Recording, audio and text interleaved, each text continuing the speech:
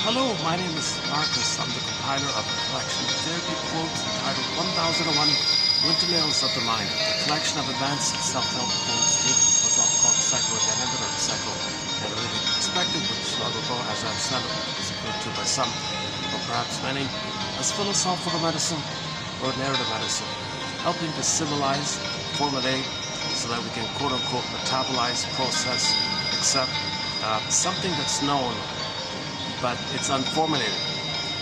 There's no symbols or some way to perceive it. It's there, unthought known, it's known. So there's memories there, and these memories create a template for our life. But if those memories are based on trauma, then we're dysfunctional. So to get out of dysfunction, let's process it by symbolizing, formulating, so we become a detective. So we search. You might read a poem or something. They're good bridges, metaphors, and sometimes jokes. Literature is famous for this. Myths and fairy tales are very key for this area. The psychoanalytic perspective, in just broad terms, is also in this kind of area, to make the unconscious conscious. So you make inferences by your behavior. Your behavior is a communication. It's quote-unquote action language. You're communicating by your actions. And you're going to do it again and again until somebody puts words to it. Oh, okay, thank you. Thank you for seeing me. Thank you for noticing. Okay, I don't need to do it anymore. Because we're crying like that. Those are painful memories that are causing our repetition compulsion again and again. Searching for memory and feeling. When we get memory and feeling, we stop repeating. That's the core premise here, that when there's trauma, we repeat. We get transverse acting out, symbolic acting out, okay, where we recreate in the present some symbolic representation of the past. For us to look at the symbolic representation and articulate it somehow. Oh, thank you, now I get it. Mother failed me. Oh, that's what that meant. Shall I compare thee to an onion? It seems to be the minotaur in the labyrinth. Mother failed me, and you were angry. Can you parse that out? What's your anger and how your mother failed you? And your anger and the memory of your mother failing, if you put it together, create the minotaur. Now, a very complicated thing about this is that some people develop what Grotstein calls, in his version of identification with the aggressor, in relation to the topic of the bully pattern, where the child's anger at his mother, okay, is mixed in with the mother. Now, if the child becomes the mother, in a process known as the Faustian view, the Faustian pact, the Faustian bargain, called identification of the aggressor, the Faust complex, the Faustian complex. Okay, that's a very painful thing for baby to do. Do not feel the pain by the mother, it becomes her. Okay, now because of the fusion, the two is one, the baby's anger's in there. So the mother, him playing the mother co-opts the baby's anger, and he's going to play that mother using his own anger.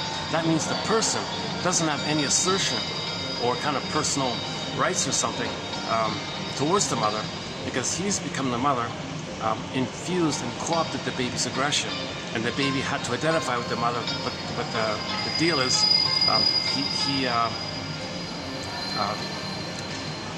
he's got to have a mother. Number one, mother hurts. So back up a sec. So identification of the aggressor, in a nutshell, as I understand him, currently means when the baby's hurt by the mother. Misatune, malatoon, schedule. All this terrible thing about scheduling, force feeding, waking the baby up and not holding the baby, all that stuff they did. Actually coming out, let me do a preview of that quote. I've got a quote about that actually, that during the silent generation, there was a desire to, calcify people's soul, make people numb. So they said, well, we gotta do mechanical feeding. Others, don't wrap your baby in a towel. Don't use a powder stuff, maybe use a schedule or a mechanical like that. Behavioralism, so-called quote-unquote scientific approach. That's a cloak, that's a camouflage to make it sound nice. What they're really doing is traumatizing the baby, because maybe the organizers thought they needed more flying monkeys or something. In the name of pillage and plunder, we want to pillage a place, we want to take over a place or something. We need flying monkeys, people don't feel. So let's confuse you, say it's scientific to do these awful things. Oh, really? Yeah, but it's mechanical. Oh, mechanical. Behavior, yeah. We want to make sure your child can't feel. We want the pinboard collar, that flat affect.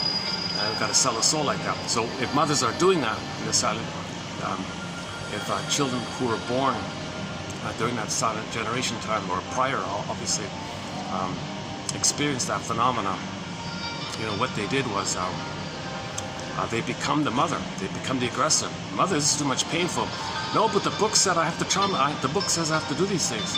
But mother, what about my feelings? I'm a human being with needs. You're not listening to me, not seeing me, not acknowledging me. I'm trying to communicate with you. I'm not comfortable like this. What are you doing to me?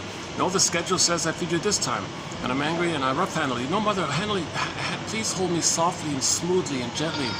I want a rhythm of safety with you. I want your sweetness and tenderness and kindness and affection and warmth. I want a blissful oneness with you. I want a Garden of Eden, a Shambhala, Shangri-La with you, a paradise with you. No, the book says I gotta do these things. Okay, now out of the pain of this, to not feel the pain of this, he becomes the mother. When he crosses over, becomes the mother, that's called identification with the aggressor. So that means that's number one attachment theory. He's got to have a mother. But number two, he doesn't feel the pain of being shamed by the mother. He becomes the mother, but he's got to shame himself. So if he shames himself, that's called repression. Okay? When something's repressed, it's projected. So he's got to see others. Now that part of the flying monkey phenomenon. Others are going to be him, which he's going to reject, to make him unaware that he's rejecting himself. And the people he rejects, who's him, poof, there's his mother, his own anger at the mother, he directs the people to just shame. So very traumatized people hate the ones they hurt. So in the pillage and plunder model that we're sadly in, we're trying to get out of kind of thing. Yeah, I think we have to move out of that kind of this blind compulsion to rob the baby of their soul. They become the robber, and then they rob the planet, and then hate the planet, and then gobble, greed, pollute, greed. We're doing this kind of as above, so below. So if the baby's memory is that his soul was plundered, what is his soul? His beingness, his at home within, embodiment, feminine element, feminine principle. If this, like the princess is a symbol for your soul, right? So the princess means the feminine, like the moon, beingness, the sweet, inexhaustible fullness of being. This is our authentic self, our true self, our real self, called embodiment. The sweet, inexhaustible fullness of being. So your beingness and your embodiment, it means you feel real and alive. All that put together, plus more, that's kind of like your soul, like that. Symbolized by the princess. Now, with trauma, the princess, you know, she morphs into a bird and flies away. Into a fox, runs away. Or, you know, maybe she stays in her princess form, but she's locked in a tower like Rapunzel. Or she's in a coma in a glass box in the forest.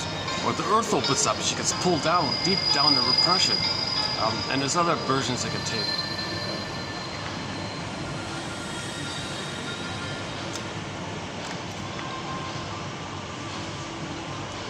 Man, oh man, it's the heat.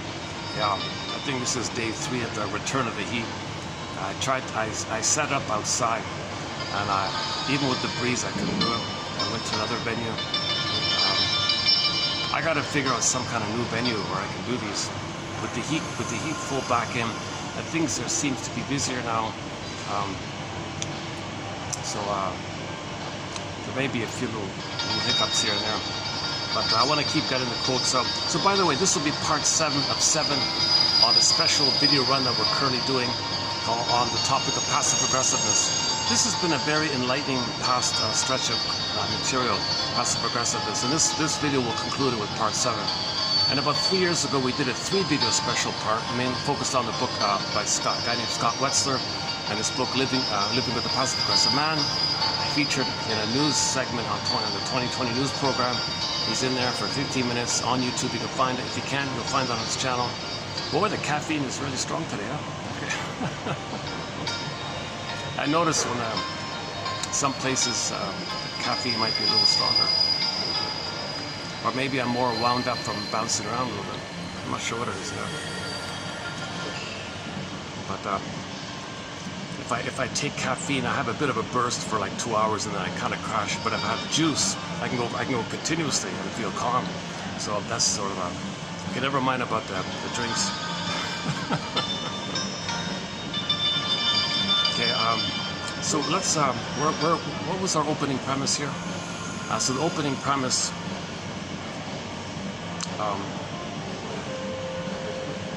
this time around was that we have a beingness called embodiment, the feminine, like the moon, like the night. It's a powerful beingness quality. And with that beingness, it's your home within. This home within, it's your home within. You feel comfortable with him. You have a richness of inner experience. You're connected with yourself. You have a golden ball. That means you have all your primary feelings, needed feelings, appropriate feelings, aliveness of feelings. So you can, there's joy. Joy runs the console. The pleasant feeling. The blue jay flies from there, says Shirley Temple. The bluebird of happiness, blue jay. Now, when you have your beingness, your authentic self like that, because we're conscious of ourselves, we're going to be conscious of how the Great Spirit gave everybody a little uniqueness. And when we express what we identify as our uniqueness, a source that's there with the beingness, then when we express kind of like our uniqueness, there's like a creative kind of delight and a pleasure called meaning, a path with heart, and everyone's better off like that. And there's a real pleasure. There's the blue jay like that. Or the golden blue jay, I don't know, the golden bird, something, that's the best feeling, they say, that when you express what's unique about your uniqueness and you're aware of it and you can somehow express it, everyone's better off. It's, shining your light, I guess, kind of thing. So this embodiment and the beingness and expression of your beingness, it's not at anybody's expense. It's a celebration of, it's an expression of your uniqueness, and the Great Spirit likes everyone to be a little unique, but with humans we got to be conscious of it to express it like that. Stray cats are not conscious of their uniqueness, but they express their uniqueness, and we love seeing stray cats. I love seeing, most people love seeing their pets like that, because they're being who they were meant to be. They've individuated, so to speak. They became fully what they became to be. They're embodied. Right? They got like a power like that. They're embodied. They feel real and alive. Now they're not aware of it. They don't consciously express what's unique about it. We can see it, kind of thing. So they kind of miss that. So cats kind of miss the pleasure of them being unique like that. But they feel pretty good. So we should interview like.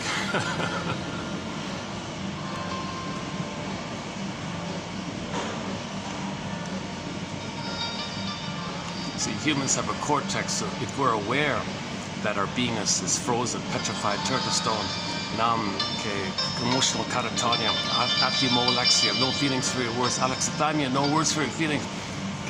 Again, the soul flew away, Rapunzel, Snow White, etc. If we lost our beingness, but we could be conscious that we lost our beingness. So you got to face the denial about that. You got to admit that kind of thing. You got to face your denial. That everything's okay. No, you lost your soul. Don't be in denial of that. So confront that denial. That denial, if you feel, might come through your beliefs. If your belief is I'm no good, what's wrong with me? Okay, well that's kind of like a way to touch your denial kind of thing. That mother rejected the baby. The mother didn't see the baby as a human being, didn't meet the baby's needs because she read some annoying book and was confused, followed it. And she was a baby, and it had happened to her, so she didn't question it. Intergenerational trauma like that. Babies are human beings. Mothers are meant to see their babies as human beings. Babies are human beings. They have needs. They have feelings like that. If in any way, shape, or form the mother's misattuned, malattuned, doesn't recognize, admit, or respect, or fulfill the baby's needs, the baby's terrorized. Baby's absolutely terrorized. He's enraged, like he finally ends up with rage, and then mother doesn't acknowledge the baby's rage, and then his own rage bounces in on himself. So his own rage bouncing in on himself with the memory with the mother rejecting him creates the minotaur within. Now in your unconscious there's a labyrinth, and in the labyrinth is the minotaur. Okay? In the labyrinth there's the minotaur. Okay? So when we face the healing journey, we kind of go in the labyrinth, and you're going to face this critical point. That you are raging your mother.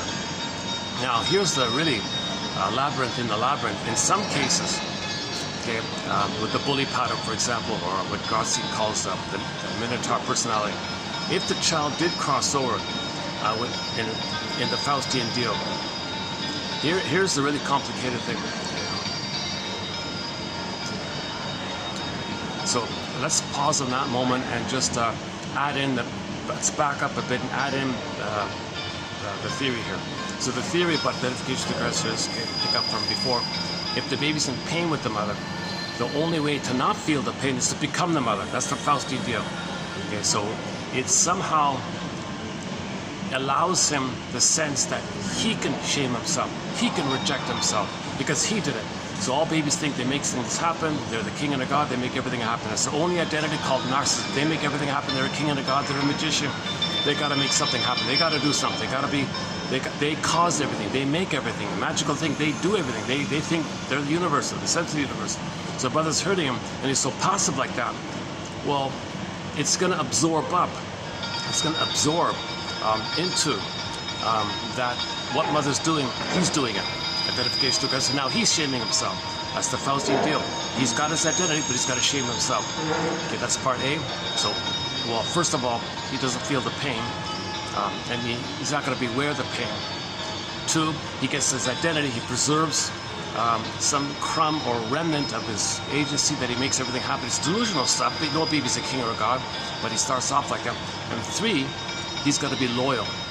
He's going to be loyal to this setup, because that's his link to the mother, and that's his hope that one day, if he shames himself again and again and again, he can have 100 lifetimes doing it, but he has the hope that if he shames himself the way his mother shamed him, that one day he'll save his mother, he'll cure his mother, he'll fix his mother, he'll heal his mother, and mother will invent the magical time machine, take him back to the nursery, says, "Thank you, baby, for saving me. Let me do it right this time." Okay, nonsense. No magical machines. So that's why he's going to be dysfunctional. That's why he's going to reject himself. Okay. Now with the Faustian deal, how that works, here's the other point is, when he rejects himself, I'm still sweating, my goodness. I've been walking around in the heat. It's funny, I talk about a labyrinth. My first hunch was just come here directly, Marcus. Don't try the other places. And I was, I want to do it outside. It's sunny. There's a bit of a breeze. I think I can do it if there's a breeze. But the venues are all booked, the functions. I tried a little restaurant, like one of those restaurants with a little backspace. Too dark. It was way too dark. There's no lighting in there. The other place, you got to be a guest. Like you got to be a guest of the hotel to have a spot.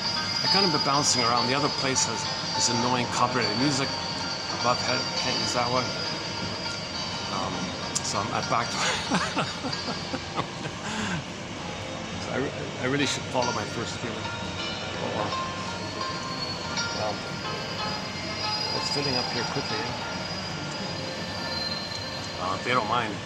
Actually, the last video I did in a hotel lobby, and to my surprise, I managed to get through it despite a lot of people around. So we'll see how this goes here. Just give me 1 second. Let me do a perspiration. Let me take a perspiration management moment here.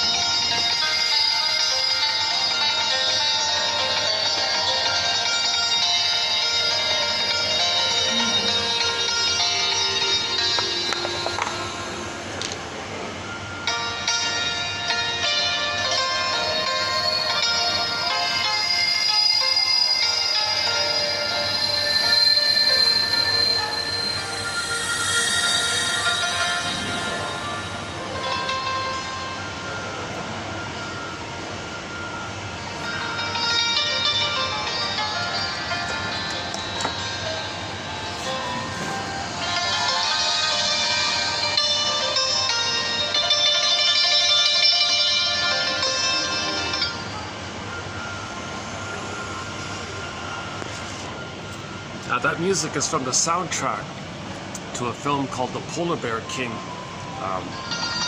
Sort of a family, a very simplified, overly simplified family version of the fairy tale White Bear King Balamon. It's one of the tracks from the soundtrack on it. They really missed the film really missed the psychology. You don't really grab any of the psychology of it, but at least it makes you aware of the fairy tale, White Bear King Balamon. And Robert Bly and Woodman Miss Woodman together discuss it, kind of thing. Anyways, this is sort of a new point by Grosty. He calls the Minotaur. He calls the bully pattern the Minotaur personality.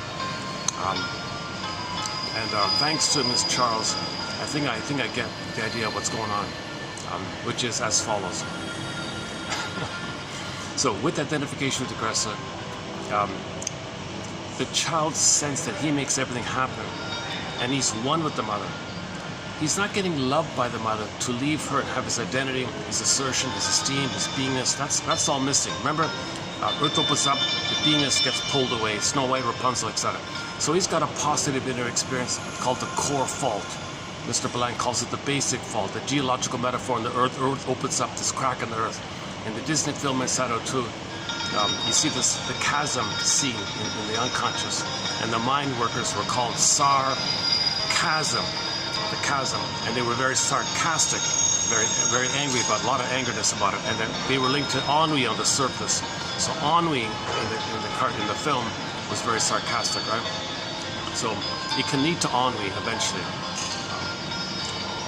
Obviously, ennui's. So what's ennui? It's much more than what you would call the boredom. Ennui is more than boredom. It's more than that. You give up the hope that greed will give you something. Usually it's with the wealthy. They got everything, now what? They already have 100 Ferraris, now what? They reached a point where, geez, my dopamine, now I finally get it. Another Ferrari it's not going to mean anything. I got 100 Ferraris already, so now what? Now what do I do? Oh, geez. So that kind of the boredom that clicks in post the greed is called ennui, because now you got no hope for mother, no delusion that another Ferrari can be your mother. At least with general boredom. See, boredom they associate with the average person, because he has some kind of hope that if he gets it, he'll be healed or something, he'll be saved or something. But the wealthy, they've got it all, and they weren't saved. Now what? They're still unhappy. They're still unsatisfied. Now there's nowhere to go anymore, right? So that leads to ennui.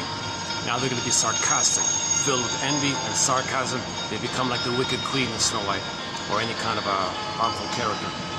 So that's all source point to the sarcasm character underneath, and the image of the earth. The earth opens up, this gaping hole in the earth means, the metaphor means we feel like some core fault took place, some core fundamental wrong took place between the baby and the mother. Okay, the core wrong is mother didn't listen to the baby's signals, needs, feelings, and didn't care. She just ignored it, got angry at the baby for it, and there's like earth opens up. That's how the soul represses, flies away, and all that stuff. So we had our soul, we lost it, want to get it back, kind of thing. So we've got to enter into the labyrinth.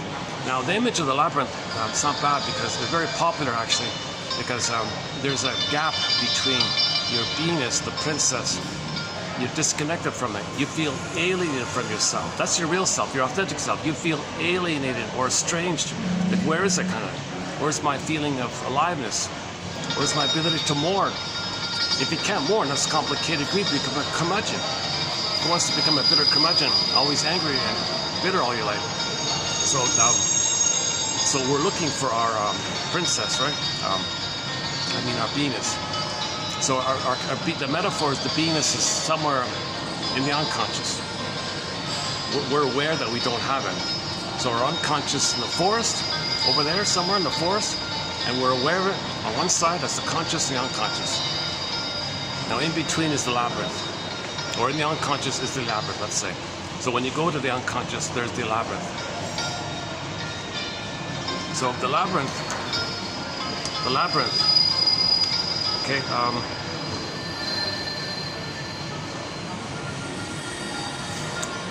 that's when you take time to listen to your dreams. When you wake up in the morning, you interpret your dreams. Okay, that's a message from your unconscious. That's a message from the princess to you. When you wake up in the morning and you get a dream, that's a letter from your distant soul coming up to your conscious. It's like a message, like kind of like Hermes sending you a letter or something. If your soul sends you a letter, don't you want to read it? kind of thing. A report card, one person called it. So take time to open the letter. On the envelope it says, from your soul, dear you, dear me, you, dear person. It's like this in your soul today. Whoa, open the letter. Oh my God, it's like this in my soul today. Okay, thank you, unconscious. Thank you, soul. Thank you, unconscious system. Innate drive for hitting to make the unconscious. Thank you, dwarves. Dwarves represent the energy that they're miners. They go down, they bring it up. The fish are people in fairy tales. They bring up the fish, and you want to bring up the duck. Goes down, brings it up. Any kind of image in that area where you go to that forest or an ocean, something unknown, dark. It means something repressed about you, unknown about you. And now you make it up to consciousness. Now you're going to be conscious. Now, if you eat the fish, if you eat the rampion, okay, the radish, the rapunzel, okay, if you accept the gold that the dwarves give you, the miners give you, and you embrace it and you accept it, now you own it and reclaim it. That's you're assimilating and you're making it back a part of you. Now healing and wholeness, now you're more connected with yourself, you're less estranged from yourself, and now you're quote unquote moving towards the new you kind of thing, because you're accepting parts about yourself that you previously lost. So anyways, in the morning, you get little letters from the labyrinth, your soul and the labyrinth, and all that's going on like that. You get little messages. Okay, hang on. I'm getting ahead of myself here.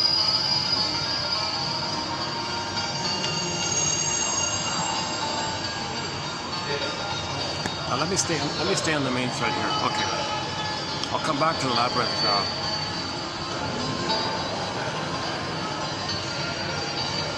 So labyrinth simply means unconscious, right?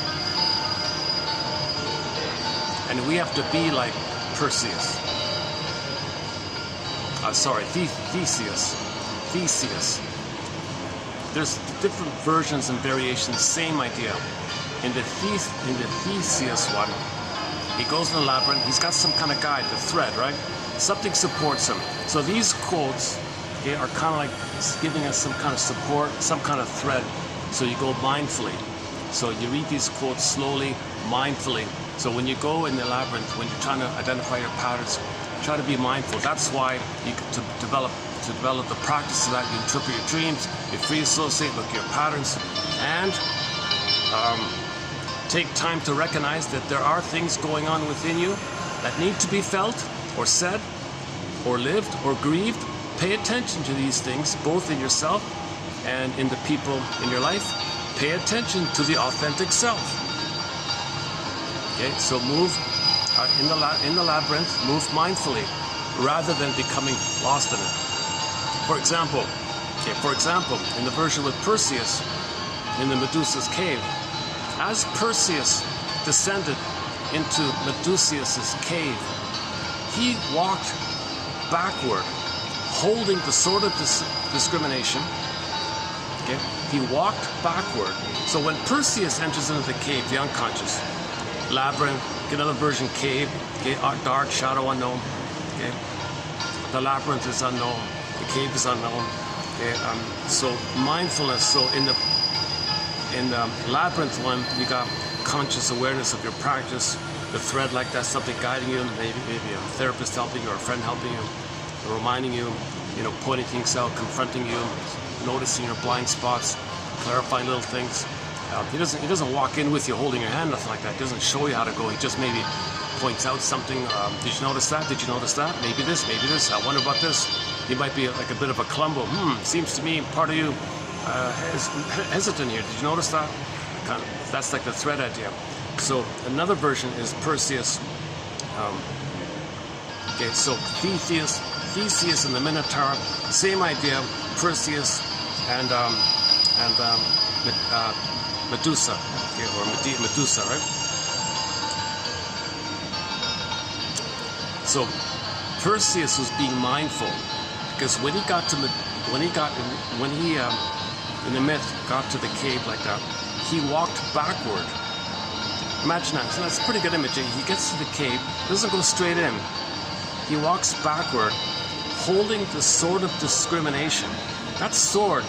Okay, you got to be careful. You can't go to pop culture for this.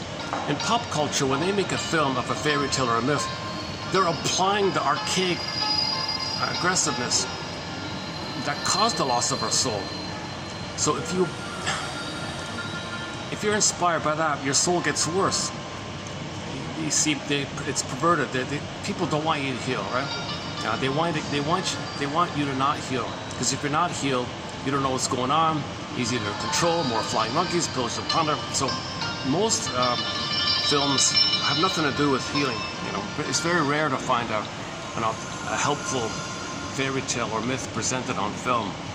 The best one I've seen so far is the Odyssey, starring Amanda Sante, filmed in Turkey, directed by a famous psychologically minded director called Andrei Konchalovsky. And the soundtrack was by Eduard Artemyev.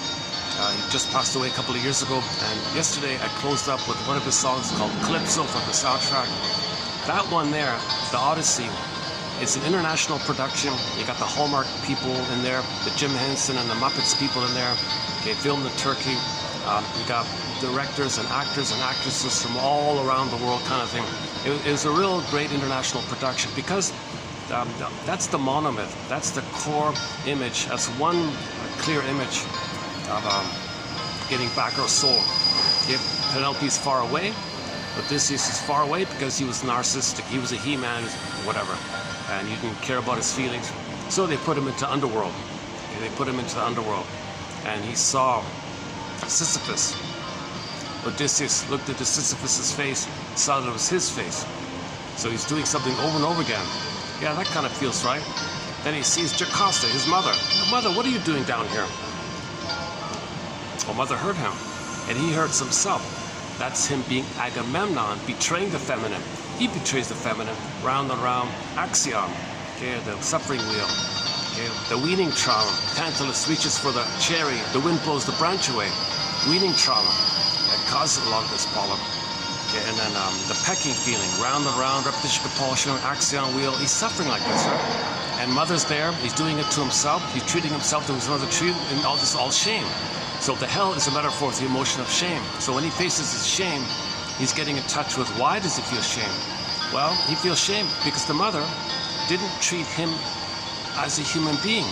The mother read some manual by some aggressive, angry, bitter, wealthy person filled with ennui and cynicism, and told everyone to follow this book, calling it scientific. Oh yes, authority. Because when people are confused, they believe the lie. Because that's the prototype. When babies are confused, they believe the authority. So if somebody presents as the authority and they confuse you, you believe them. It's a trick called trance logic, and it's part of the plunder system.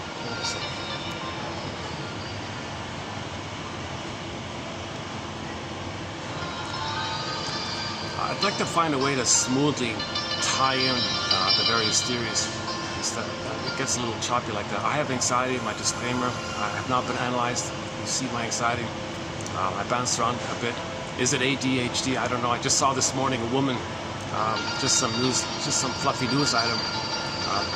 She was a pusher. She was selling pills because she said that she gets distracted. She waits till the last minute to do things. So she thought, does that mean I have ADHD, or what is it called? And somebody said, yeah, you've got it. Oh, really? So that was the promotion that that she was glorifying. Oh, I'm saved.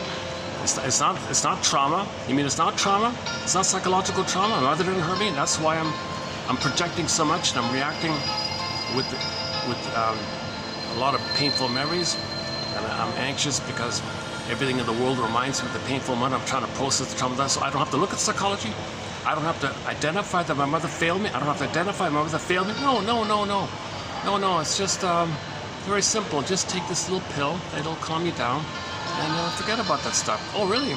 And she was peddling it, right? So she's obviously on the payroll or gets some benefit, or it's a condition of her job. I don't know.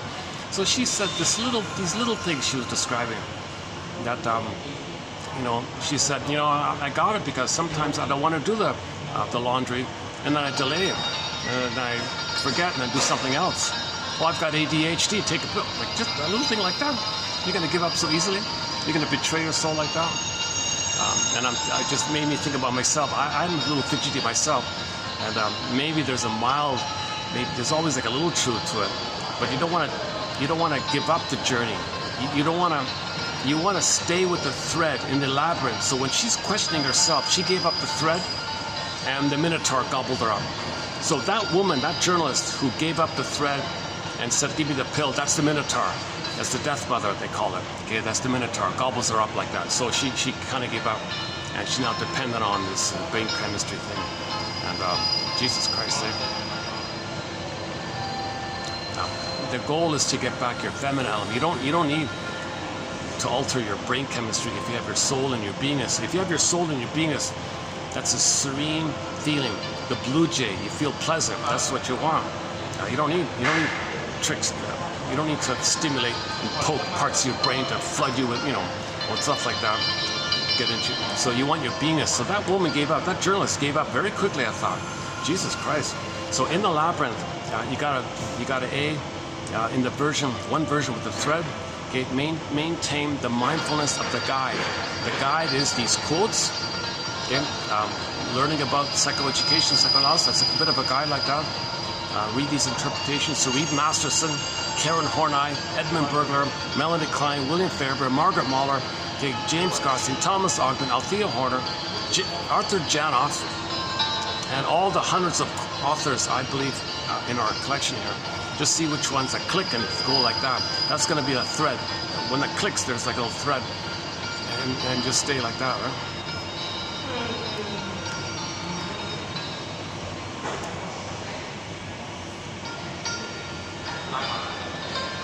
It's nice. We haven't played this song in the background in a long time. I don't even know if you're hearing it. Just barely.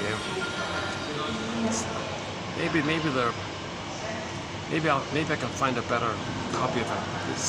The volume seems too low.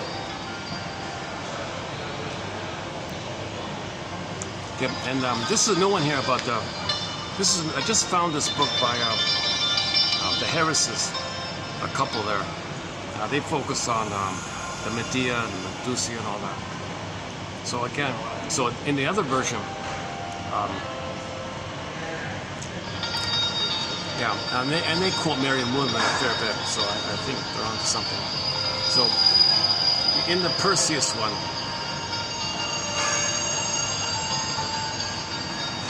he walks in backwards. So you're very careful. But how do you see what's going on? Well, first, use the mirror. The sword is like a mirror, so it's like a reflective thing. So you're walking backwards, you get some distance, you can reflect on the mirror, and then it gives you some time. It's not too direct, right? You have a chance to reflect. So you don't want to just be too pulled in emotionally. You want to have that observing kind of quality. So the reflection of the sword like that, it's just allows you, it's basically a mirror so you can reflect. And they call it the sword of discernment. Fine, whatever. So you want to discern what's going on. I'm going this way. This is there. It promotes the mindfulness, right? It gives you a little space, a little gap like that. So go slowly, mindfully.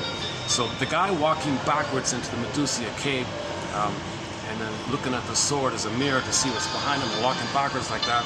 That's quite an image, I thought. Yeah. So, anyways, Woodman and these guys, they call it the sword of discernment. So you want to just discern things. It's not about attacking. It's not about there it is again. You watch some stupid video game or some violent thing on TV. Any kind of film based on a myth, it's always violence, right? No, you can't be violent anymore. Okay, that's applying the problem to the. How does it go again? You can't solve the problem with the same method that gave you the problem. Is that Einstein or something? You can't solve the problem at the level of what caused it. You need something new. The new is the feminine, the feeling, the reflective. The reflective is the new. The feeling is the new. You got to feel your way. You got to be conscious and be aware like that. So the sword is nothing to do. It just the sword. I think she said was just the fine discerning. Like it's this, just this little discerning. They mean it like that. So they mean it like that, I think. So you're discerning. Go this way, go that way. What do I feel? Do I don't feel this? Does that remind me of something? What do I really feel? Just discern things, be mindful. Maybe it just simply means mindfulness, right? So Percy is going backwards in the cave, being mindful, reflecting what's going on, observing what's going on. What does this remind me of? What does this suggest to me? Okay, pause maybe. Give yourself time. Just discern. It means observe. Just be more reflective like that. Build the reflective mind, the analytic mind, the observing mind. So you're experiencing something, but you got to reflect on your experiencing. So you experience, but you got to observe your experiencing. So that's looking at that. Okay. Again, as Perseus descended into Medusa's cave, he walked backward, holding the sword of discrimination, which could not be broken. So it's always available to you. You always have that option to reflect and ask, why am I doing what I'm doing? What do I feel? You always have that option, right?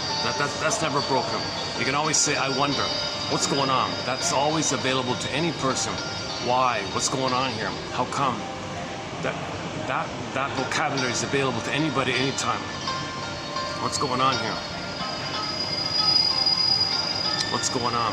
Oh my God. Reminds me of a very good cover of the song What's Up by Beatrice Deer. Should we play it?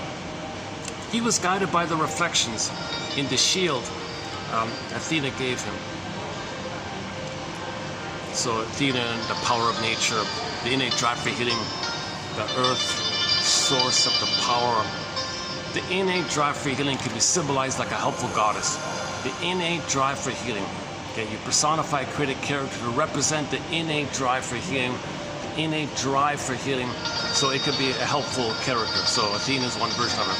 So Athena gave Perseus the sword of discernment and told him, walk backwards when you go in the cave and discern, reflect. Okay, got it, Perseus? Yeah, thanks, Athena. We too have to walk backward into our memories, feelings, and old patterns and reflect upon them. So that there it is there. We like Perseus, we also have to walk backward, go backward. He's walking backwards, so we got to follow back, trace back, free the soul state. This reminds me of this, that reminds me of that, that reminds me of that. So you're bringing up feelings, you're getting your story, you're going to now know what you couldn't know, you're going to feel what you couldn't feel, you're going backwards, you can't heal with denial, you got to air it up to the light of consciousness, so you're going to go backwards like that. So now you're going backwards, so you're going to go backwards into your memories, feelings, and old patterns. Now you want to find that original pattern, where mother failed you, and there's Medusa. Okay, there's the Minotaur. Take your pick. There's the monster. Okay, now the monster. Okay, hold the phone here. Now we go back to Grosstein. So be careful here. It might be kind of simple to simply say, oh, I see. So just discern that I'm angry at my mother. She failed me. She betrayed me, and I'm angry. That's my anger. And she's not a monster. She's a human. She's a woman who's impaired. She's traumatized herself. She's a victim of the pillage and plunder system. She never had enough love. Her mother read that barbaric book for trauma, so she wasn't loved. She was impaired. She was stuck with entitlement. She never got enough love to graduate into gratitude and love. She was stuck with entitlement and narcissism. So the mother was impaired like that. Okay, I get it. So a little understanding, a little recognition that your mother's impaired. She failed you, yes, and you're angry, yes, that's your anger. So the anger side, you got to unblend the anger from the mother. So when you take the Minotaur and you identify that you're angry and your mother was impaired, okay, the Minotaur poofs away.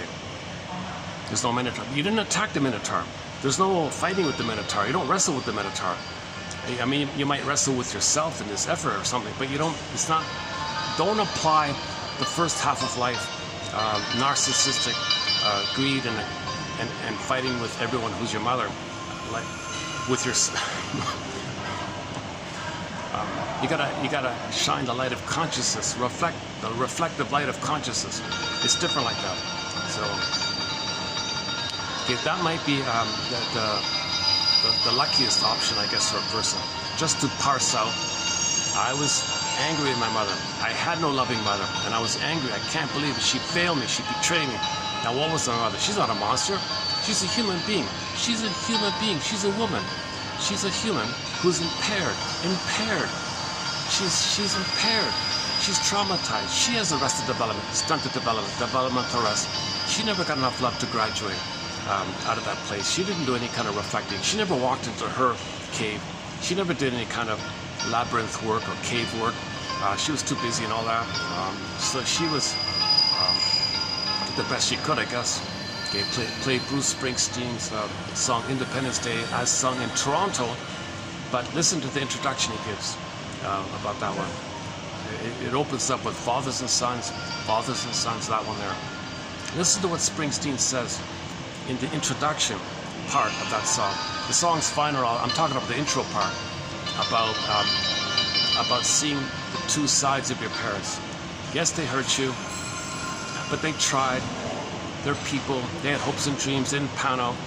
They did do some loving things for you, but they couldn't do the real loving thing that you wanted, but you still got some benefit. Kind of have some ambivalence. Try to hold a three-dimensional, broader kind of perspective.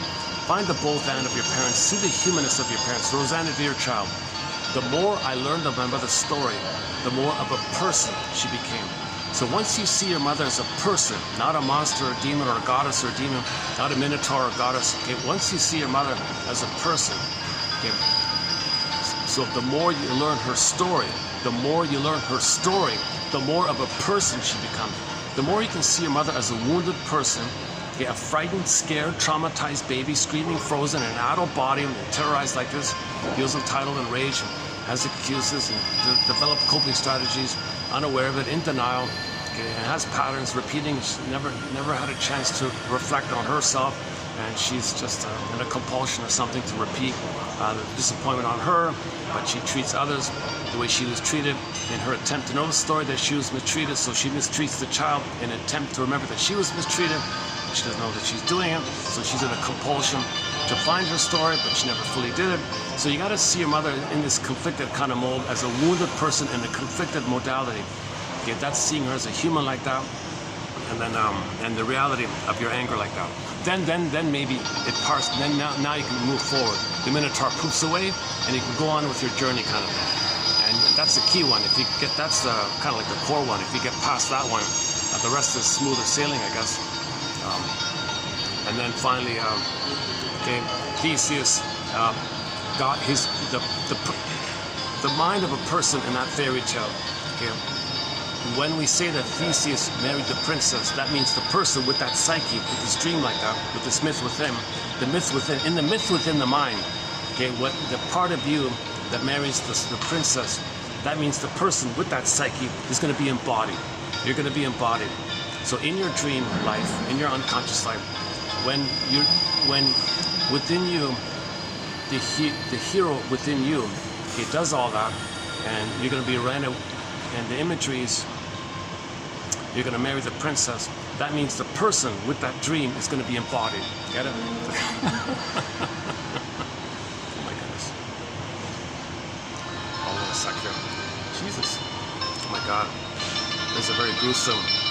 You know, these ads, I'll tell you, this constant attitude to shock and disturb people, thinking it's going to make you want to buy their product. They try harder and harder, and they're more aggressive and crude and vulgar and ugly by doing it. These ad people, they haven't entered into the labyrinth. They're still using the stubborn methods. These ad people on K Street or whatever, they have the Minotaur complex. They're being aggressive in their ads. They're being very violent and aggressive in their ads, trying harder and harder.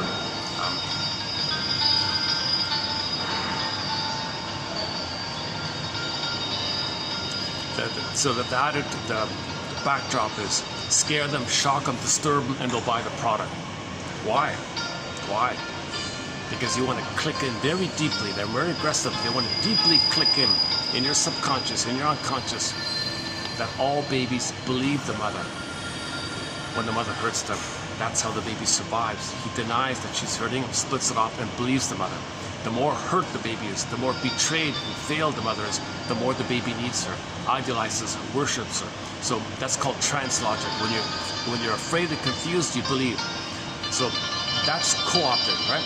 They shock you, you're afraid and confused what's going on, then you think the people doing it is the authority. The product that they're selling or peddling is the authority. So really, you think that's the authority now. That's your mother. You're going to transfer your mother onto that product associated with that shocking, disturbing imagery. It's kind of, you see, they're trying to create art to reflect how you feel, and then you associate your experience with your mother, and then it's familiar. It's familiar. Okay, the word familiar, the first part, think of familial, family. Second part, liar. Your mother lied to you. It's familiar. So shock you, it's familiar. And buy the product, it's familiar. Now you buy the product and that gruesome eye, like vulgar, violent, sick, disturbing. Jesus Christ. Very, very violent and gruesome. Kind of. There seems to be a lot of loopholes for people that get away with that kind of. I think they just think people ignore it, but maybe they think it'll get into people's subconscious, and then when their guard is down, they buy the product, they like the product. I don't buy it. I don't think it's working. I think they're wrong. They pushed it too far. I think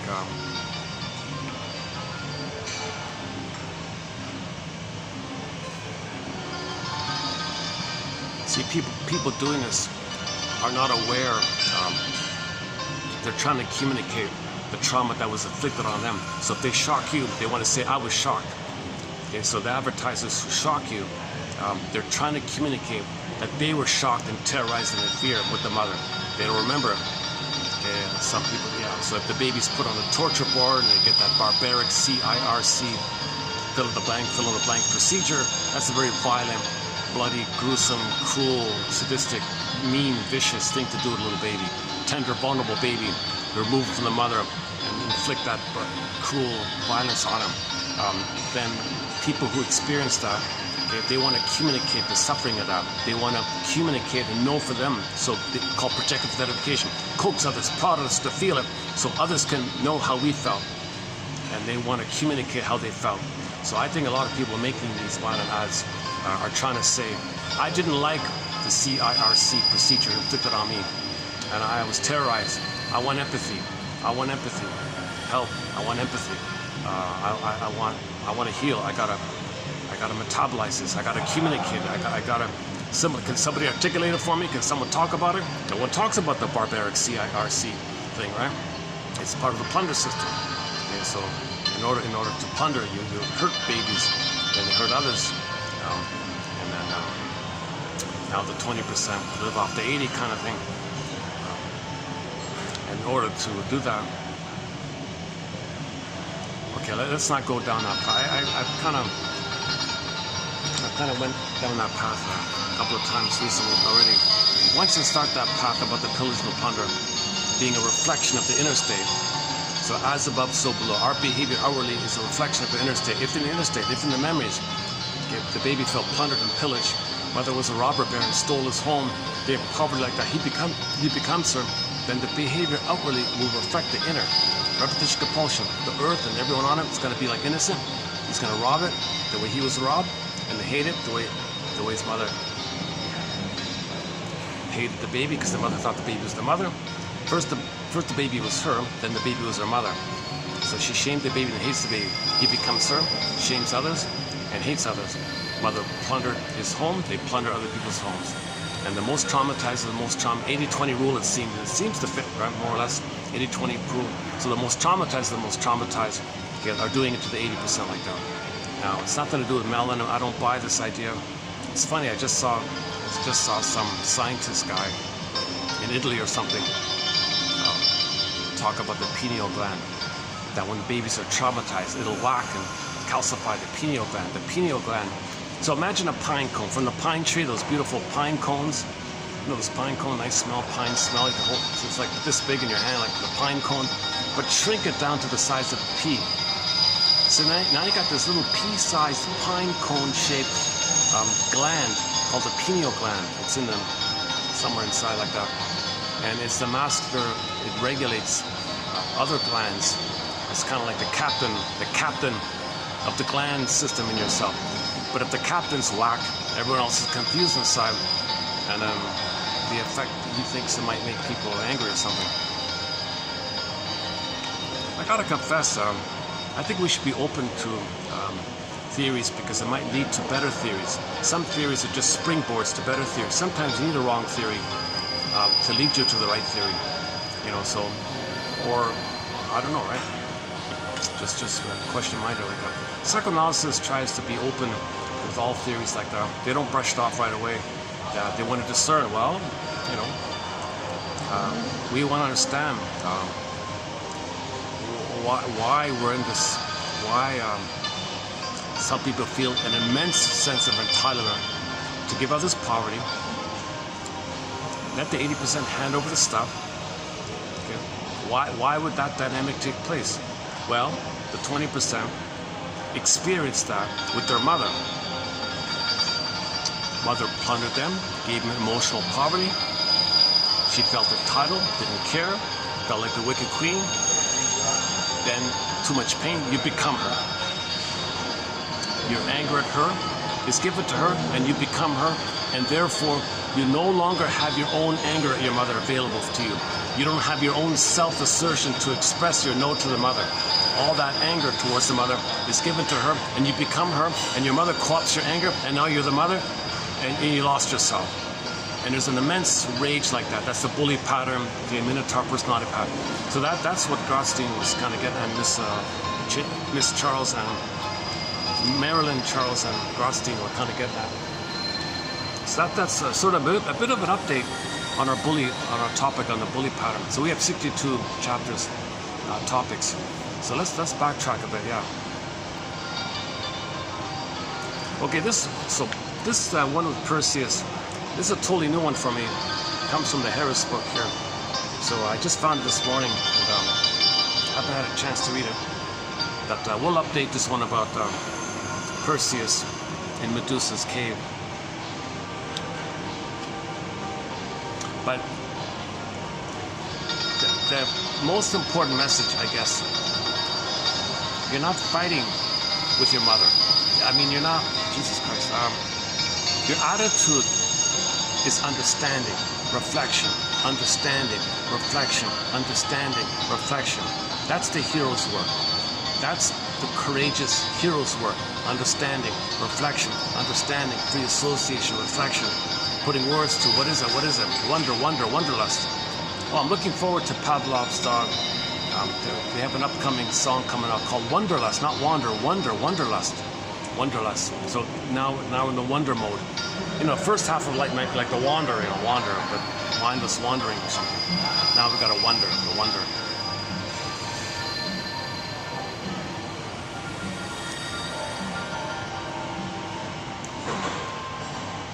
Maybe there are some films where the protagonist confronts the Medusa or the wicked queen, and she poofs into a human being or something. Thank you, you freed me.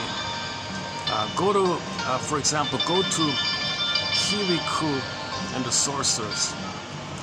Kirikou and the Sorceress. It's one of those. It's an animated film out of France. There's the dubbed in English and the subtitles. Actually, the dubbing wasn't bad in that one. It's a fairy tale motif. When the hero meets, what's her name again? Caraba Caraba, is that right? The angry, vicious. So Caraba was gobbling up the men, right? So in the Medusa, right? Remember the image? They keep throwing the guys in the labyrinth, and the Minotaur will eat them. Okay? Anything like that, any kind of fairy tale motif where something innocent goes in and gobbled up. Okay, that's your feeling. Mother said no. You want to feel? Mother said no. You want to feel? Mother said no. So fairy tale, symbol, myth. They sacrifice the kids or the boys or young men or into the labyrinth. You go in there and the Minotaur eats it. Got to placate him, eat it. Placate him, eat him. Okay, that's a metaphorical way of saying when we have a feeling and we are reminded of Mother saying, no, you can't feel that. It's all about me. It's not about you. That's a gobbling up feeling. So she's like the gobbling monster now. So in the fairy tale, they got a gobbling monster. If that means we couldn't feel. Mother rejected our feelings. You can't feel. Feeling. Babies don't show feelings. That's hideous. You can't feel. I can only feel. I'm entitled. You can't communicate any needs. You can't tell me that you have needs, and your feelings will be related to your needs. You can't have needs, so feelings and needs are linked. So feelings are associated with needs. So you can't have feelings because that means needs. You can't have needs, it's about me. I'm the wicked queen, 24/7 narcissism. All about me, I'm center stage. I'm the only one who's entitled. I can't give. I'm entitled to receive. I can't give. I hate the idea of giving. I can't give because I never receive. I'm entitled to receive. I can't give. Baby's on the scene. I'm supposed to give? No way. Eat the baby's heart. So when the queen gobbles up or wants to gobble up the heart like that, that's a similar idea. Spirit, the child's spirit like that, heart, spirit, soul, heart, you know, everything like that. Okay? And all of her angry ideas and thoughts, poison comb. Her angry handling of the baby, that's the laces, and the cortisol in the breast milk. Okay, that's toxic. It's too toxic for the baby. Okay, nipple red, round, toxic milk. Put it together. Okay, poison apple idea. So poor kid, as being his soul and spirit is being crushed like that. He's physically alive, but it's not like a physical. Okay, we've talked a lot about the Snow White. We've talked a lot about the Snow White. Oh, she's okay. We've talked a lot about the Snow White story already. You know, I did notice in the other hotel I was talking, in the camera I didn't notice people were in it while I'm talking, and when I played it back, oh, there's people in there, oh, for Pete's sakes. There seems to be some misalignment, maybe. Like now, I don't see the other person, but maybe when I play it back, that person shows up. Is that right? Let me try. Just to make an adjustment here. How's that? Okay, that's a little bit better. All right.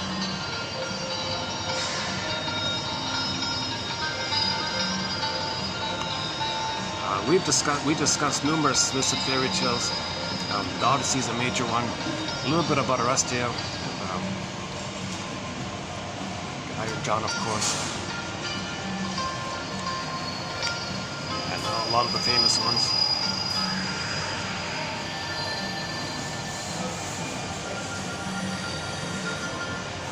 Okay, so the motif in the myth of fairy tale, something innocent goes in, gobbled up.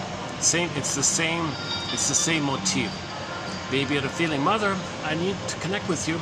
No, it's like taken up, scooped up away. And this is going on again and again and again and again. So when do we stop this? Well, we grew up, we realize this is going on, and we are going to be the hero. There's a part of us that's going to put a stop to this. Okay? So we got to know the story about this, identify this, shine a light on it, reflect on it, discern it all. Okay, so that's the hero's journey. And that's building courage, and you got to have a practice. You do it again, and you daily have a... That's why Robert Bly says, read psychoanalysis for 10 minutes a day. Forgive it for its jargon. Please, he jokingly, please forgive it for its jargon. Please read psychology for 10 minutes a day. Now, once again, psychology, we don't mean the pop stuff. Okay, we don't mean trite, fluffy, glittering generality, vague, trite, and often incorrect pop culture stuff. We don't mean that psychology. And most of it's wrong. It's vague, so you don't know it. And anyways, you're talking about some minuscule little thing that's irrelevant. So we don't mean that psychology. He means the analytic stuff. Okay, the analytic stuff. So I think 1001 is a huge resource in that area.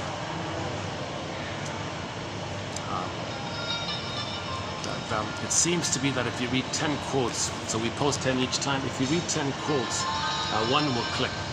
That's seems to be the pattern here.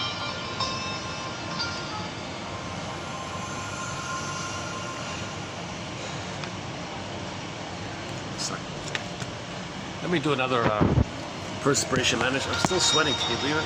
Jesus.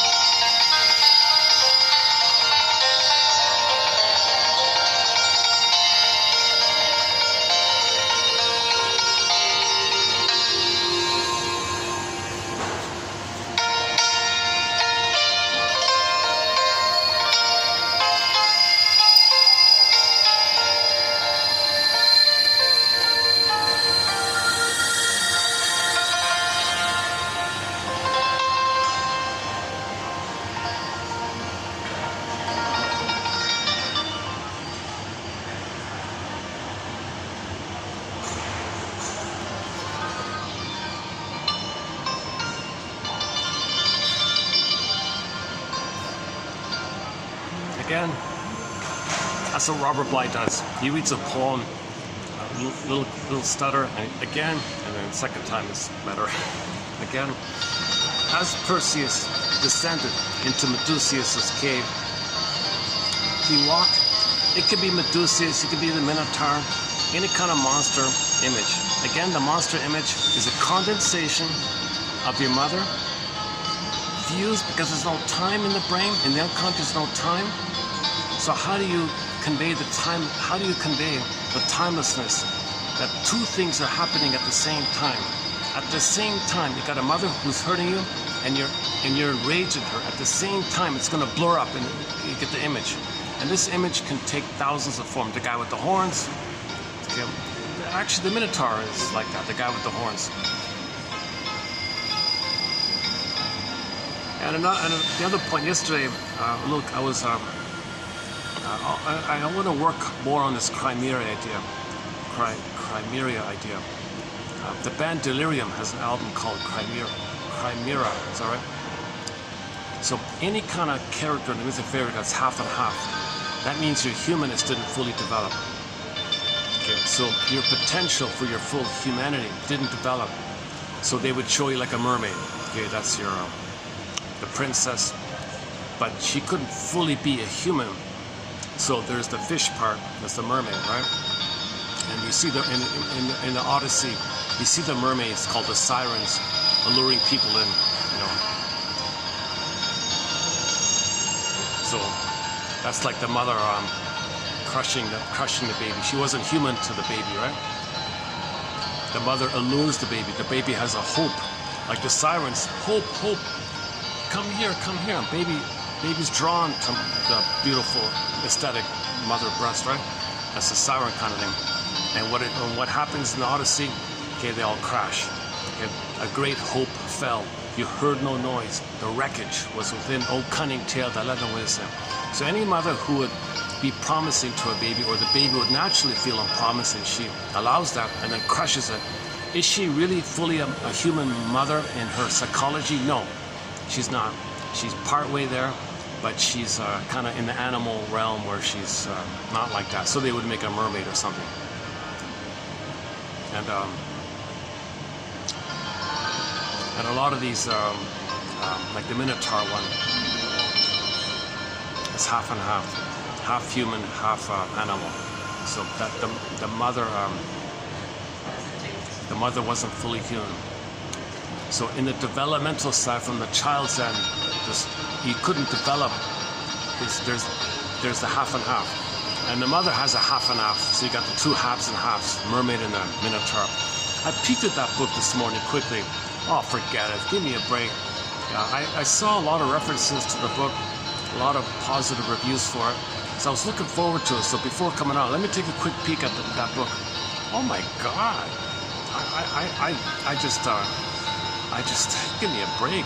It's some propaganda for. It's some kind of perverse propaganda. I think. I don't know if the whole book's like that, but I couldn't finish the first chapter. Kind of. It was this meandering. I didn't have time to finish it. I just skimmed it. It was kind of this meandering. I want to convince you. I want to convince you. I want to convince you. Yeah. Go on. Of what? And then some nonsense argument.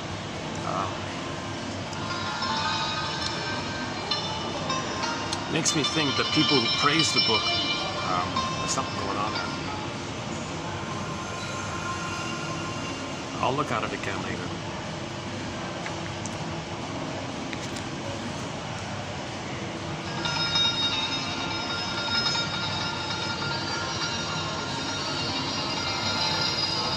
But anyways, but the image is pretty good. Minotaur and mermaid, half and half, right? Half human, half animal means your humanness didn't fully develop. The quote-unquote more human side of being human didn't get a chance to fully develop. So the half and half means arrested development. You didn't fully develop into psychologically your full human capacity. So your potential of your beingness and your authentic self, that wasn't there. That's the animal side. But you're human, but your psychological didn't develop, so it's arrested back. So that to convey that back part, they fill an animal for that, just to convey that the animal side means arrested development. They're traumatized early on in the survival part. So animals mean survival like that, mainly survival kind of area. Or humans, of course. So we develop physically, chronologically, biologically, cognitively. We can get 10 PhDs, we can get 10 awards, we can get 10 medals. But our feeling self is kind of back like that. There's a gap like that. Yeah. One quick image is the pin. With trauma, the pin goes on the collar, under the collar flat. So our feeling self is kind of flat, but we can still get 10 PhDs and all that. Okay. One version of Snow White in the glass coffin is that she can see. She's awake, and she can see through the glass coffin. Snow White can see through the glass. She's awake and she can see, but she can't feel through. Okay, the metaphor means she can function in the world, but she can't feel fully human in the world because everything's flat and frozen, undeveloped, couldn't be a part of her. So you're seeing it as an animal like that, where potential couldn't be there. So you're stuck at the earlier thing, like the animal phase or something. But she's still human and functions chronologically, gets 10 PhDs, she gets 10 medals. So of course she's human. But the animal side of any of these characters means the person couldn't develop. So in conclusion, these Chimera, what's it called again? Chimera characters. It represents arrested development. It's as simple as that, arrested development. Actually, we've got some great songs by Delirium. We've got some really good songs by the band Delirium. They have an album entitled Chimera. And I think we've got 2 songs from that album on our soundtrack. Self-Saboteur, very good song. Truly, another great song. The acoustic version for After All is on their acoustic album. That's not on there. And there's a 4th song called something to fall or something. A fall or something. Or After the Fall or something. Are they all on there? Should we do a quick check? You know, I've got the online function here, so I can. Let's take a little break here. Let's check out that album. Hold on a second.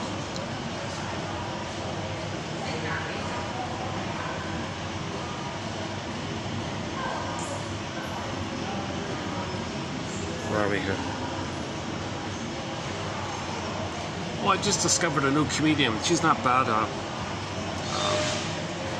She interacts with the audience, and this comedian. I just discovered her yesterday.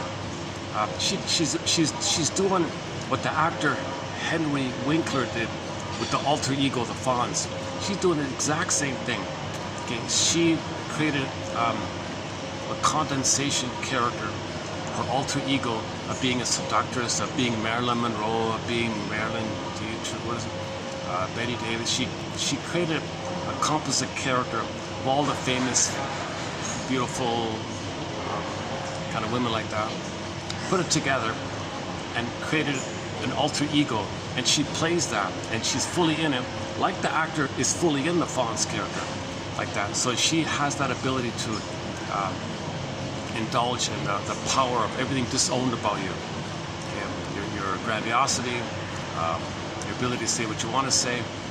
So basically, put it this way, imagine if Marilyn Monroe were a witty comic, and you make Marilyn Monroe a sort of have some little antics, like with some other character, and then and you make the person witty. So she's on stage interacting with the audience, and what's your name? Oh, this is funny little thing. So she's a little fun like that, and she's not crude like the other ones. She's not always engaged in constant. A little bit. A lot of the audience members have complicated issues, but I think for the most part she's one of the better ones.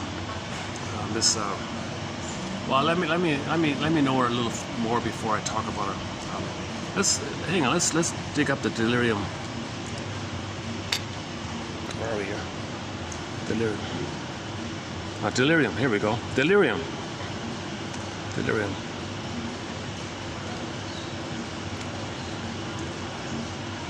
Is that the one? Oh, there it is. Oh yeah, Chimera. Let's see what songs are on here.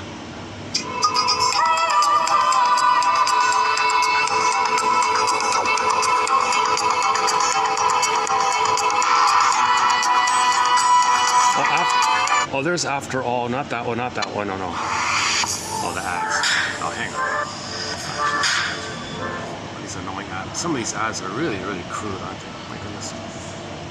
I'd say it's probably worth spending the premium to get rid of these ads. Just a dream, run for Truly. Oh, there's Truly. Okay, there's Truly. Truly's on there. Fallen. Oh, that's the one. Fallen. Truly and Fallen are on there. Truly. Oh, Self-Saboteur's on another album. Okay, there are two great songs on this album by Delirium. Fallen and Truly. Should I play it?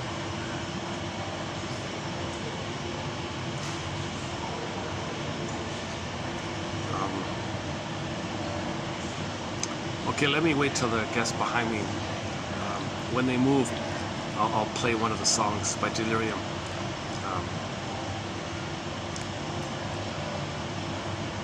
I See. On the front cover, she's some kind of mermaid, right? Is that it? Okay.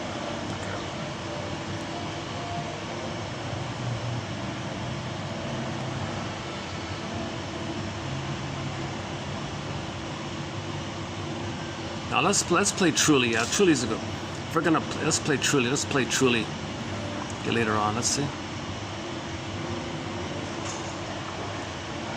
Wait a minute. I have a copy. Do I have a copy of it?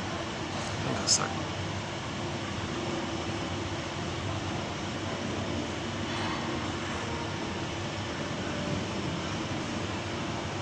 Delirium.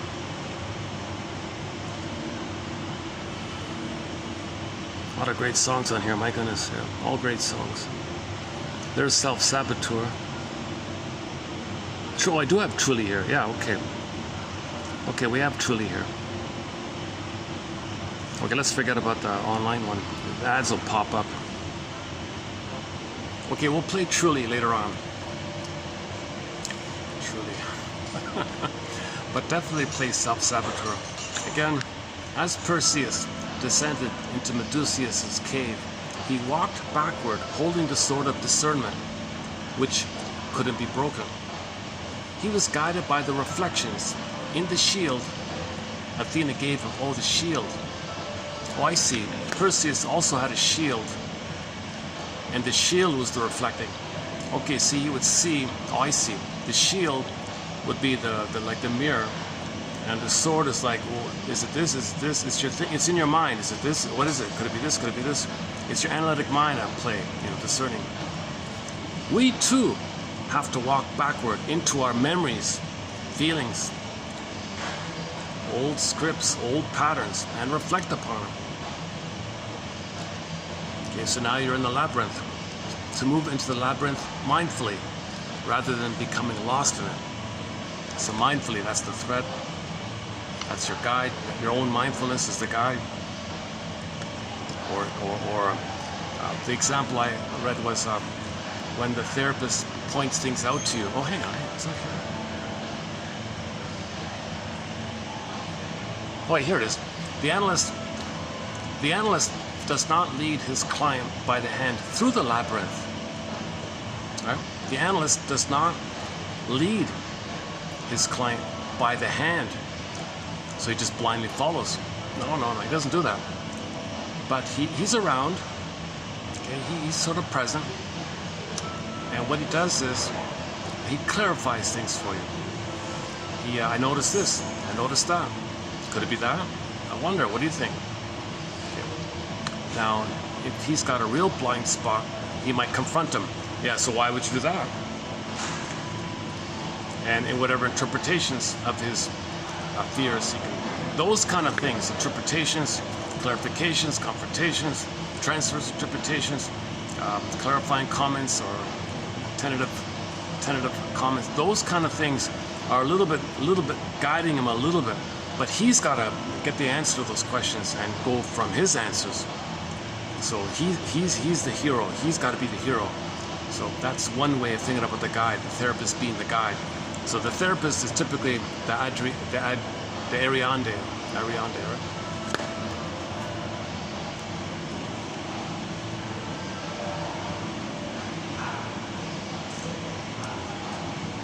Okay, so also the thread. So the thread is also listen to your dreams, write them down, take time to recognize that there are things going on within you that need to be felt, said, or grieved, or lived. Let's know yourself. Pay attention to these things both in yourself and in the people in your life. In other words, pay attention to the authentic self.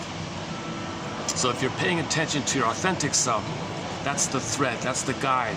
Paying attention to your authentic self, that's kind of like the guide.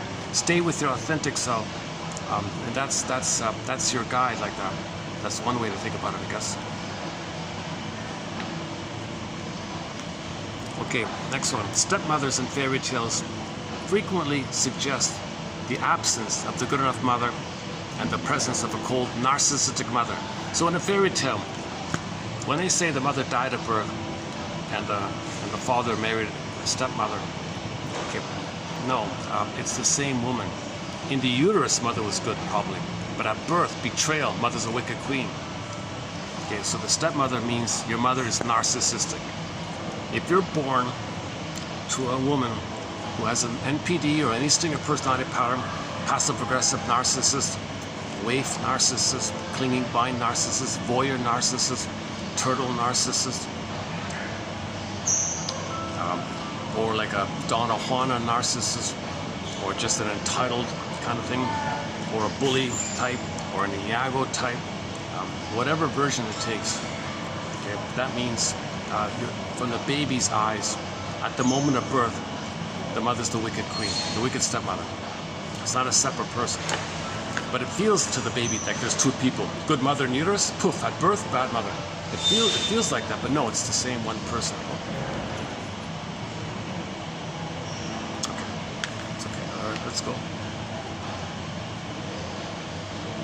Here's the first mention of the gingerbread house. Many of us, so in this one, the Harrises were trying to help somebody with their greed or something. Many of us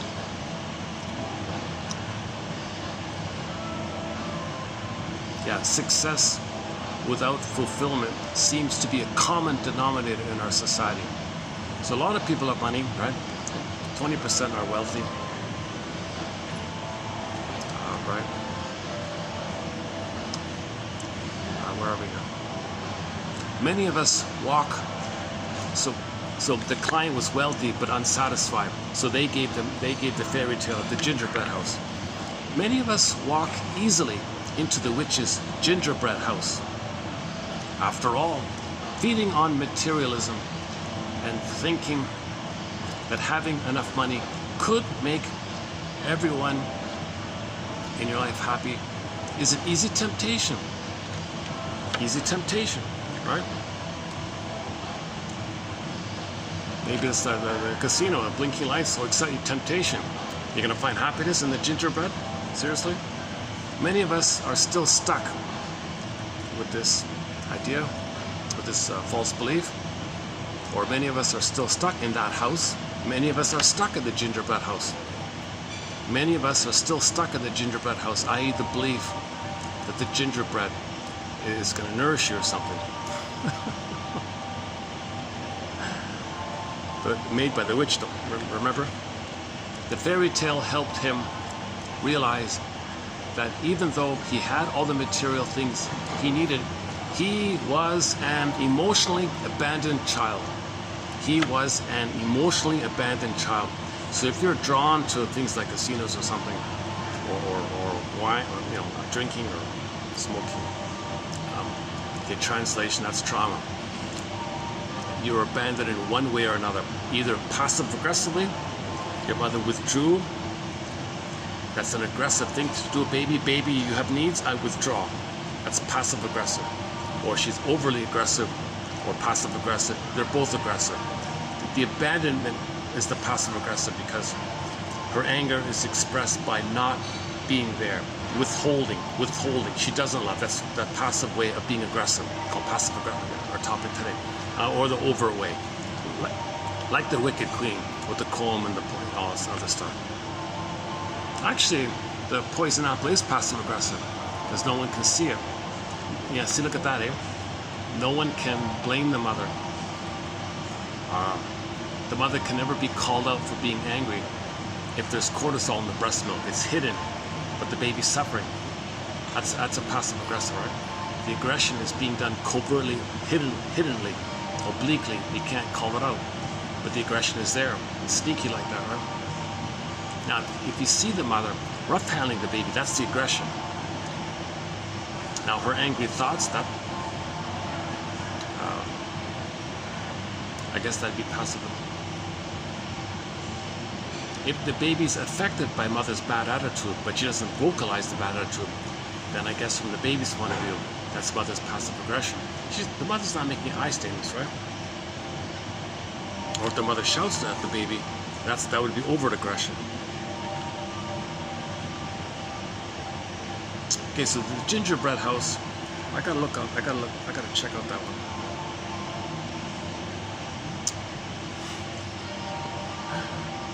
I guess it's kind of similar to the Hansel and Gretel, right? Similar idea.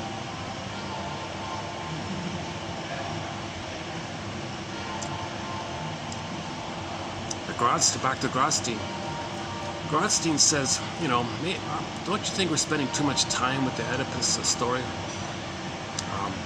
Confusing it is. It's already confusing.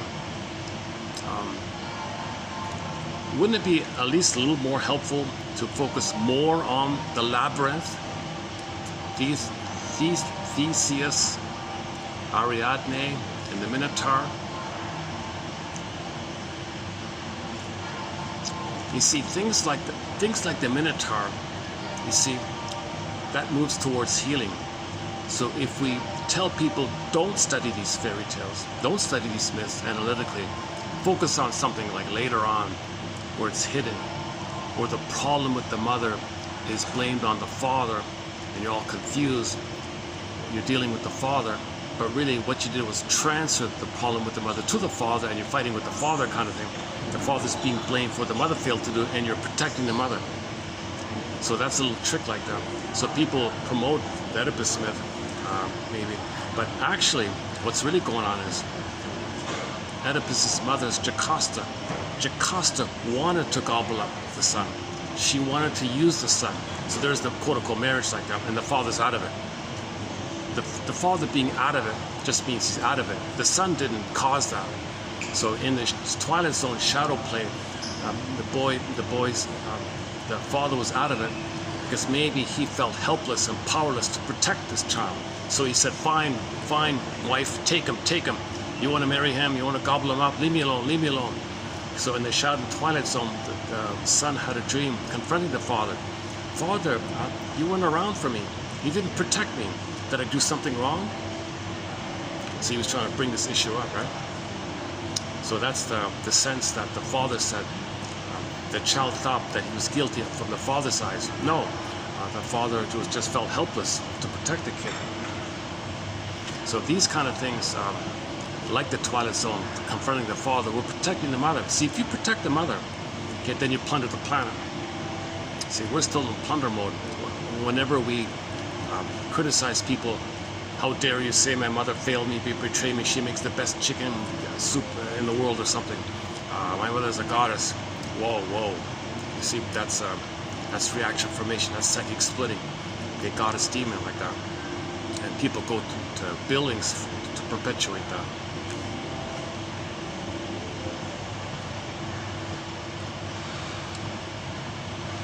Okay, sometimes people say, just in general pop culture, when something's difficult, trying to get an answer out of him was like going through a labyrinth, trying to find a way through her elaborate defenses was like trying to find a way through a labyrinth. In the depths of the psyche, where reside both the Minotaur of the past and the resurrected or recreated Theseus. So that moment at midlife, when you're going to be a truth seeker, that's your inner Theseus. That's recreated. It was always meant to be a part of you, undeveloped, he came back. That's your self-agency, that's the truth seeker within you, that's the spirit within you that wants to heal, that's the Odysseus in you, that's the hero within you. Theseus is a hero, so the hero within you. The hero has the courage to reflect, to discern, to get the truth. So Theseus goes to the labyrinth, I want the truth here. I want the truth. I got a thread, I got quotes, a thread, I got quotes, I got a thread. I want the truth. I want the truth here.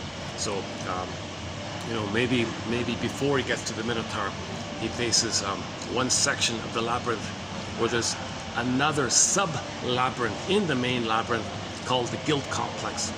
So in that labyrinth, called the labyrinth of the guilt complex, he's got to face the belief that he believed in order to get along with the mother that he's wrong, he failed, he's guilty, he's no good.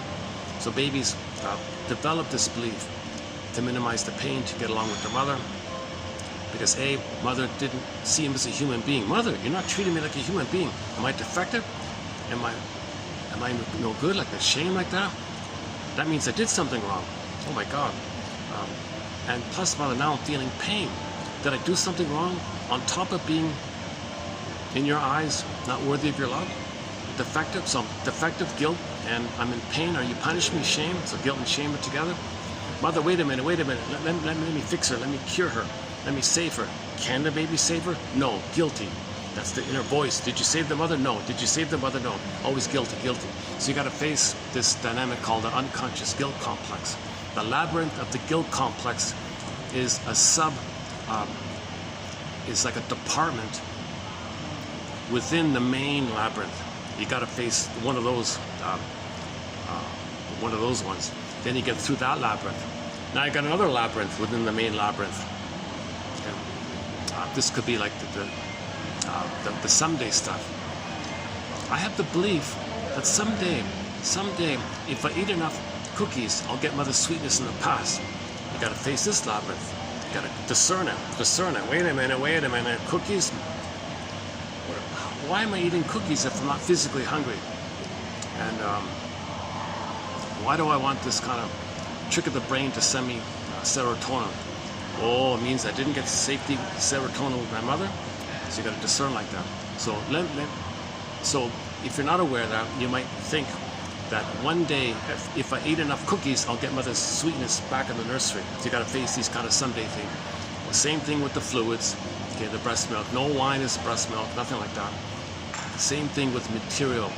One day, if I go to the slot machine, click, put in my hope, I'll win mother's love in the past. Really? You go to the slot machine, blinking lights, allure, promise. Okay, yes. Click. Oh, disappointed. Let me do it again. Disappointed. Oh, it's familiar. Yes, it's familiar. Family life, familiar icky feeling, emotional masochism. Nothing to do about money. The slot machine has nothing to do about money. It's a psychological issue of thinking that you can somehow get mother's love in the past. The present isn't the past. Okay, so you have to face this someday belief that doing that, maybe someday a magical time machine will appear, you go back in the past, mother will say, here's the love. It's nonsense. Okay, and then plus you got the pigeon phenomenon. You throw a little crumb once in a while and act like a pigeon or something. It's all, now you got to face the pigeon complex. A pigeon labyrinth. So you get out of that main one, the labyrinth there, and then you got another labyrinth. Okay, and in the last video I kind of went through a little bit of that. So finally you go through these various sub-labyrinths, and you're in the main labyrinth. You got the thread, you got the string. Okay, either the practice, you're reading psychology every day, that's a thread, or the quotes are a thread, or you have some helper with you as a thread. Something that you stay with, that you're the hero. You're the hero. Okay? And if there's temptations, there's another labyrinth. Oh, the magazine said my mother didn't hurt me. All I got to do is take a magic pill. That's my problem. Okay, they got to analyze this labyrinth. The sirens. That's a siren thing. Wait a minute, the siren's not fully human. Half fish, half woman. Undeveloped.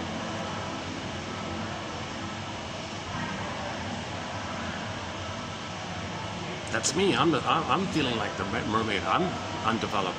So I'm being allured. So maybe you can think like the hero. No, hang on. Theseus is fully himself. That's the part of him that's with the sword and the discernment, the shield and all that. So what would be the image of something alluring you? some seductress kind of thing, right? Could be like Circe or Calypso, one of those characters. Oh, Lotus Lamp. Oh, maybe Lotus Lamp. Maybe you got to face the Lotus Lamp complex. Now you're in the Lotus Lamp complex. It's easy. It's easy. Just numb out, blot out, numb out, blot out, numb, numb, numb. Stay numb, stay numb. Anesthetize, numb, numb. Now you got to face that complex. Really? You're going to heal by being numb? Okay, well, stay with the thread. Stay with the thread. You're not going to be healed by taking pills, right, or whatever. So stay with the thread and get out of that. So you leave Lotus Lamp. Now it's like Odysseus. You leave Lotus Lamp. Okay, now at some point in this journey in the labyrinth, at some point, okay, in the Disney film Inside Out 2, this was seen as the characters on the broccoli boat, going down the stream of consciousness. So you're free associating. So the broccoli boat is called stream of consciousness. So that's the free association. So that's your thread. The fundamental rule, okay, the basic rule called free association. Say what comes to mind like that. So that's your thread. What does this remind me of? Something blocked me here. What does this remind me of? Did I experience this before?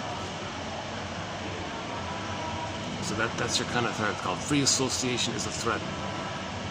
So in the broccoli boat scene in Inside Out 2, okay, 2024 animated film called Inside Out 2 by the Disney people and all that, or Pixar, or Tom. The guy who made it, Pete Docter, is a soul doctor for doing that. I regard him as a soul doctor for creating that film. Because he's showing you the hero's journey.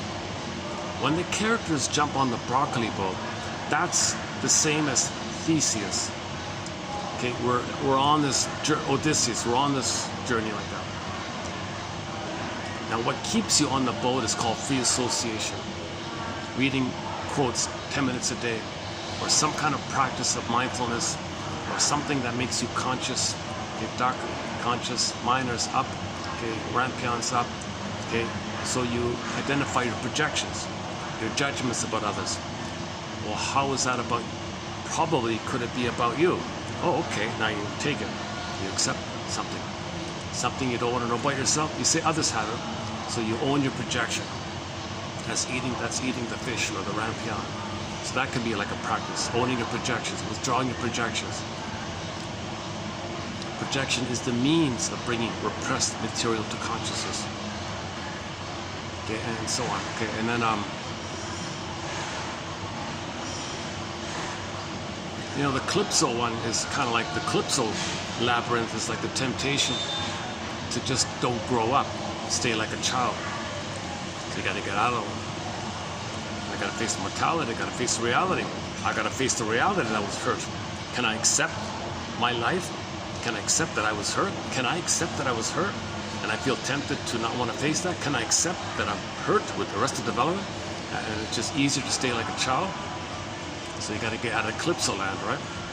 The Calypso complex. The Calypso labyrinth. You left the Lotus Lamp one.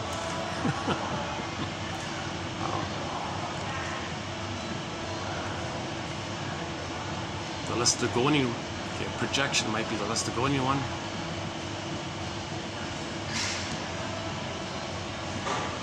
Circe is the fantasy that you could reclaim through romantic love the blissful union. Using romantic love, like transference love, somebody who reminds you of the mother and recreate a symbiosis, using that kind of belief that somebody you don't even know, but if they have the same psychology like your mother, you think that if you have a romantic, blissful feeling with them and you lose time like that, you can recreate the blissful oneness, you can recreate that blissful place. So beautiful. So Odysseus was on the island with Circe. You got the beautiful seductress kind of woman saying, we could be in the blissful oneness. Isn't it nice just stay in the blissful oneness? That's not going to work. Romantic love is not real. Okay, love begins at second sight. Love at first sight is not love. That just one look stuff, that's the Cupid's arrow one. That means you're looking for narcissistic, blissful, Garden of Eden fusion, symbiosis. We didn't get him, remember? So you're looking for him. So that's the Circe one. So that might be like the romantic love kind of labyrinth area. Okay, anyways, you go, and there are more obviously. So finally, at some point, a key one is somewhere in the labyrinth, before you get to the Minotaur, before you get to the Medusa's cave, like before the main one, okay, before the main one, at some point, if you're getting closer to it, Baba Yaga appears. Now she's the helpful one, right? She's kind of like a helpful one, or she's neutral but helpful. I think overall she's helpful, because she's making it clear to you, oh, hero, here you are. Robert Bly loves playing Baba Yaga.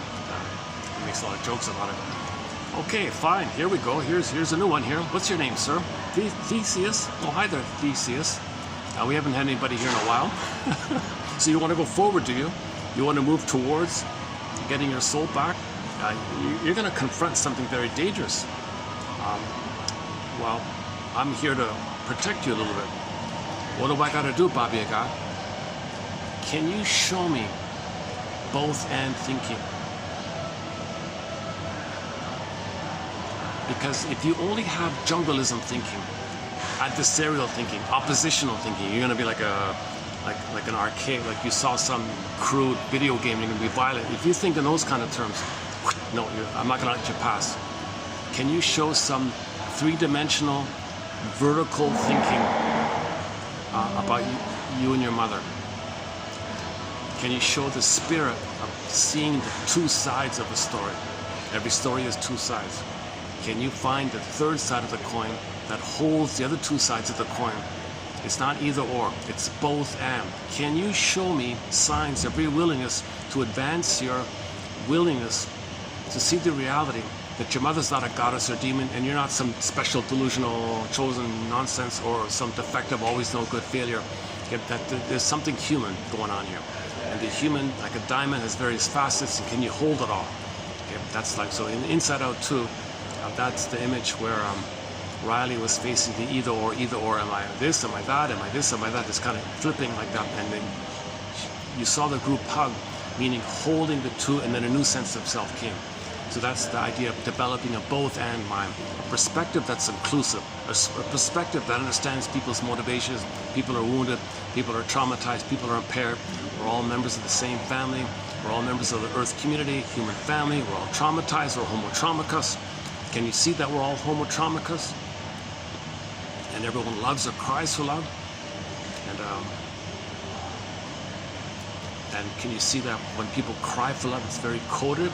They communicate their cry for love by getting others to cry for love, and they reject them. It's to say that when they cry for love, they will reject them, and that's their cry, that's their communication. Can you do these kind of layered kind of things like that?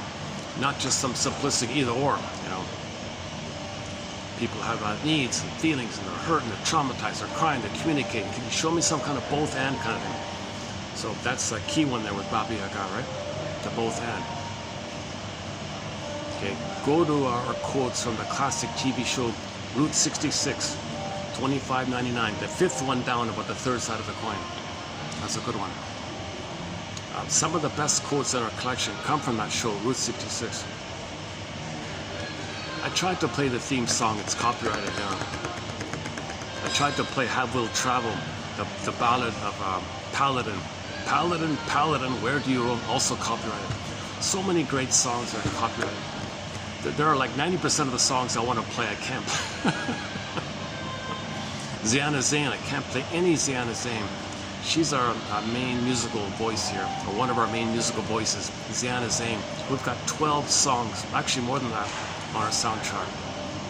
A great musician, great voice and all that. Pavlov's Dog, we've got 4 songs by the classic rock band Pavlov's Dog on the soundtrack. I can't play them. Theme from Subway Sue, episode, Julia the Big Hip, and Late November. That's a fun one, Late November.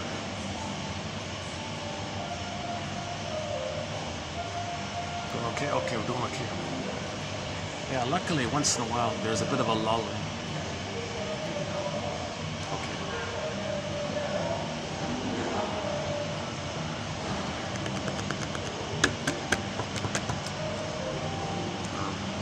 Okay, so the Baba Yaga, and in the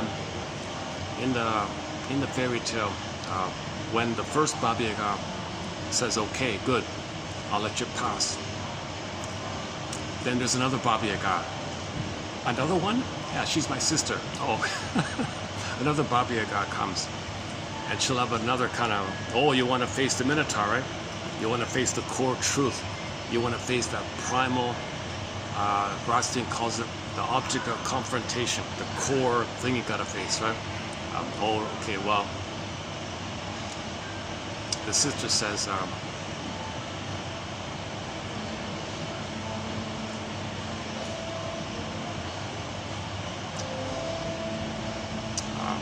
not sure if it's the second or the third one. Might be the third one. But one of those other two sisters, one of them says, can you find the rabbit? Find the rabbit? Perhaps a symbol of trickster energy. So in the mind, there are maneuvers of the mind, trickster operations of the mind, mechanisms of the mind. Okay, so you do things to cope with pain. All these things in the mind you do. That's trickstery kind of thing. So I think that's what they mean by the rabbit, the trickster, rabbit. So rabbit stands for trickster, trickster stands for these tricky things we do in the mind kind of thing. So can you study the rabbit? Can you find the rabbit? Means study defense mechanism. If you can study the rabbit, poof, a duck will appear. Now you have the capacity to, like the duck, you can swim in the water, fly in the air, and walk on land. So you now can have the capacity to bring material that was unknown to you in the water, repressed, unknown, vast ocean, unknown. Something in the water is considered like the metaphor, something unknown about you, under the water, unconscious. So bring that material up, like the fish, the contents, aspects about you that you repress, put down, pull it up. And then catch the fish in the air, in the net, fry the fish, eat the fish. Or the fisher idea, or the dwarves being miners idea, or Rampion idea. That's the duck one. And then when you do that, at some point, poof, the duck becomes an egg. Now the egg is, now you have the beginning of the new patterning, the new potential of being who you were meant to be, moving towards your true psychological birth, getting your authentic self. It's still in the egg mode, but it's there. The potential is there, right? So that was the instruction by one of the Baba Yagas. Okay, I forgot the other one. But anyways, finally, let's say, there it is. There's the Minotaur. Or there's the Medusa, the snakes in the hair and all that. Or Medea, or some kind of devilish, or some kind of, remember this is, or Bluebeard, or some kind of character that's gobbling up people all the time. Now the gobbling up just means you were forced to repress something, put in the water. So something pure about you, some element of your authentic self, okay, it got gobbled away. So scooped away. Emily Dickinson, there's a pain so utter, it swallows substance up. So it's this swallowing. So all of these characters have a swallowing thing. Cannibalistic characters, right? So they're going to gobble up. Okay, so like back to the maze. Every day they throw in a bunch of guys, the Minotaur would gobble them up. So every day we live our life, we try to feel gobbled up within. So something within is gobbling up our feelings. Again, our feelings, this core's on the field, earth opens up, gobbled up. There's a pain so utter, swallow substance up. Okay, that's a gobbling one. Then there's a mercy called the swoon. So your brain will send you endorphins. Now, if your brain stops, or the quote-unquote internal pharmacy inside can't send you any more endorphins, then you run to the cigarette, other stuff, right? But that's you got to identify that you never face the Minotaur, and your own brain can't help you anymore. Now you're dependent on outside things, and then advertisers say, "Oh, we'll save you, we'll help you, we're your hero. We're gonna temptation." So they take advantage of that, right? Because they're in greedy mode. They don't care about you, because their mother was in greedy mode, and the mother didn't care about the baby. Remember, the conclusion is, if the mother does not treat her baby like a human being, this is what we're dealing with. Yeah, that's Fairbairn's line. The source point of all this is that too many mothers are not treating their babies like human beings. The Harrises had the example was what maybe convinces mothers that it's okay to abuse their child, ignore their child, neglect the child, let the baby cry themselves to sleep, all these barbaric, cruel things. Maybe they wonder if the rationale that some mothers have is, gee, I just saw on TV that there was some kind of earthquake, and there was a baby trapped in the rubble, and 3 days later he was alive like that. These babies are really resilient. Oh, if the baby can handle 3 days in the rubble like that, be okay. Well, then what I'm doing to my baby is nothing compared to that. Maybe they think that mothers are using that rationalization. Oh, they don't remember them. They're fine. They're resilient. Oh, no, that's not true. They're very sensitive. They're very tender.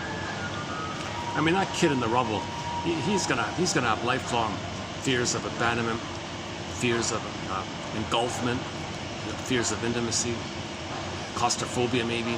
He won't go to elevators. He's trapped like that. I thought he was going to be gone at some point. No one came. Won't trust anyone. That kid who survived that is going to have a lot of problems, obviously.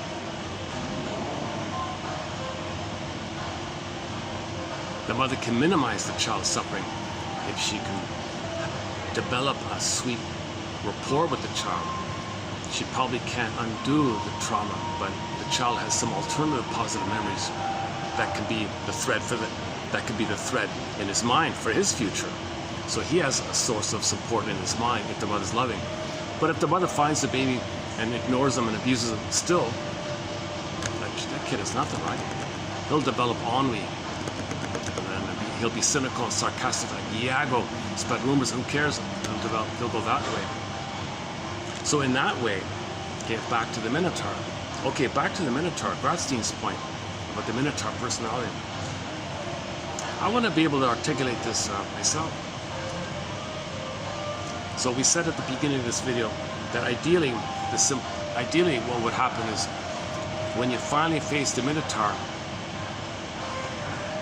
with your discerning, the shield, the reflective shield, your sword of discernment, you got the reflecting shield, you're walking it backwards, there's a Minotaur. Okay, now you're going to discern, well, there's a Minotaur here, wait a minute. My mother's not a monster. Why is there a monster here? And it wants to gobble me up? Wait a minute. I, as a baby, maybe I was enraged and had oral, and I was in the oral phase. Cannibalism is oral. Maybe when I was a baby in nursing, there was a problem there, and I was enraged. And I transferred my oral need to oral greed, rage, oral greed, onto this greedy monster. So the Minotaur being oral greed, that's my oral greed. Oh my God. So my mother failed me. She didn't feed me or anything. And I was enraged like that. Son of a you know what. Now you might be crying at this point. See, here's where the weeping comes in. Now this is the point where the weeping comes in and the feelings come in. The firebird, remember the egg? In one version of the egg, the firebird appears. You hop at the back of the firebird, you ride the firebird, that's the feeling, you're getting your feelings back. So this is the morning, this is the point where the deepest mourning is meant to take place, I think. Okay, so when you can parse out that the image represents that you were enraged and you were in the oral phase, and that's blurred in with the mother causing this in you, and it's the blurred up thing like that. Now reality check, discern. Remember, you're discerning, right? You got the mirror there, the shield is the mirror, and you're looking, right? You don't look at it too directly, right? If you look too directly, you're overwhelmed, it gobbles you up, right? So that's why they say you can't look too directly, right? In a lot of these myths and fairy tales, you can never look directly into these things. You gotta look at the mirror. So you're looking at the shield mirror, at the thing behind you. I see. Well, wait a minute, let me pause here. I have some space like this, some gap, I have some reflective capacity here. I can reflect with the reflective shield that Athena gave me. Thank you, Athena. So I see, so mother is not a monster, obviously, but why do I see a monster there? I see, because of the fusion, in the symbiotic blurring of the two at the same time, some kind of image was created because of the fusion, self and other fusion. There's no differentiation. Babies and mothers are in a state of undifferentiation, merging, fusion, unico, mystica, oneness like that. I see, so let me unblend now. Let me separate who she is and who I am now. Let me parse this out here.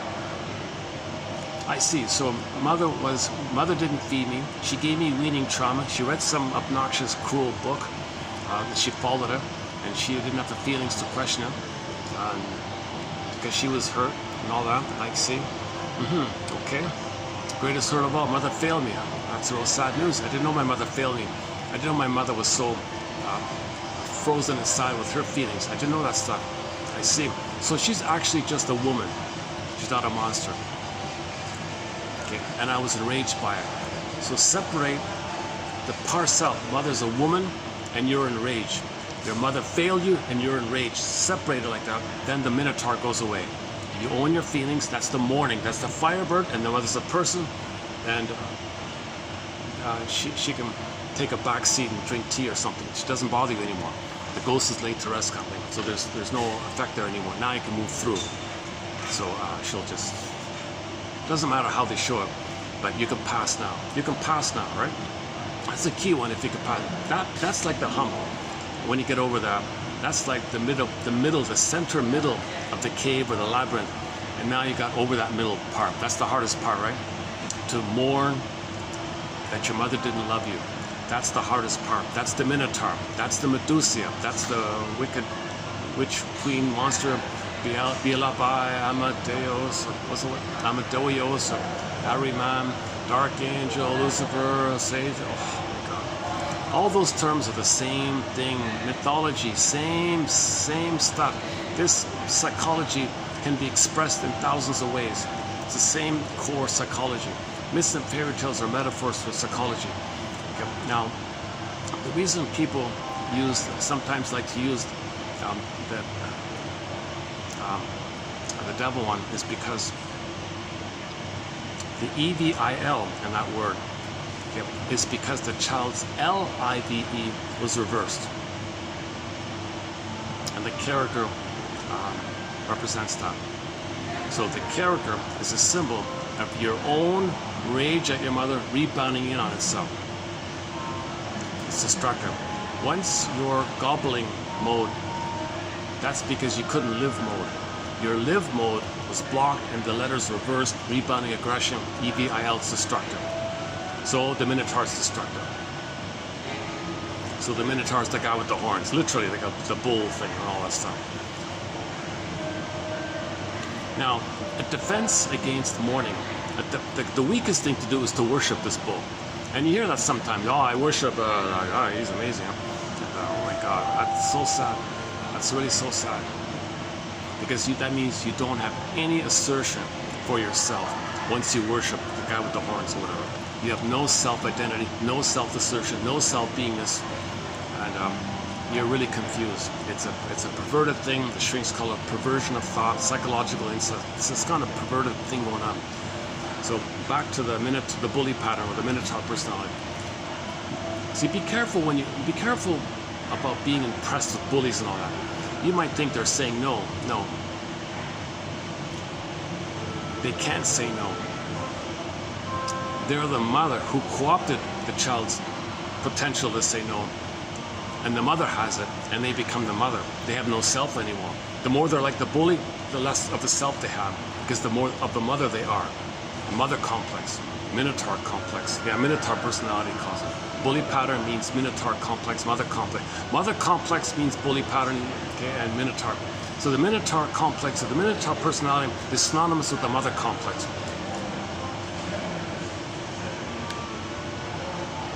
Oh, she left, huh? Okay, let's take a musical break here. Let's play some delirium. Let's play some delirium. I'm starting to feel a little delirious here. Okay, here's a song called Truly.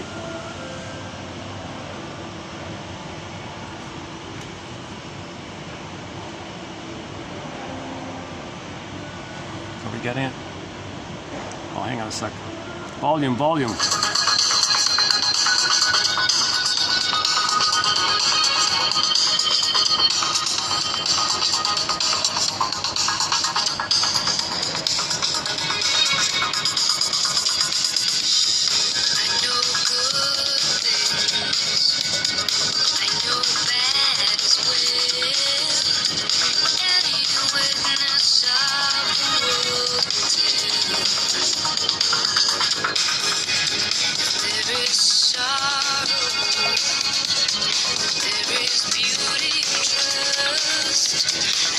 red pearl inside the heart of us.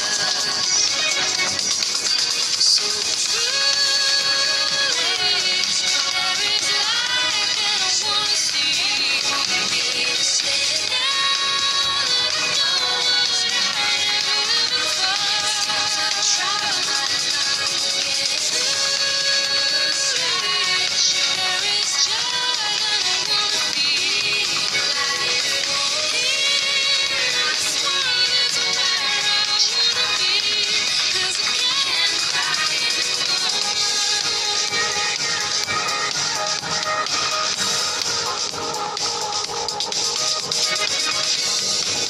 It's magic now under blood-red trees.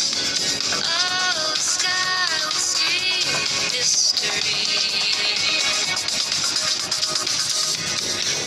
We're strangers here from the day we were born. Why be afraid of freedom if it's yours?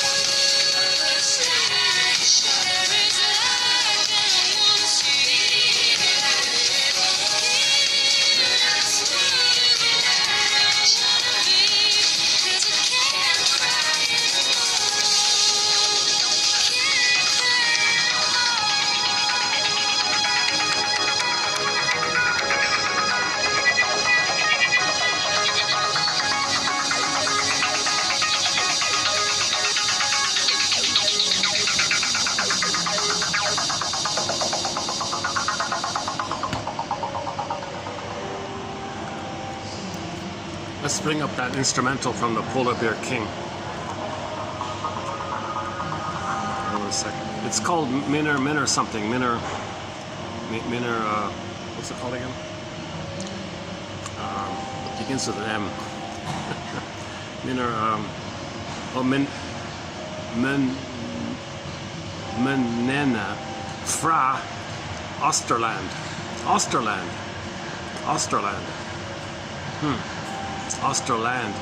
Maybe that's the name of the place.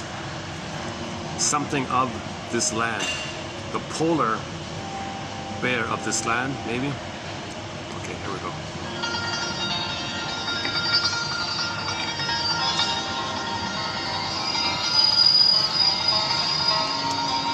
Okay, now let's go to a key authority here, James Gostein, on myths. This is I think this is an important quote. Among many. Myths, okay, mythology, myths are syncretic constructs. Okay, synergy, so a myth, So the storytellers, the mythologists back then, oral tradition, they kind of synergize things. Something from there, something from there, something from there. There's a synergetic effect. Okay, so myths are syncretic constructs. Okay, so that's why maybe there's a little truth about the actual events taking place at that time, maybe like a little bit like that, inspired by that. But it's a psychological metaphor. Maybe somebody's dream, some other tale. So it took thousands and thousands of years to kind of synthesize and create a story. Robert Bly likens it to the filtering process of the water down the mountain. And then finally the water at the end, is the best water or something. It filtered things. So the fairy tales, the stories went through this whole filtering process, and you got this syncretic product or construct, the final best product. So now you got Snow White, okay, and so on. Okay, the story of the Minotaur, the Labyrinth, Odysseus, Perseus, Theseus. These are all synthetic constructs that took thousands of years to create. Now we have these anthologies. So that's our thread. That's our hope. Okay? Myths are syncretic constructs with a universal psychological application. Universal. This is for all people. Okay, no matter where, who, okay, hot, cold, shade of beige, tone of skin, shade of brown, tone of skin, doesn't matter. Nothing to do with melanin. Nothing to do with the pineal gland, I don't think. Even if the pineal gland does upset you somehow, if the pineal gland is damaged and your systems are damaged, even if there's some effect like that, it's not going to override the fact that we're all members of that we all came out of the hominid line called Homo bodoensis. Homo bodoensis. A little evolutionary gratitude for us, our previous version of us. It took us in our previous state almost 1 million years to grow the cortex. Only one hominid grew the cortex, somewhere near the Nile River or East Congo or Ethiopia, that kind of area. And then that's where we all came from. And then we spread around. So this was 200,000 years ago, according to the Forbidden Planet film. Still okay? So according to the Forbidden Planet film, this took place roughly 200,000 years ago. And then we spread around, kind of. Now our family kind of spread around, kind of. And while we were in different places, over time, over 190,000 years, there were trivial, superficial, cosmetic variations. Less sun, the melanin is a chemical responsible for the color of your hair, eyes, and skin tone. Skin tone. Less melanin, more of a shade of beige. We all began with a shade of brown, less melanin, shade of beige. Nobody has white skin, nobody has black skin. For Pete's sakes, don't call anybody white or black. I'm so tired of it. It's so annoying. Because you're promoting psychological splitting and you're calling people milk. Come on. You're more than... You're a human being with a shade of beige tone of skin. Language, I think language in this area is important. Don't call anybody white or black. We're a human being, so all human beings with a shade of beige tone of skin or a shade of brown tone of skin. Jane Elliott, okay, her work has won a Golden Windmills of the Mind Award, argues that technically you can argue that a shade of beige is a shade of brown. Now, if something looks very pale, that's because in trauma the blood might go inward to protect the vital organs, so less blood up there, look more palish or sickly. But they're not white. Nobody has white skin. Nobody has white skin. Forget it. Nobody has black skin. Yeah, like this cup here. Nobody has white skin or black skin. Forget it. Forget it. We all began with the shade of brown. And then over time, in colder places, the melanin corresponds to equilibrize. I don't know how it works, but anyways, the melanin dissipated. So, quote unquote, some people lost a tan, kind of thing. But losing a tan doesn't make you more aggressive, doesn't make you more traumatized. the way the babies are abused, that makes people more aggressive. Nothing to do with some cosmetic thing, hair color kind of. Okay, melanin for the hair color. So it can go from, I'm assuming it goes from black to brown, okay, to reddish, red, right, and then to yellow, right? I'm assuming that's how the melanin works with the hair and with the eyes. Okay, brown, hazel, and then green or blue or green, I don't know, I'm not sure about the order there. This is cosmetic stuff, right? Cosmetic stuff. Doesn't change the fact that we're Homo sapien traumaticus. Doesn't change the fact that it took us billions of years to evolve to this, you know, just a little speck of time. Cause superficial cosmetic variations. And I don't buy the idea that if there's less nutrition in colder places because of ice or something, that's gonna affect. It's gonna make the baby more aggressive. Maybe there's some factor in it, like a minimal factor, but the main issue is how do the mothers love their babies? That's the issue. The issue is there.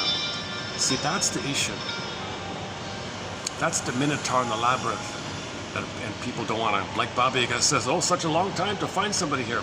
So you're trying to confront the labyrinth, are you? Wow, it's been such a long time here. Wow, no one's come around in a long time.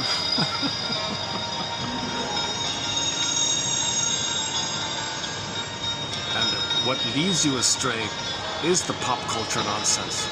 These films, where the hero fights the monster or the Minotaur or whatever, that's not it. That's not it. You're applying the Minotaurism to your own Minotaur.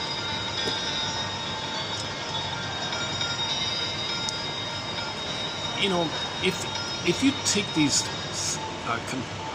disturbing, psychologically disturbing myths and fairy tales, what would happen is that if you take one of these films based on a fairy tale and somebody did attack the Minotaur, then really the Minotaur got bigger. It wouldn't go away. It would just get bigger. Because the mother's anger is angry on himself. Now there's more anger on the mother's side. Now the mother's angrier. The Minotaur gets bigger. So it doesn't work like that. So now there could be a moment when the person does that. Oh my God, what's going on here? Why is the Minotaur getting bigger here? Maybe I better try a different approach. Maybe I better walk backwards. Take the shield of the serpent, take the mirror, and press things. Think a little bit, reflect a little bit.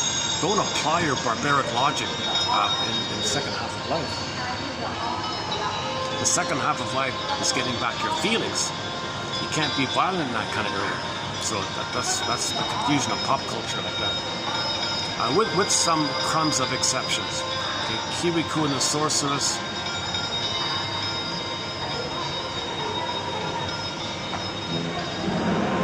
Even in the Odyssey, with the Cyclops. Yeah, okay, it's not perfect with the Odyssey because there is a little bit of that. But he escaped, right? He escaped. Sometimes when a character, quote unquote, dies in a fairy tale or myth, it just means your old way, your old pattern dies. A character to represent your old pattern dies. It doesn't mean the person is gone. Just some old thinking dies, some old dumb ideas die. That's all it means. And something new comes in its place. Like that. Okay, so what I've been doing in this video is previewing 3031. So if you want to read more, go to 3031.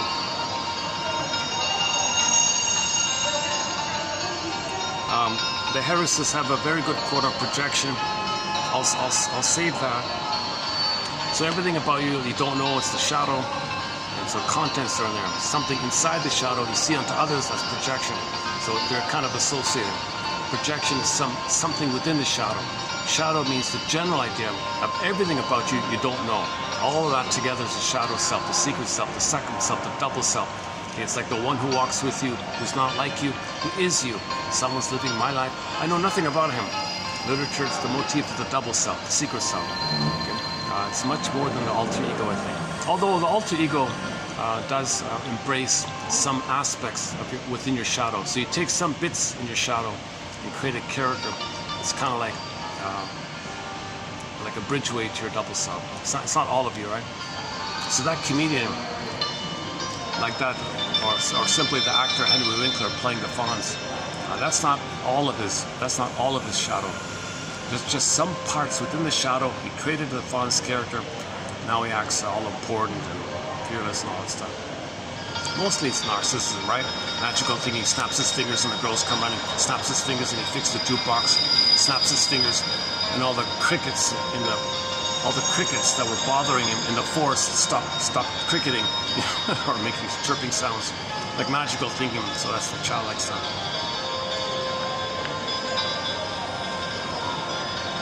Okay, so we'll save that one there.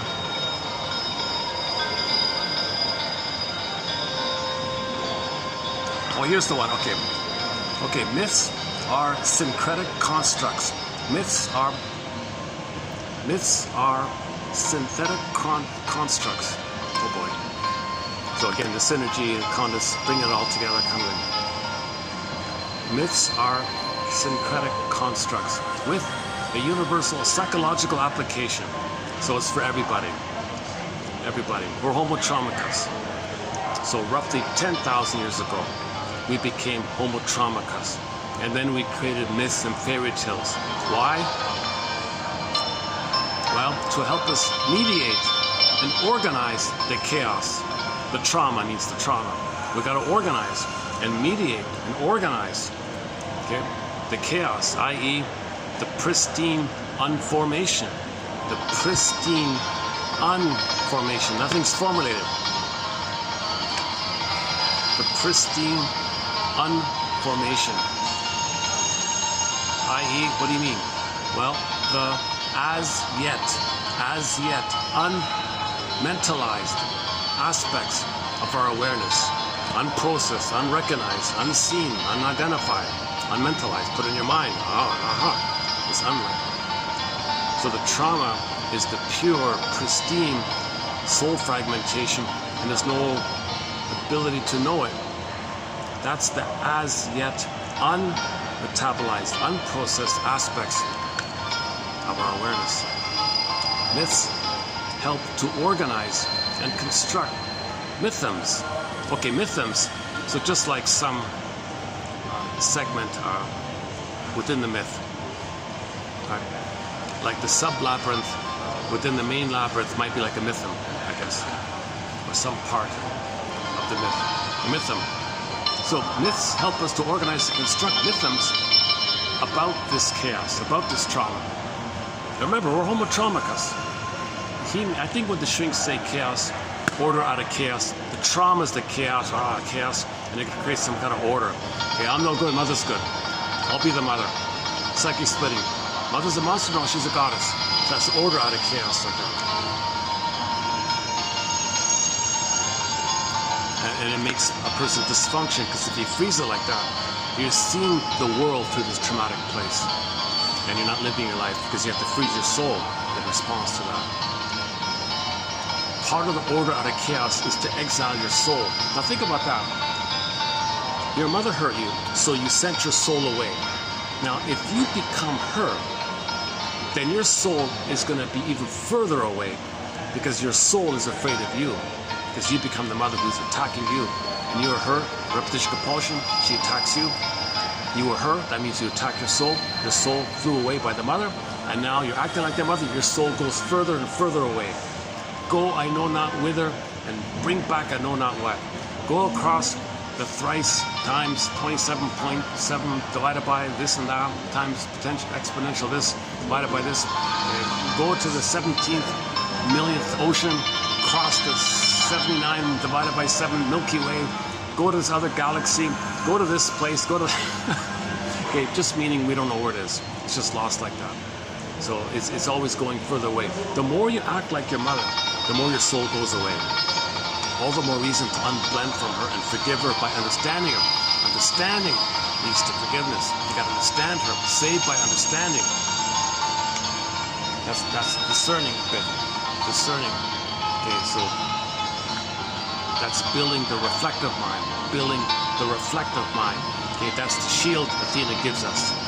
Athena gives everybody a shield to use to reflect on. The shield has a reflecting like quality, shining like that. You can see through the shield, it reflects. Everybody has a shield like that, a reflecting shield. And everybody has the capacity to wonder, is it this? Is it this? Everybody has the capacity to ask questions. Everybody has the sword of discernment. But the problem with that image, it's just been so misused. Every time you hear the word sword, you think violence. No, the ancient fairy tale means you gotta be very fine. It's like a sharp, you gotta be very fine. No, it's not that, it's not that. So it's these sharp distinctions, these fine distinctions, they mean like that. That's what they mean. I think maybe there needs to be an update. If it's been so whacked, if that image of discerning is so whacked, can we think of a new image to reflect this capacity for us, for a person to make fine distinctions?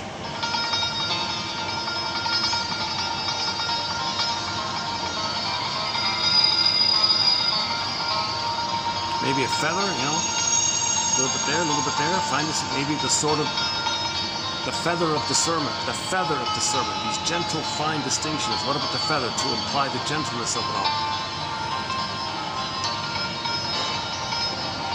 The hardness of the sword is, the truth will upset you. It's gotta be, you gotta be sure, maybe. I'm not sure why it's like that.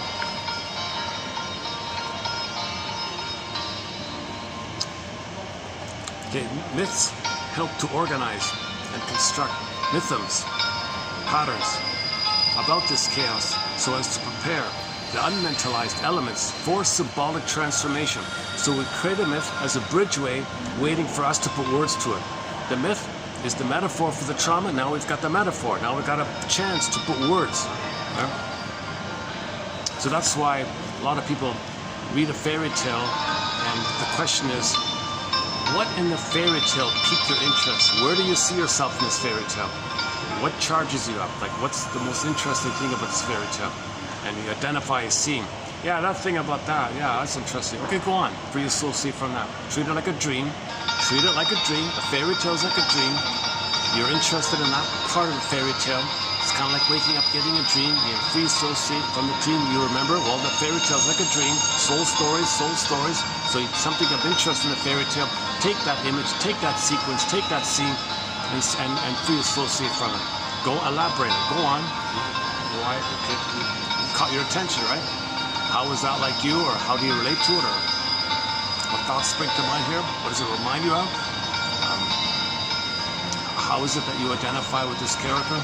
A lot of women say they feel like, what is it? The poor daughter, the impoverished.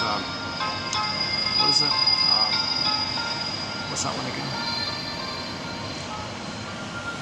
There's a little girl who's poor, poverty, alone, tattered clothes or something, impoverished, alone. Everybody's walking by. They feel like that girl. Yeah, I relate to that girl. I feel abandoned. I feel neglected. I feel poor. No one's ignoring me. I feel like that. What's that fairy tale called again? There's a fairy tale about an orphaned girl, and a lot of women say yeah, I relate to her. Yeah, that's me. That's me. So go on, right? So it helps you to bridge, to talk about how you feel like that mythological fairy tale character. You're not that, but it bridges you to talk about it. It's a bridge kind of, it's a bridging thing. Myths are bridges.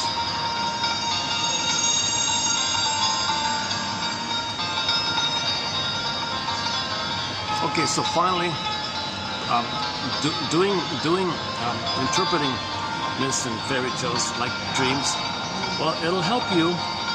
It'll help the beast within you to become civilized. Because the beast will be a human, finally. The Minotaur will be a waif-like, depressed little girl, maybe. Your mother was a wounded little girl. You know, maybe you put her aside or something like that, or put her in a safe place or something like that. So it's civilized. You're going to be more civilized. Wildness becomes tamed.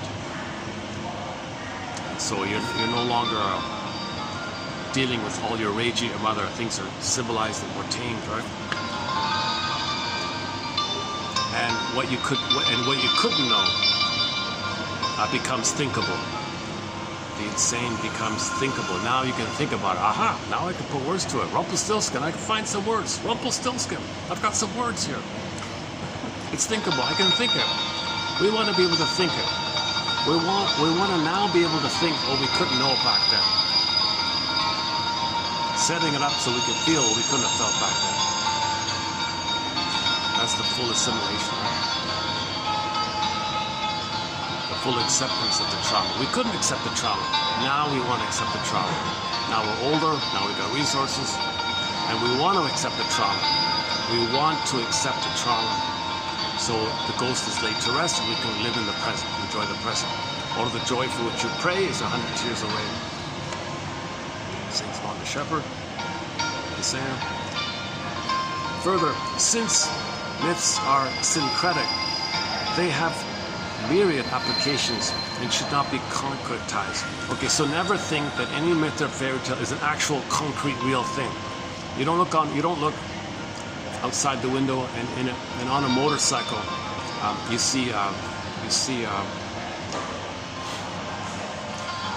mean you can see somebody dressed up in a fairy tale character, but there's no actual there's no real Medusa riding on a motorcycle. You're never gonna see a real you can only see Halloween character. So Halloween is actually a little bit like that. Halloween is a chance to bridge to how you feel.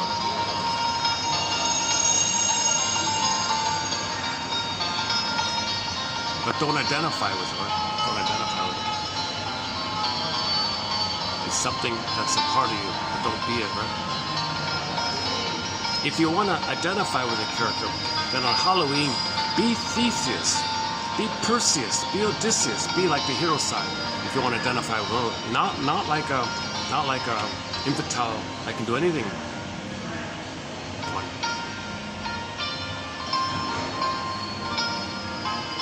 Maybe a good Halloween costume would be to dress up like Perseus and just hold a mirror. And walk backwards and hold a mirror.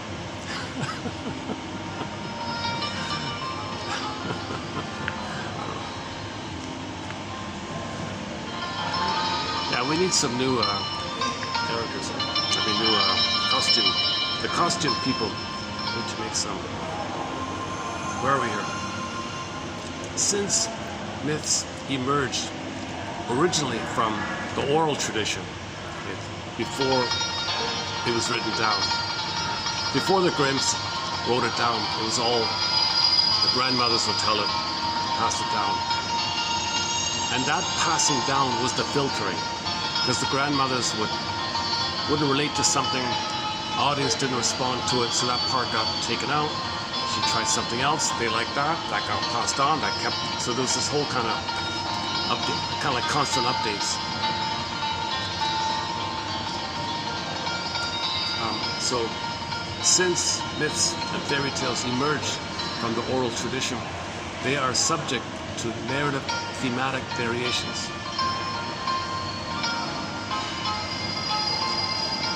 Okay, narrative thematic variations. The environment could be in a cold place, the environment could be in a forest. It doesn't matter like that, right? Consequently, we should not literalize. Don't make literal, right? Any particular feature of a mythic narrative. Yeah, so don't physically think it's actually real. Same thing with enter John A. Sanford. Same thing with religious stories. In particular, when religious stories are being used to concretize, to fool people and keep people unaware of their soul. So if you concretize any kind of story, right? That has all these magical things. You know, this turned into that, this proved into that. That became all these kind of magical things in it. That really happened, man. Yeah, that really happened. Oh yes, there's evidence. Yeah, a scholar has said that really happened. I snapped his fingers and that thing happened. Okay, you're concretizing. Okay, you're missing.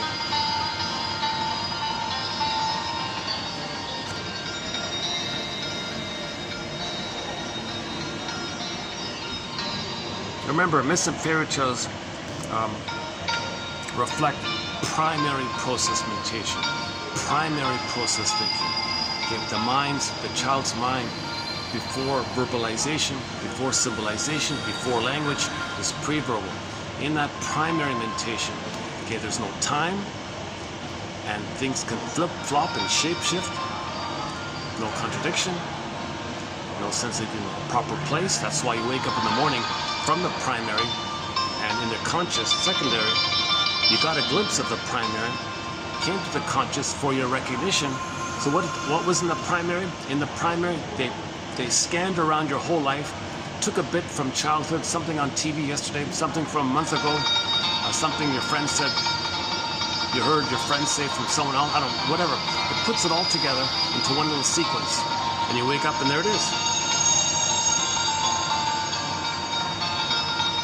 To help you feel something, to help you know your theme, to help you to feel what you couldn't feel, to help you to know your wishes and wish fulfillment, fantasy, something you're trying to grapple with, something you're working through, because you're ready to be conscious, something in your unconscious. So your unconscious pieces things around and creates a little mythm, and it brings it to you. Here you go.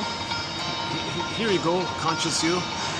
Oh, thank you, unconscious. Thank you for digging this up and giving it to me. I see you're telling me that I was trying to feel something, and I didn't feel it, and now I'm recreating it to feel it. And I'm further along now.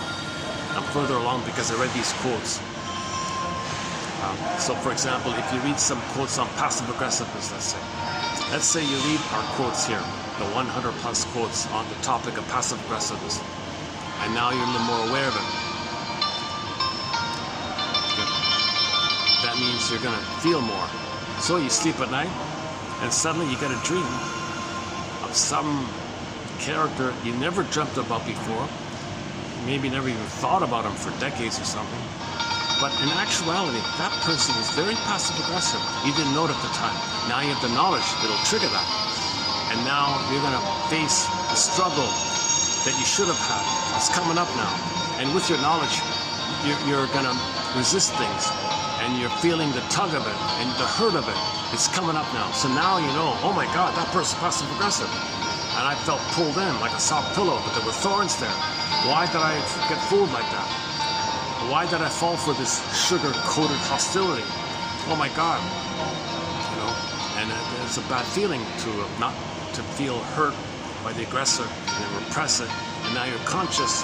Neuromedicine is going to bring up the feelings. The dreams bring up the feelings. That's a letter to you. It's a report card to you. And now you're feeling something, right? So once again,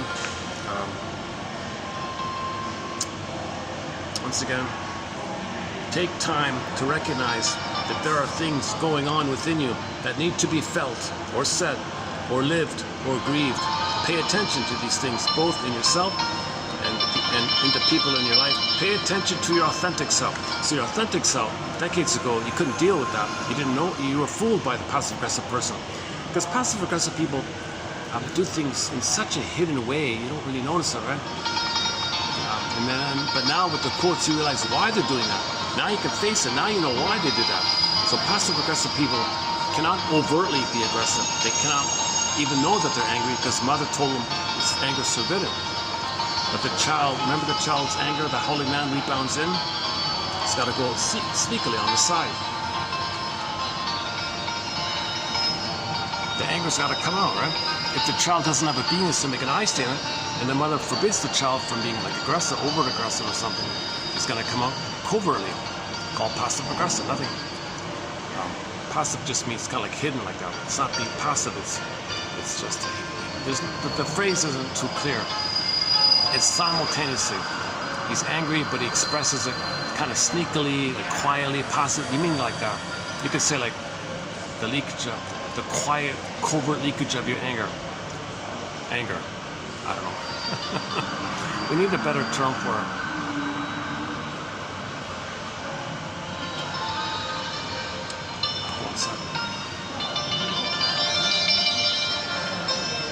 I think I got an eyelash on me or something. I got an eyelash on my eye.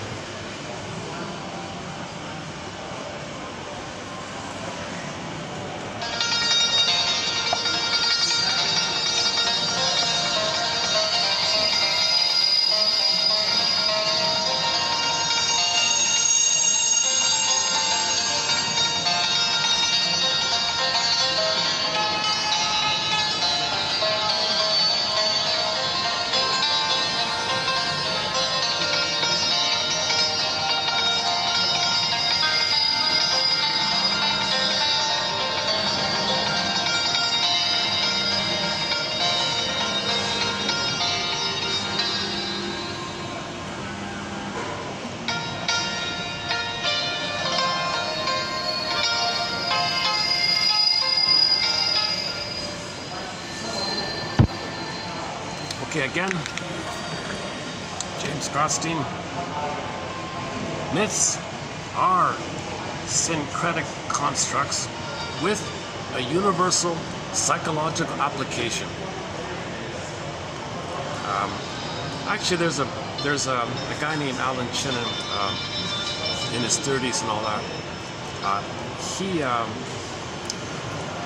He was very much focused on fairy tales, and he said he read thousands upon thousands of them and plucked out 50 which he thought needed to be highlighted, and maybe he believed was more reflective or more clear about the middle journey, the second journey of life, the hero's journey.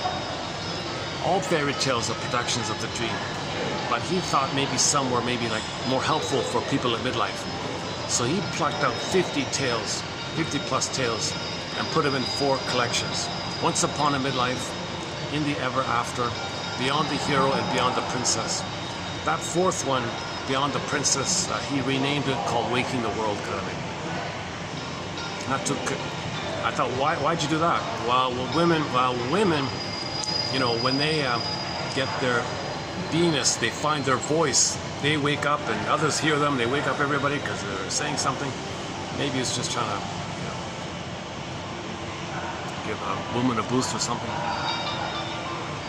Excellent tales. Now, those are excellent tales. The King and the Ghoul is a good one. The Go I Know Not Whither and Bring Back I Know Not What. Go I Know Not Whither and Bring Back I Know Not What. The Grimm's Duration of Life is good. It's a short one, Duration of Life. About the donkey, the dog, and the monkey. His favorite seems to be a tale called Brother Lustig. I couldn't quite get into that one personally. Another favorite of his is called Stubborn Husband, Stubborn Wife. that was a little bit okay. The woman who would be king is excellent. Oh my God, the woman who would be king. That's like an Odyssey. That has the quality of like a whole Odyssey. That's a great one. That's in the Waking the World one.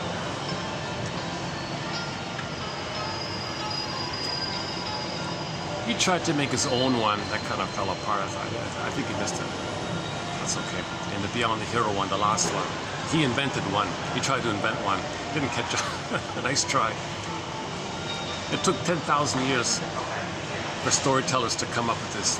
It's unlikely you're going to just be able to replicate it, even if you picked up the patterns or something.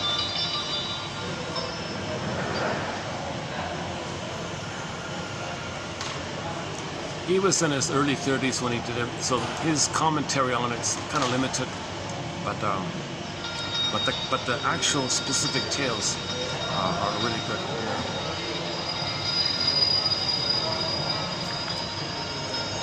And these tales from all around the world,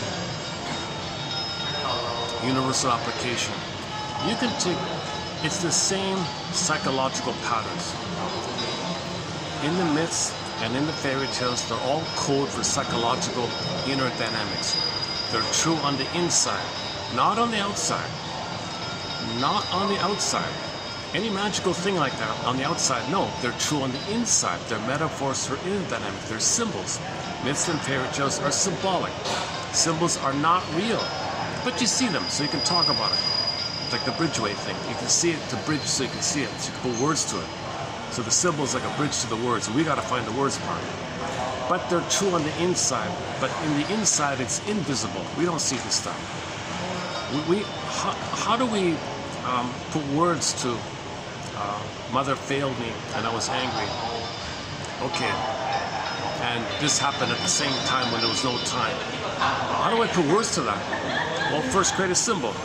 The Minotaur. Okay, and then from the Minotaur, it might bridge you to what I just said, kind of. So, let's do this here.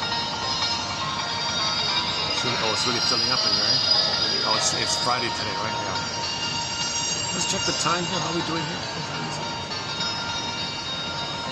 5:04, right? I'm finally settling in here. Look at that, it took me 2 hours to cool off.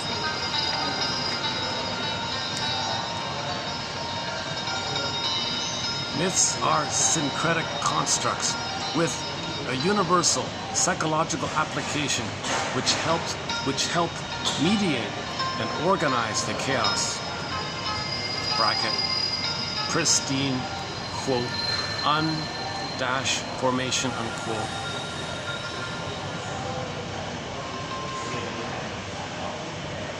Comma, the as yet unmentalized aspects of our awareness, bracket. They help to organize and construct mythos, maybe themes, parts of, about this chaos, trauma, so as to prepare the unmentalized elements, okay, the unrecognized, the unidentified, the unformulated, sometimes called unmentalized, not in your mind, not mentalized, you couldn't think it or something, unthinkable, right? The unthinkable elements for symbolic transformation. So the myth is trying to help you to move towards organizing, creating a little pattern kind of thing. So it's preparing you to take the unthinkable and start to move towards making it thinkable. The myth is the bridge to make something thinkable. For example, the beast within us becomes acculturated and civilized. Mother's not a monster, she's a human. Wildness can become tamed. Okay? So, you don't have to live with past fears all the time. You don't have to live with jungleism attitudes. You don't have to think in these jungle mentality, my greed, your greed. You don't gotta think in the terms of the way the baby thought when the baby was traumatized by the mother, where he thought he was a goner, and it's a matter of survival like that. That's the wildness, right? The jungleism. Now things are, you're calmed down, present, reality, one family, pale blue dot, one family, one home. We really need to be calmer like that. If people are unaware of their trauma, they're projecting all these.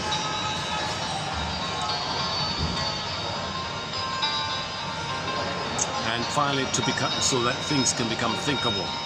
So we're trying to move towards being able to think about,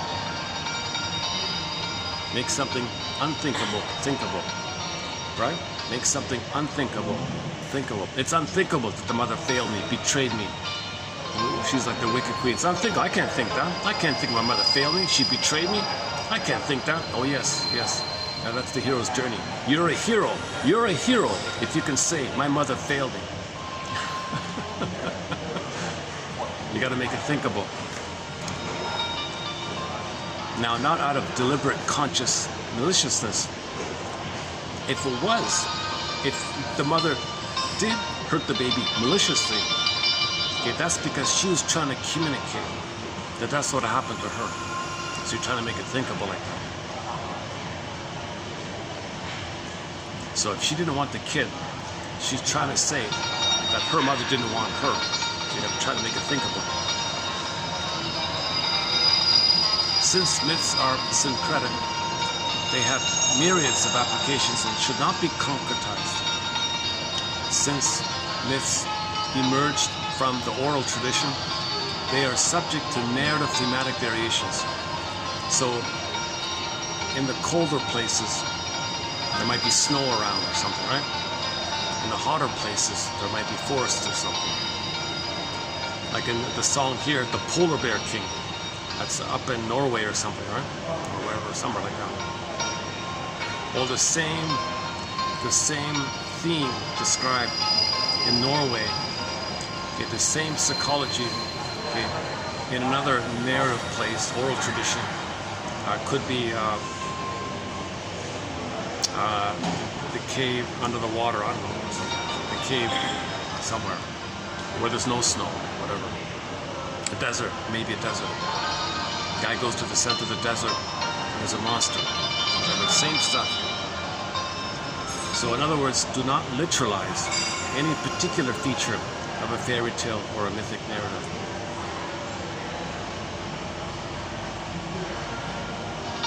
If you do, you see, you gotta reflect that you did that. You want to know that you did it. You want to discern. You want to discern that you did that. Really? A myth says this poof magically morphed into something else. Really? You really want to believe that? Why do you want to believe that? Well, because there's too much pain.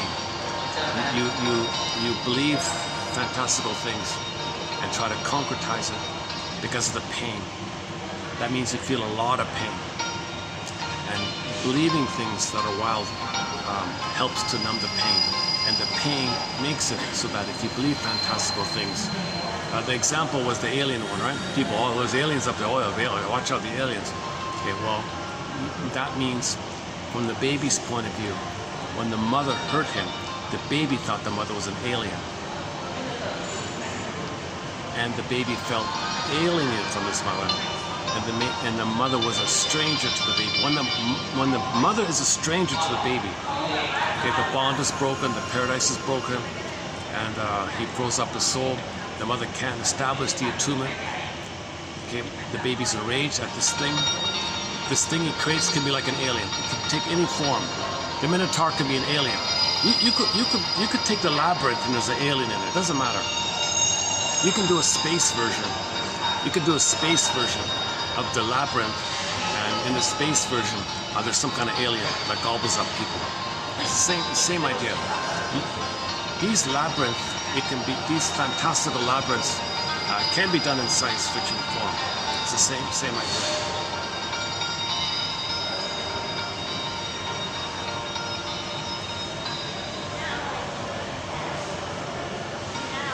Yeah, I like this one. In the depths of the psyche, where reside both the Minotaur of the past and the recreated Theseus of the future, of the now or future. So the Minotaur is always there, right? But where's your Theseus? Find something within you that be the hero within you. You're the hero. The hero is within you.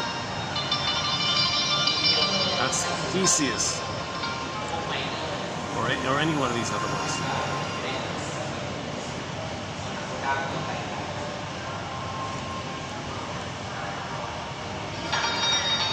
Now, okay, once again, the Minotaur Theseus represents the earliest developmental struggles with which we have become so familiar through the work of Melanie Klein and those who followed her. You see. That's the big debate about the plunder system. Melanie Klein said, you're perpetuating the plunder system by not blaming the mother. Let's start to blame the mother here. You can't blame the mother. It's a famous split in psychology.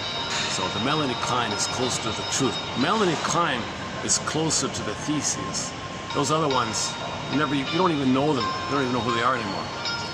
They're forgotten. But Melanie Klein is here, right? She's our hero. Melanie Klein's one of our heroes. She's one of our mentors. She talks about the trauma with the mother. Alice Miller, same thing. Not her later books, her earlier ones, I think.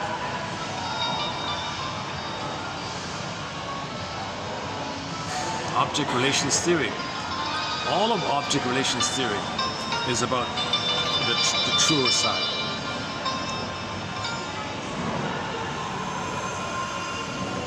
Object relations theory. Object relations theory is the study of the internalization of interpersonal relationships. So the baby and the mother had an interpersonal relationship. He's going to create a map, schema, script, internal working model, intrapsychic structure, endopsychic structure. Okay, and that's like a stencil creation in there. And we study this. Now that's a problematic thing he has in his mind. Okay. Now you have relational units. Now you have the mythms in there. Now you got mythms in there. The mythm, one mythm is that if the child shows desire and needs, and the baby had a hope. That's one relational unit. He had a hope like that, and mother was promising. He thought maybe, and then split off, rejected, devalued. Mother, poof, seductress is the monster. Okay, so in the fairy tales, the siren could be promising that she's the monster. So it could be the siren, and then Medusa. I can flip like that. So now you got another myth. Okay, he was rejected by the rejecting mother. First, he was allured and promised by the promising mother, the siren, the goddess, or the hope, the natural hope, and he have his needs. That's one kind of dynamic myth, let's say. And then suddenly, crash. A great hope fell. You heard no noise. The wreckage was within. O cunning tale. The split narrative that let no witness in. The split is mother's now rejected. She was promising and rejecting, alluring and rejecting. And you were allured and rejected. Allured and rejected. You got these two like units like that. Now after the rejection, the linking affect or the emotion related to the rejection is called, Masterson calls it abandonment depression, an umbrella term, helpless, powerless, shame, rage, guilt, persecutory anxiety, helpless, fear, okay, all that stuff. Abandonment depression.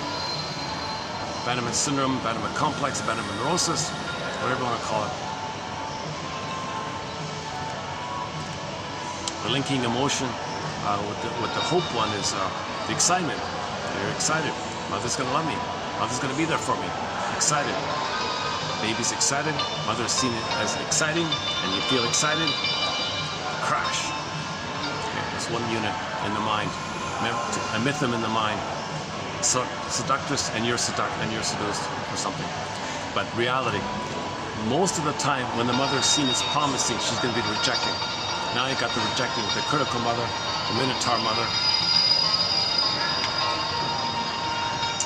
and you feel devalued, and you feel no good, and all that stuff. So your belief is I'm no good or something. Now from the pain of it all, suddenly, poof, you're rewarded. You are rewarded. Now, you feel better, and mother's nice to you. When you're down and out, then mother comes in. When you need something, she withdraws, she punishes, she rejects. When you're down and out and crying, she's there. That third one is called Ru by Masterson, rewarding object relations unit. So you got a unit. Part self, representation that when you are defeated, mother's nice to you. Only time mother's nice to you is after she hurts you. If you can somehow recover and want to initiate some self-agency, some self-autonomy, mother, I want you to hold me in this way so the milk can flow better. No, crash, rejected. The child loses his spirit to activate. Good, rewarded. Don't activate. Don't show initiative. I'll reward you. I'll reward you. So mother rewards the child not try. Oh, what's that? Oh. Oh my goodness, there's a new...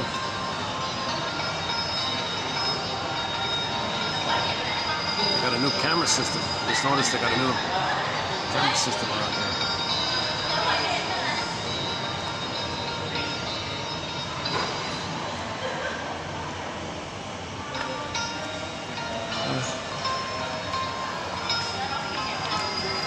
Yeah, this I saw this morning. It's so sad.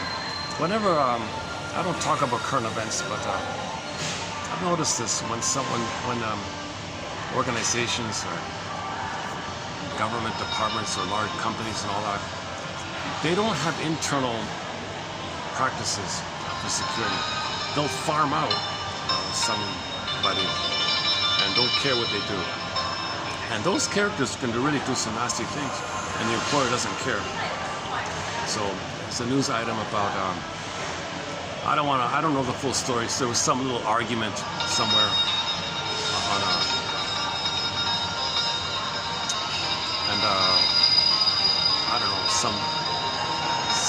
the wife of one of them arguing with somebody called a security guard or something. So then you got these private characters coming in, and they make things worse. They make things worse. Things escalate, and these private guys, basically, due to the escalation factor, things got worse and worse. And a guy who was just fighting with his buddy, it was just two buddies got into a heated argument. That's all it was. The silly wife shouldn't have brought in those people, because things get worse like that. And sure enough.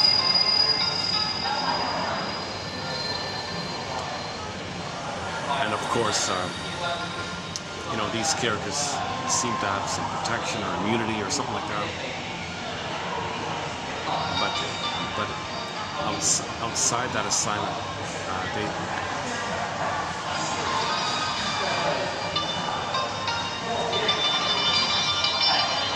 let me just make something up. Let's say, just make something up. Let's say you go to the post office or something.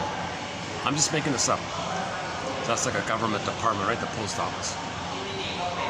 And let's say the post office says, yeah, we want some extra security here.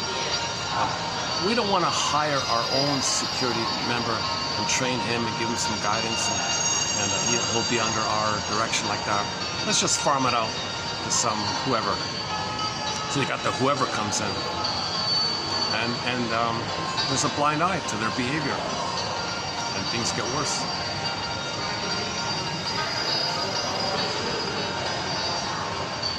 Or the bad apples, let's put it this way, the bad apples make things spoil the barrel, let's put it that way. So there's quite a few bad apples in that area, it seems. Yeah, just on a personal, I once went to renew the sticker or something on the license plate, and it was, oh my God. And they had those kind of characters. They were really aggressive, really rude. Their behavior was crude and crass, and I'm looking at the staff there. Oh my God, I see, I get it. They don't like work with you. They're like outsiders coming in. In fact, they just ignored it. So those characters behaved in a very crass. They felt a lot of freedom and power to get all their anger out on whoever they wanted or something. They were very rude and scaring people, babies crying.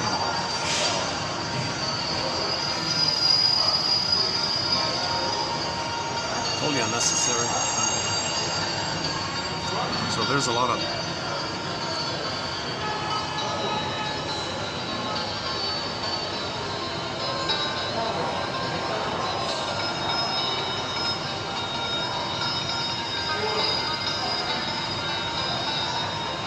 I got off topic here. I don't know where to go with that topic. I'm just blocked there. Yeah. I feel a little like, what am I doing? Why am I talking about that? I don't talk about current events.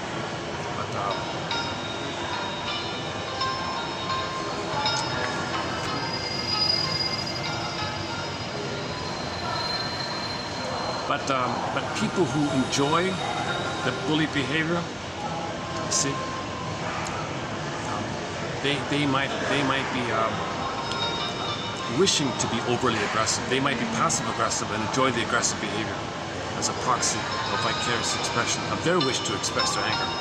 So the passive ones, hey mother, wherever you are, you see those bullies there, how they're acting?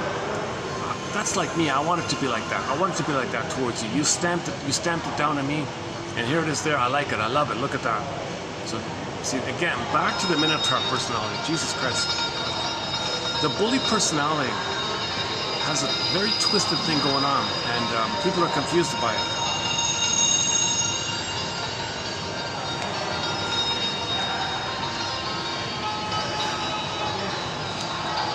With identification with the aggressor, if you are the mother, then the mother has the child's anger. The child takes your anger in service of hurting you. The mother is going to take your own anger at her to hurt you. And you're going to become her hurting herself and hurting others. Because you need to hurt others to distract you the pain of you hurting yourself. So that's the disturbedness of it all. That's the Minotaur idea. So back to the labyrinth. Back to if the person gets to the labyrinth, oh, okay, hang on. You have to parse out To what degree have you identified with the Minotaur? So that's yesterday's one. Yeah, let's dig it up here. Hold on a second. Okay, so the more... So as mentioned earlier, the easier way is, as I said before, just parse out, you're enraged, mother's a human, and parse it all like that. Understand her, get her story. So when you get your mother's story, you gotta put her on the shrink. You gotta look at the mirror and put her on the shrink. Another way of doing the mirror thing is the balcony thing. Stand in the balcony, see your parents on stage, how they interacted. Oh my God, they're acting like children or something. He's demanding,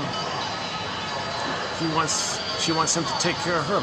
He wants her to take care of her like little children, wanting to be mothered by each other, and they're fighting all the time. Oh my God, they're like little children. They're not communicating normally. Silent treatment, passive aggressive. And then he's aggressive and passive aggressive. He's aggressive, passive aggressive. Oh my God, they're like little children like this. So you observe some of this stuff. Get your story. Find out, little different factors can be involved. What role did your parents play when they were children in their family? Was the father as a child scapegoater? Or was the mother scapegoater in that family dynamic? Meaning their parents had a lot of anger amongst themselves and they dumped it onto the kid. The kid was scapegoated. So identify what role did your parents play as children in their family growing up. Maybe they were the scapegoater one. Maybe they were expected to be a narcissistic extension of them to save them, like the hero one, or the scapegoater one, or the lost one, or the mascot one. Making jokes to blow off steam. Find out your parents' earliest memories if you can. That might show you some of the patterns in their mind. Identify the humor of your parents. Do they have a dark humor, cynical humor, sardonic humor? Okay, that's trauma before 18 months. The psychic splitting, identification of the aggressor. They shame themselves, others they see themselves and others reject them. Because mother reject them, they become a rejecter.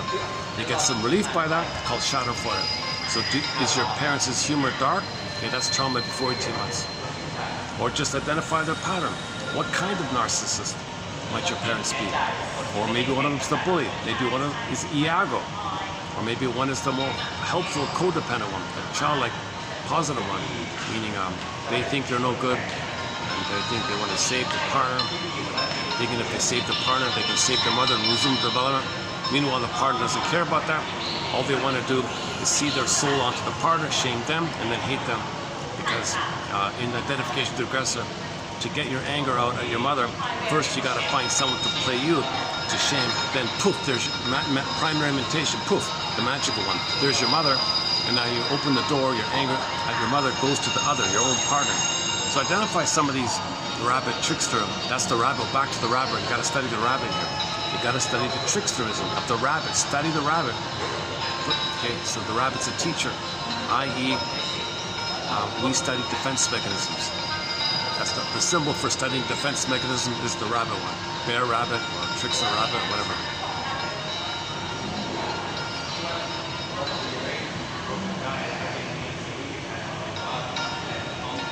Okay, there's other key points about getting your parents a story. What did they create? What did your parents create in their marriage as a reflection of their childhood? Okay. Enter Anne Teachworth. Anne Teachworth, an excellent book, key book, covered a couple of months ago by Miss Anne Teachworth, entitled Why We Pick the Mates We Do. Why We Pick the Mates We Do. Generally speaking, if the firstborn is a daughter, a girl, let's say, she has a memory of her parents below, within.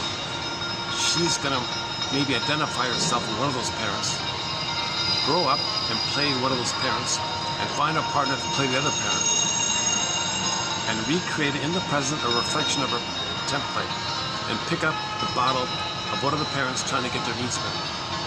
So typically, she said 75% of the time, If the firstborn is a daughter, she's going to emulate, let's say, the father.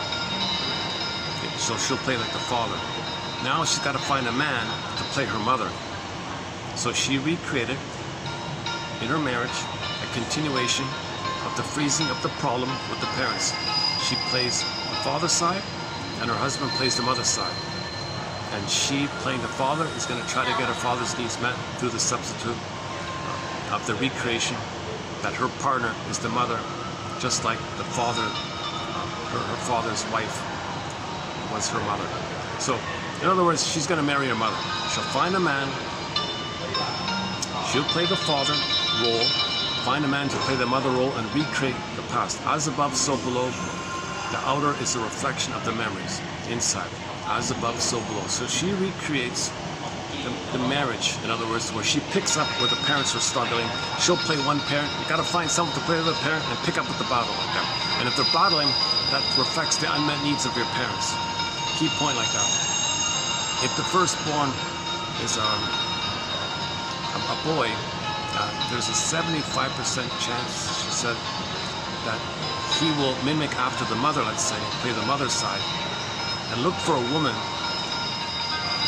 who has the personality of his father. Okay.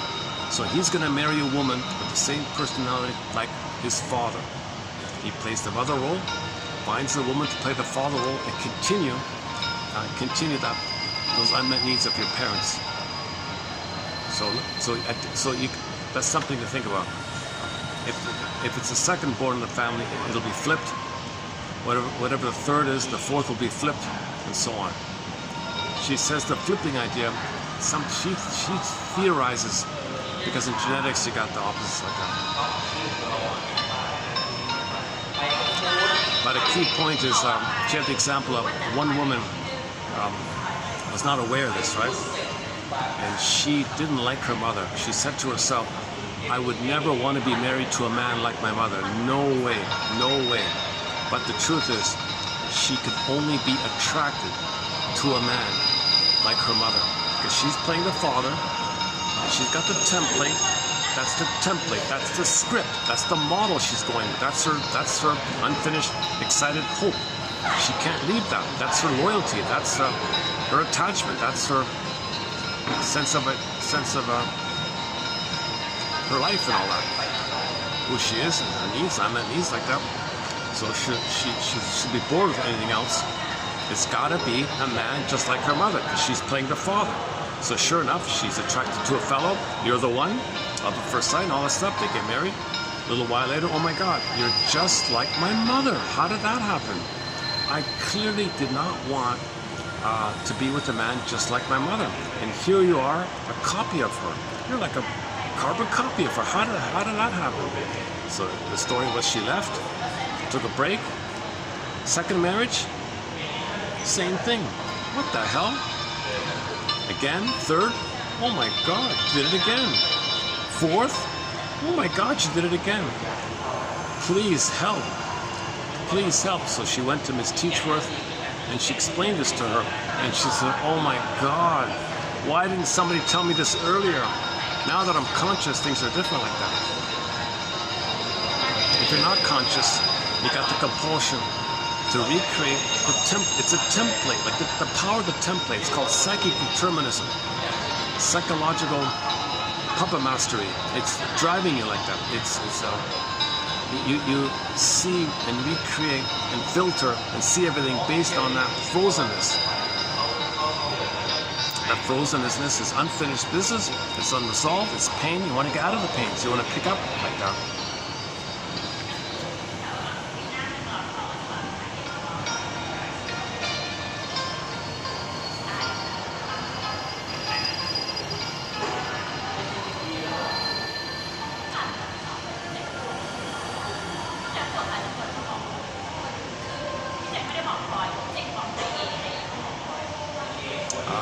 Where am I? I just had that thought whenever I'm a little absent-minded and my mind drifts for a minute.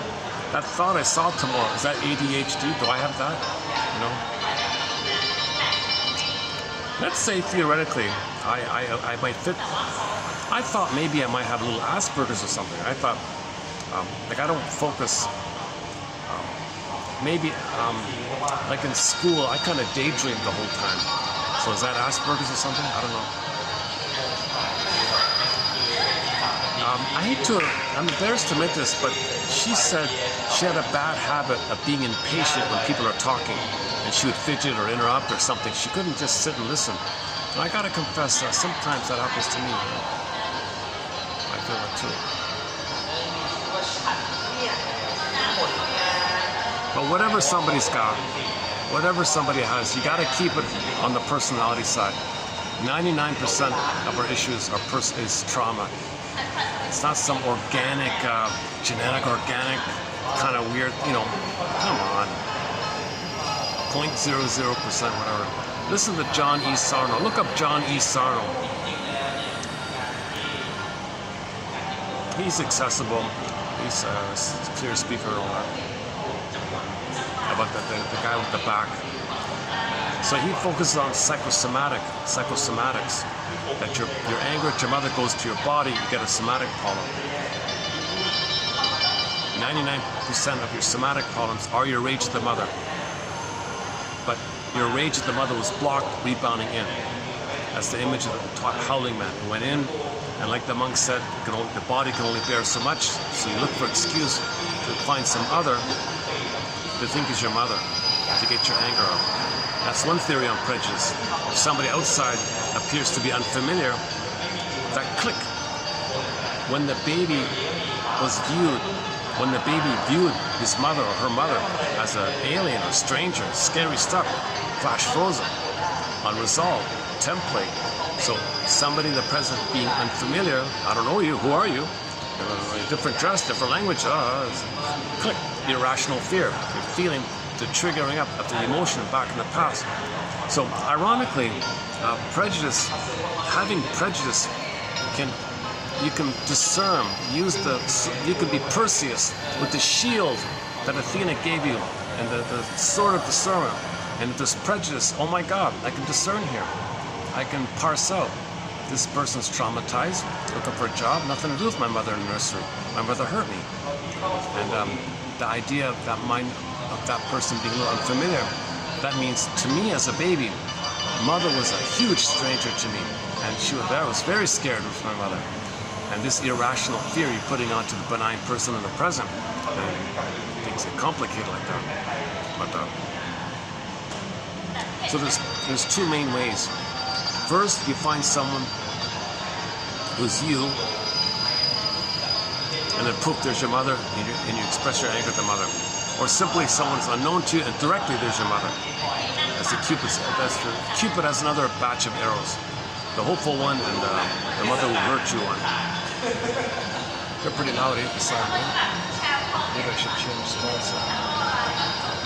Are you hearing me okay? Sometimes my camera picks up a neighboring conversation, and it's louder than my speaking. I'm closer to her.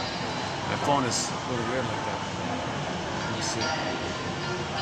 Actually, I might be able to go outside. What's the time now? What time is it? 5:37. I want to run through part 7 of passive aggressiveness. All of these quotes that I've done is preview. Oh, hang on. The key one here. Okay, hold on. Back to the Minotaur. Yeah, here it is here. Using an extensive dream with labyrinthine imagery, James Grotstein leads us to the origins of courage itself. Okay? The origins of courage. Okay? It's not violence. It's willing to be a truth seeker. The truth seeker. In the Howling Man, they called him a truth seeker, a seeker of truth. Again, using an extensive dream with labyrinthine imagery, James Grotstein leads us to the origins of courage itself through the primal encounter with the, drum roll please, quote, object of challenge. That's a polite way of saying it. Mythologically, the Minotaur that haunts us.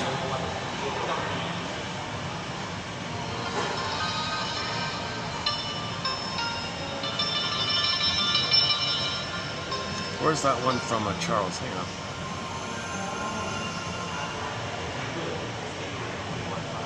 There's a key one here. Hang on. Where you got to identify to what degree you are the Minotaur, and to what degree is the Minotaur just simply your mother and your rage, and to what degree have you adopted a part of you as the Minotaur? Is there a Minotaur personality in you? Where's that one? Oh, here we go. Oh, here it is. Our work. So shrinks. So in the shrink thing, the client is considered to start the labyrinth, and the therapist is a little bit of a guide like that. Okay. Our work became a torturous labyrinth in which he avoided. Again, our work became a torturous labyrinth in which he avoided encounters with the Minotaur self, thereby disowning important aspects of the mother-dependent, mother-bound infant self. So there may be a part of the person, they got to realize that maybe they identified with the aggressor, and that's a part of them. So you got to identify that part.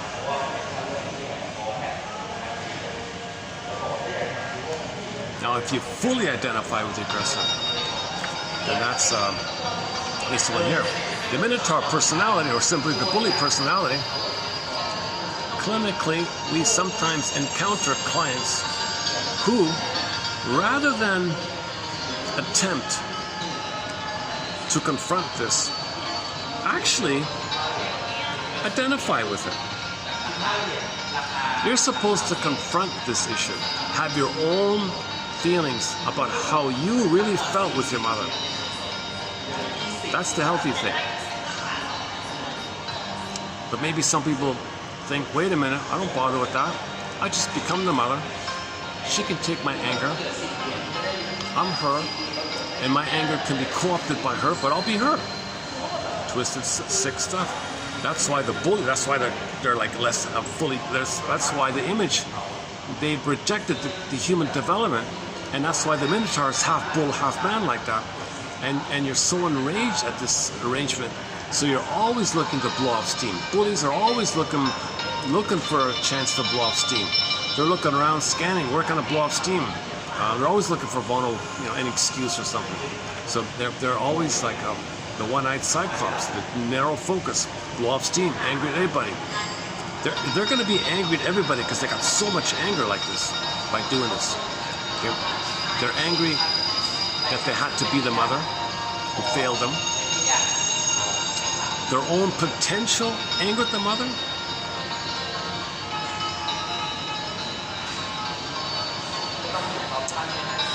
Is going to be used by the mother, and the person becomes the mother, and now your own anger serves your mother, not you. In the bully pattern, the person with the bully pattern, their original anger is in the service, is being in service of the mother, and they have identified with the mother who takes the child's anger in service of the mother, and the child has no agency against the mother anymore. He's gobbled up or something. So the Minotaur is gobbling all the time. So in the story, they're gobbling all the time. Who's going to face this? Well, the moment you say to yourself, oh my God, the moment any person says to themselves, something's missing, something's wrong, I got to face this, then now you enter into the labyrinth. Now you're Theseus. Now you're the hero. And when you face them, and you face all those other complexes, right? Those other mythms, you face mythm after mythm after mythm. When you face those little mini sub-labyrinths within the main labyrinth, you face Baba Yaga, the three Baba Yagas, and finally you reach the Minotaur. there at that point, you identify, oh my God, that's me. That's me. Holy, you know what? So the hero sees the Minotaur, oh my God, that's me. Oh my God. Like, whoa, there would be a huge grieving and a huge weeping at that point. There would be a huge sadness of your whole life never being you, really. There would be an immense amount of sorrow and sadness at that recognition. If he sees the Minotaur and thinks that's him.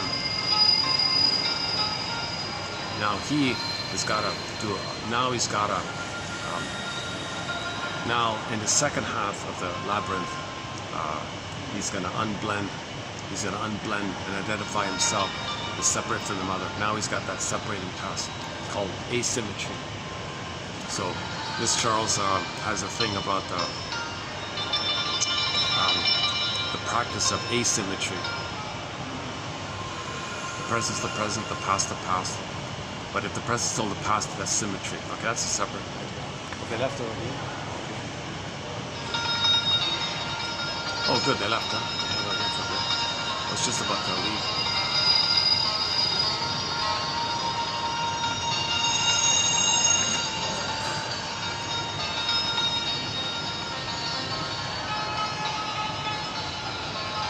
I wonder if they overheard me say that. Well, my camera might pick up their conversation. Maybe, maybe. Oh, wait a minute! I don't want to be recorded.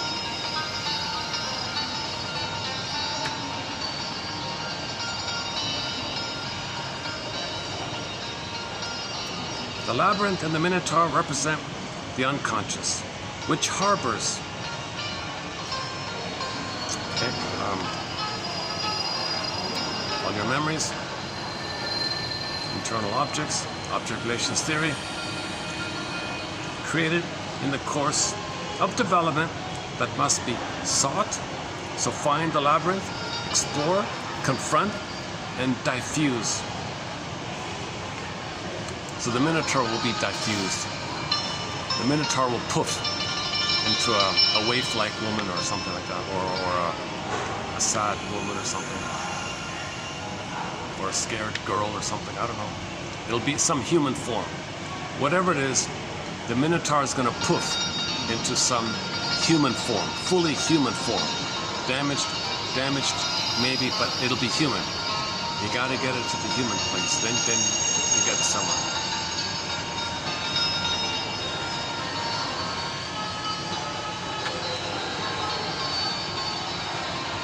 Maybe that's a self-help exercise.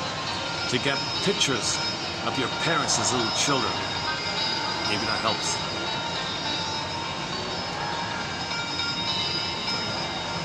What do you think about that one?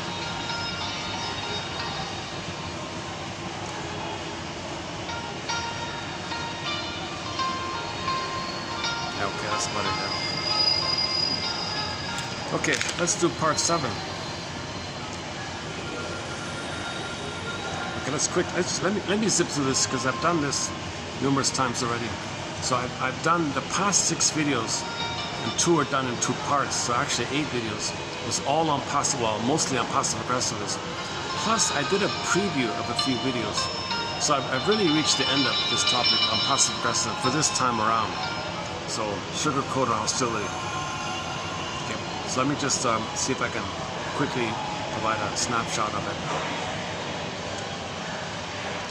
The baby's, the origin of it all, the origin story, the genesis, the genetic, psychologically genetic. When did it start? When did this start? Okay, the theory is it all started in the first days and weeks of life when the baby said, "Mother, I'm not comfortable in this position. Could you please hold me this way? I'll even nudge it a bit. Mother, the milk's not flowing properly. I got air bubbles and I'm not comfortable." And baby might nudge or something. Maybe crush it, and mother crushes it. You know, I don't eat your needs. I want to crush. I want to eat your heart. Poison comb, rough handling, laces. Why are you doing this, mother? Why are you rejecting me like this? Why are you not meeting my needs? Because I'm the wicked queen and I cannot meet your needs because the only thing going on here is I'm entitled to receive. Oh my God. You know what, mother? I'm angry now. Anger is forbidden. You cannot show anger because that's an expression of unmet needs. Your anger is telling me that you have needs. You cannot have needs. I'm trying to eat or hurt. Don't you get it? Oh my God. Where does the baby's anger go now? Okay. Howling man. Into the body, he's going to go sideways. Now, the only way the child's got left, he can't make eye statements up. He can't even speak. He can't make overt signs of anger if his mother crushed him. His mother doesn't want to see the baby's anger because feelings are linked to needs. Anger is an expression of unmet needs. Mother doesn't want to see the anger because that means needs. So where does the baby's anger go? Wow. So very early on, he develops a wiring, a pattern wiring, where the anger's got to come out in a covert way that confuses people, that'll confuse the mother, but he got his anger out. And mother cannot accuse him of being angry if he doesn't. Mother cannot accuse the baby of being angry if he doesn't. So if the baby gets sick, eating problems, some other kind of problems, or if he's a child and he's stuttering, or if he's bedwetting, if he's doing some kind of problems, can't concentrate, or what is it again? ADHD. If there's some kind of problem with the child, the mother's going to be confused. She'll be frustrated, yes, but first of all, she won't recognize the child's being angry. He's expressing anger. It's a virek thing on the baby's end. He's got to hurt himself somehow. It's a virek thing, but he's got to get the anger out, even at the cost of himself. He's got to get the anger out. He suffers immensely by this, but he's got to get the anger out. So the baby stuttering, reading problems, bedwetting, those kind of confusing kind of things. Now the mother may be frustrated by it, but no mother's going to say, you wet the bed on to express your anger at me, didn't you? No mother's going to do that. So the child finally found some way to covertly express his anger, and it came out in this kind of bodily twisted way or something. I'm not fully sure how that works. Maybe the nightmares, and then the anger. He could only express his anger when he was sleeping. He got the nightmare. The digestive functions shut down. Yeah, so the digestion shut down under stress because of the nightmare, and the wedding came like that. Would a mother say, you did that on purpose? So the baby got it out, and no mother's going to do that. If the mother did do it, it'll come on some other sneaky way. That's the point. It's going to come on some kind of sneaky way until finally the mother's confused. Now, when the mother's confused, she'll be frustrated. Okay, mission accomplished. The child got his anger out, and mother's frustrated. Now, the focus is on the mother. What's wrong with you, mother? Why are you frustrated? I did nothing wrong. Did I do anything wrong? No. You're upset. What's wrong with you? You're so sensitive. Now the child has some kind of victory like this. He got his anger out in a covert, hidden way. That's the prototype. That's the model. That's the stamp. That's the template. He may develop a passive-aggressive personality.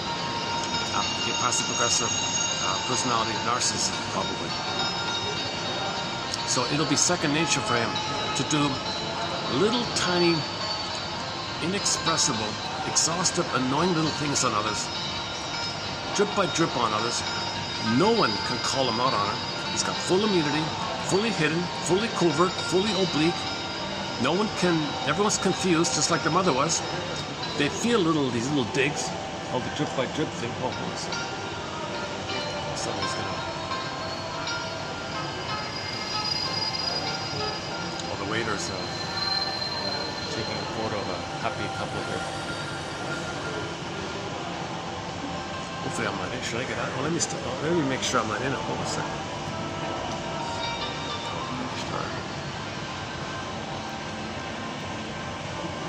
The cherry blossom, the fake cherry blossoms are very popular.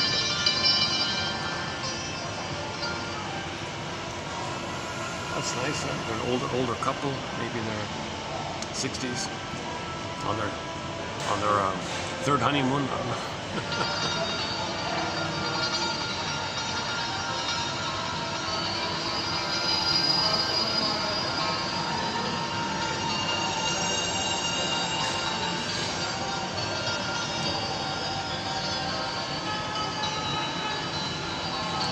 Okay, so back to the poor baby here. He found a way to get his anger out, but notice how hidden it is, how covert it is. So the template, the model is, he has this ability, this uncanny ability to express his anger out in a manner that others would be foolish to call it. Just like the mother, it'd be foolish for the mother to say, "You wet your bed because you're angry." She'd, right? Everyone, the focus would be on her. "What's wrong with you, mother?" Right? The focus would be on her. So they manage that kind of thing. So the people on the receiving end of another person's passive-aggressive behavior, if they were to call it out, they'd look foolish. The tables are turned. Passive-aggressive people are absolute master table turners.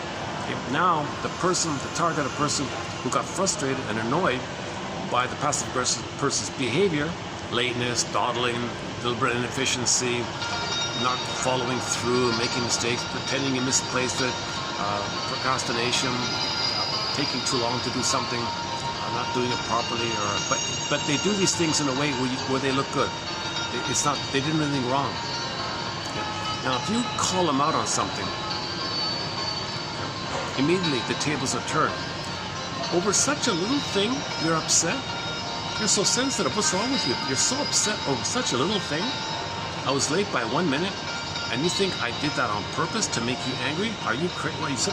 And the person might, it's all set up. The victim, targeted person will say, "Yeah, you're right. Jesus, what got into me? I'm so sorry." Good. See, the focus, he's the guilty one. Child is the good one. Mother is the bad one. Okay, that's the setup. He got his anger out of his mother. Plus, when the other person expresses anger, the provocateur one can vicariously enjoy the expression of their anger, which they don't know.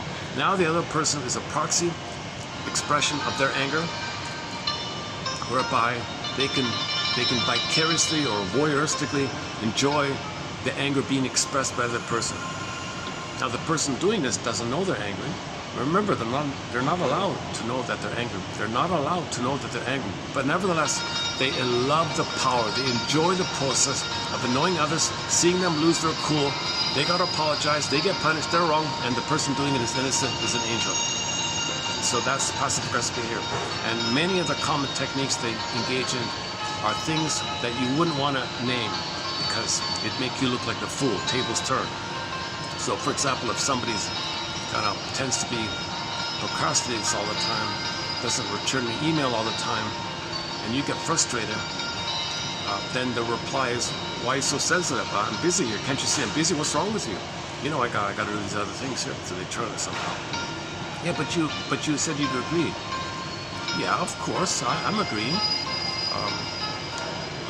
Like they'll just turn it somehow. I don't know. They'll find some excuse. They'll find some way to make you wrong. I'm right, you're wrong, kind of thing. I'm good, you're bad. So it's built in, that it's set up, that the way they're behaving, it's always either covertly or overtly, if called out upon. It's built in. They conclude by saying, "I'm right and you're wrong. I'm good. I'm the good child. You're the bad parent."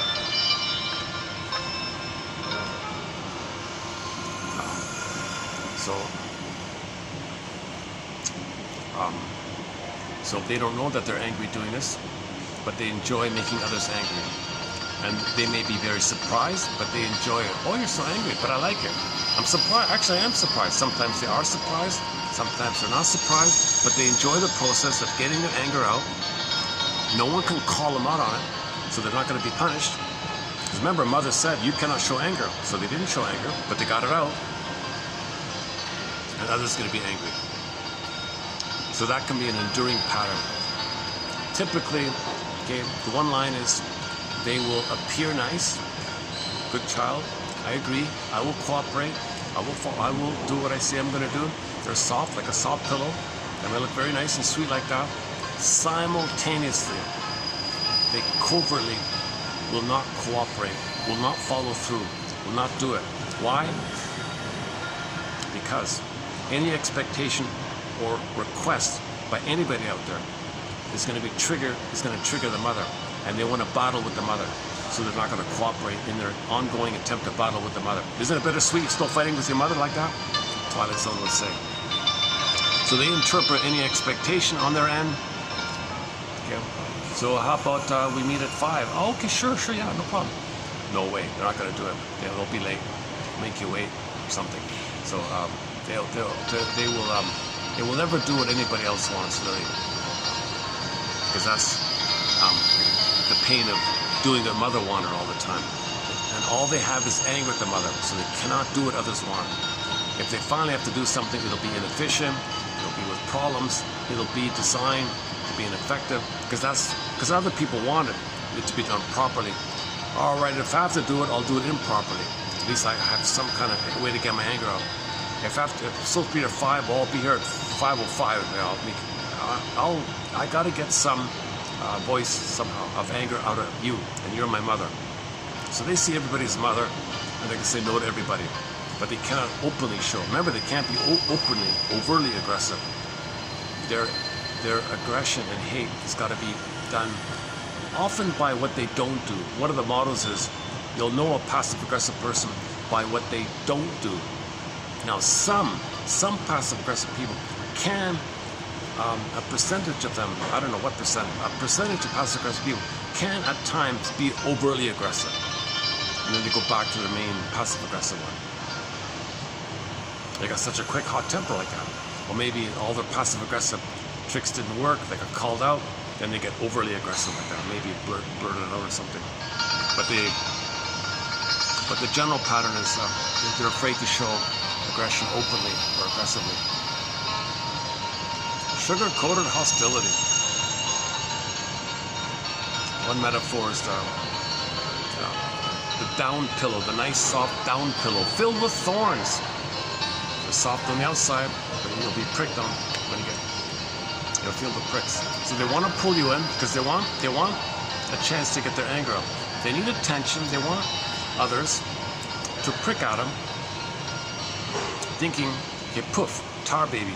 They can stick you in, and they can, like a spider, get you in their web and create a fusion. What the passive-aggressive person wants to do is resume development. They want to pull someone in, create a oneness, so they can then leave them and resume development. Okay, it's impossible because the present isn't the nursery in the past with the mother.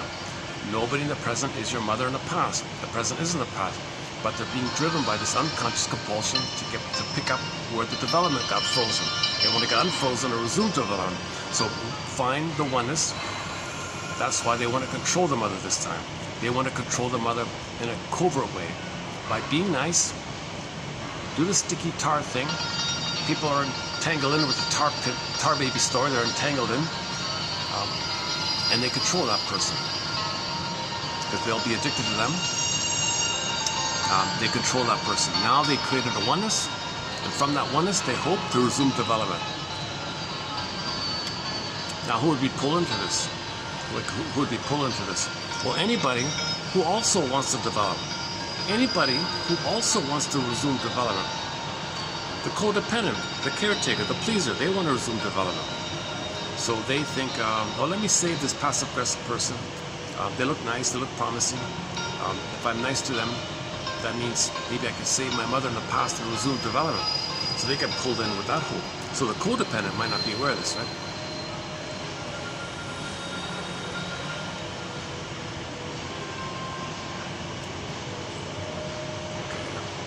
Today a little, it's funny, I had a rough start getting this video going, but once I got here, things were okay.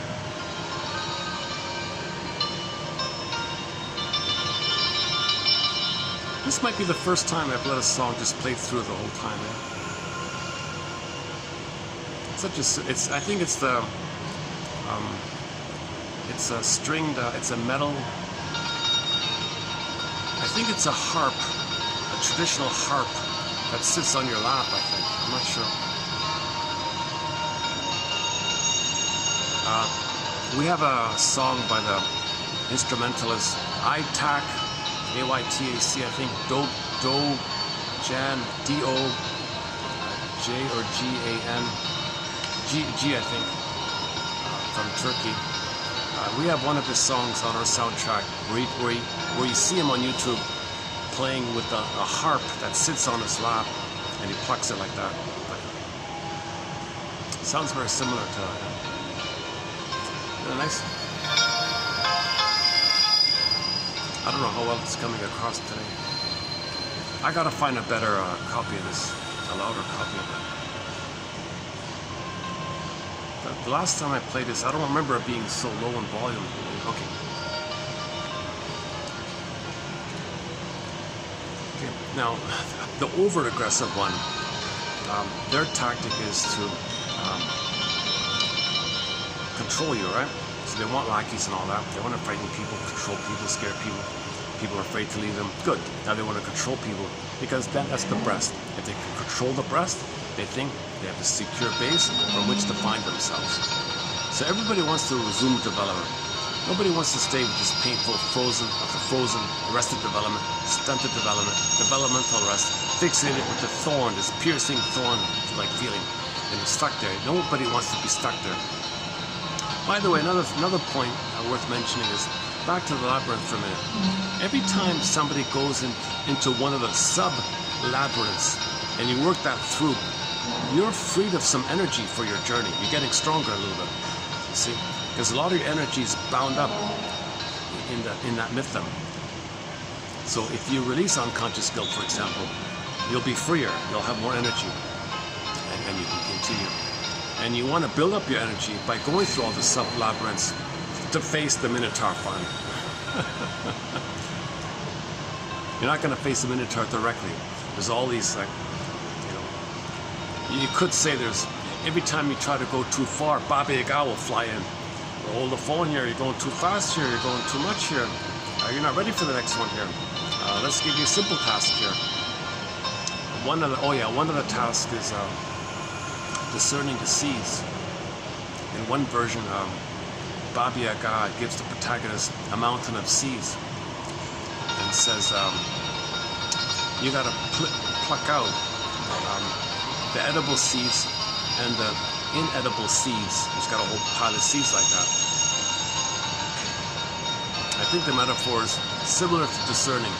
You gotta discern what's useful, what's not useful, what's useful, not useful. This kind of moment by moment mindfulness practice of what's a real feeling, what's a sham feeling, what's a real self feeling, what's a blowing off fake feeling, pseudo feeling, defensive feeling, like not real feeling, but maybe a feeling related to the ineffectiveness of a defense mechanism that's like a pseudo, in that pseudo area, versus a real feeling, like an authentic feeling versus blowing off steam. You got to discern real feelings from quote-unquote sham feelings. I don't like that phrase, but maybe defensive feelings or sensations related to how you felt when a defense mechanism didn't work. Like there's a difference between feeling something related to when you reach for the ice cream and you say, hold the phone here. I didn't receive mother's sweetness and comfort, and you feel a real feeling by that. Versus reaching to the freezer and your ice cream, you're all out. Now you're all upset.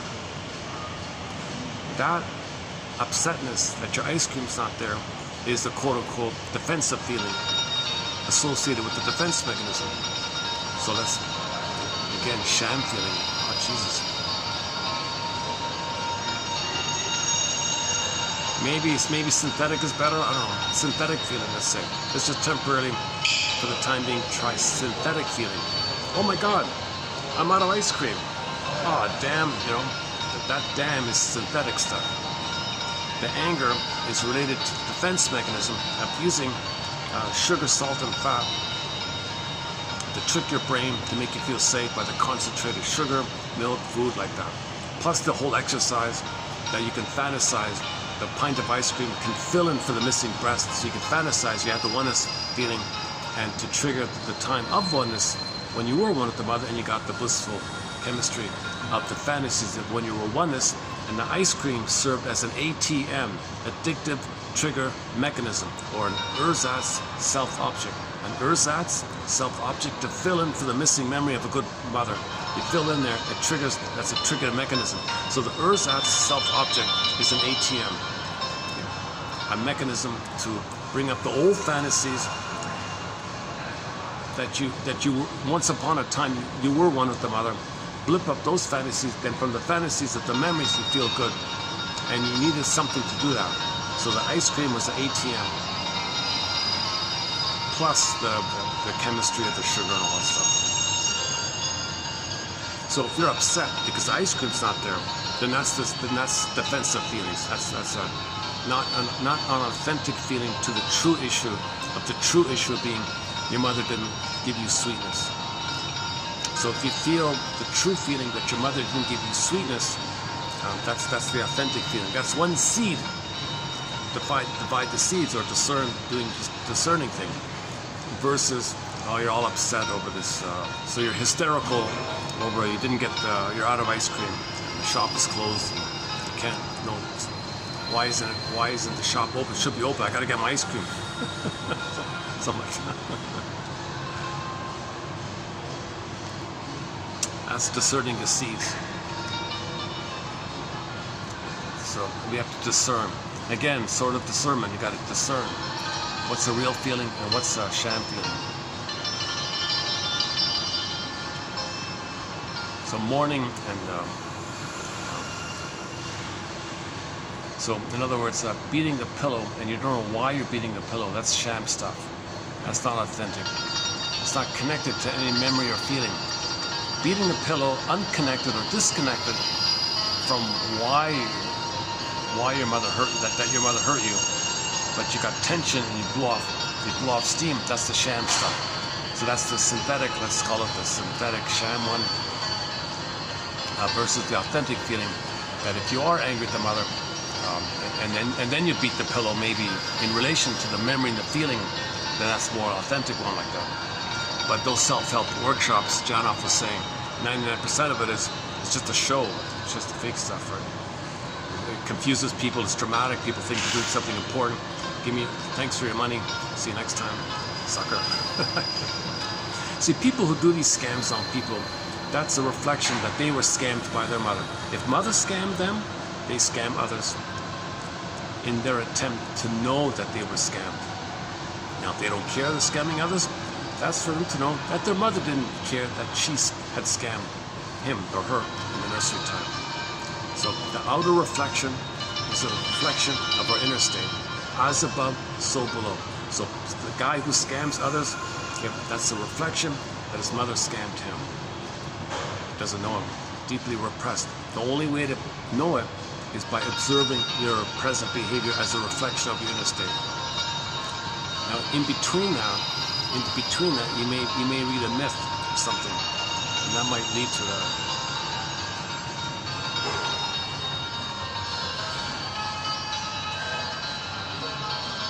Okay, doing okay. Yeah. The guard's okay, the staff's okay. All right, good. How long have I been here? Almost 4 hours. Huh? That's funny. Usually I'm bouncing around during the video, right? Yeah, the last video I had to bounce around 5 or 6 times. And the one before, I remember I had to bounce around 5 or 6 times. It's rare for me to be able to sit in one spot to do the thing straight through it.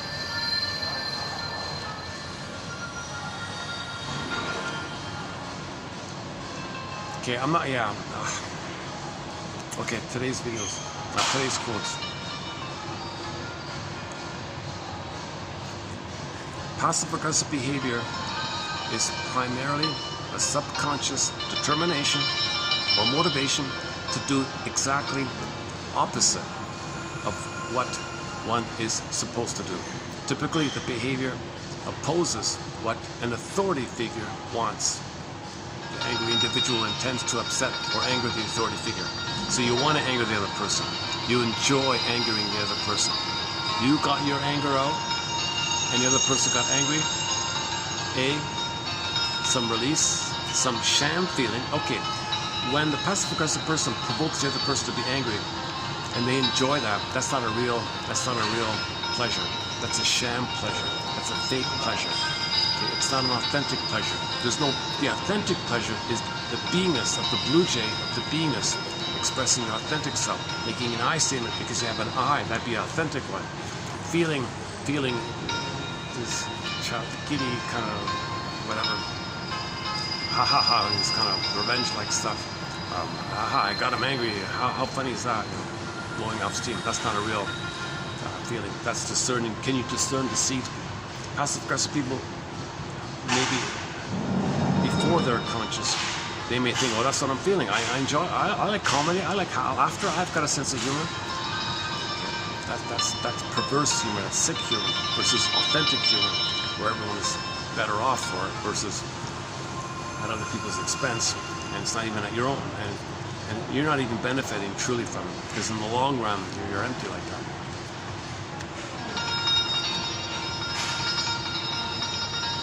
Okay, what the opposite is.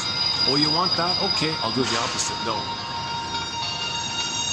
So they say they will cooperate openly, they will say that. Simultaneously, they are covertly uncooperative. But they will openly say that they'll be openly say they will be cooperative. Oh yes. Simultaneously, no, not cooperate, not follow through, dawdle, stall, procrastinate, late, make you wait, lost your email, forgot the document, made a mistake here, things like that. Either pretend to, sometimes they actually fully forget something. That's the anger. I don't want to remember it. I don't want to even be conscious of it. That's how angry I am. So they blot it out, they forgot. So forgetfulness is a common one.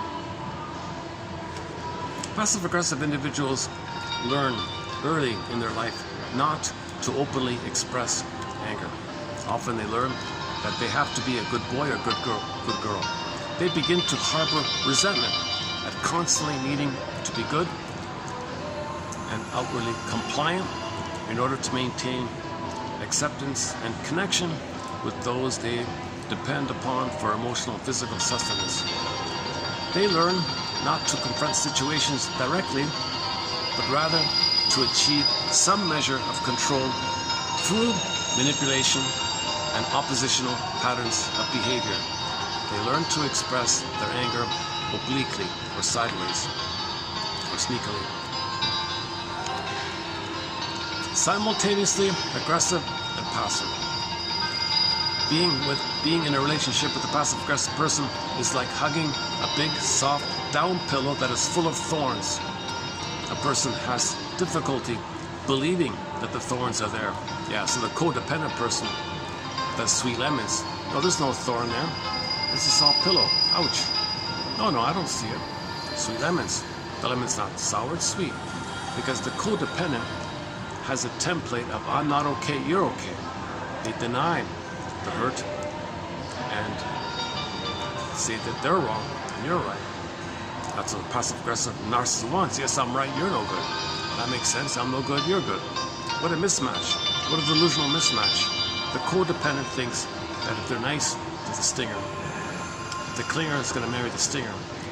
The clinger thinks, let me help this person. If I fix them, I'm fixing my mother and I can continue to develop it. Stingers don't know what you're talking about. They're thrilled that somebody to shame, because if they shame the partner, they can think the partner is their mother and they're going to hate their partner. So they shame and then hate the partner. The clinger says, ouch, but yeah, that makes sense because I'm no good. You're right, I'm no good. You're right. Stinger says, yes, of course I'm right. You're no good. You're no good because that's my no goodness. I can't know my no goodness. You have my no goodness. And I say you're no good. I salvage a crumb, a remnant of infantile megalomania by identification with the aggressor. So I'm a delusional okay. And my soul not okay, you can have it. Repetition compulsion. Rather shame me, I'm her. I shame myself. I don't want to know it. Yes, I do shame myself, but I'm going to project myself onto you. That makes me unaware that I'm shaming myself. If I focus on you and shame you, and then the truth is, hocus pocus, auto-hypnosis, primary Alice in Wonderland mentation, things can morph and shape-shift. You're my mother. Now I'm angry at you. You just insulted me and hurt me, and now you hate me like that? What the hell? It takes 6 to 7 years for a codependent to wake up, and then our song for this is April Wine's song, Won't Walk Down That Road No More. I didn't look into the camera much this video, eh? Look at that, eh? I kind of looked away the whole time, eh? Usually I look straight through in the camera. I wonder why I'm...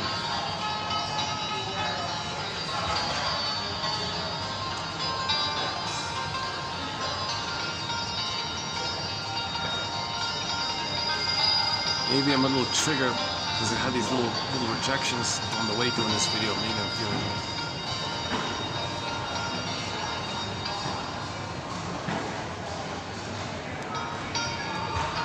No, maybe that's what it is.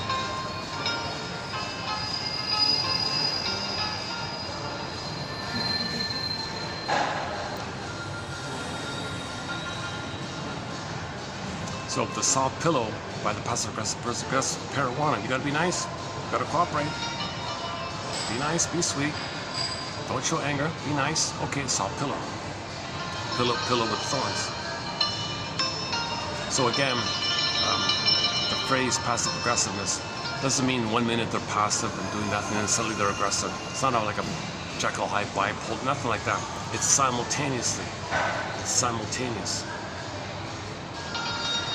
They're expressing their aggression by what they don't do, mostly. Lateness, not cooperating, not following through, not cooperating by what they don't do. That's how they're getting their anger out, because that frustrates others.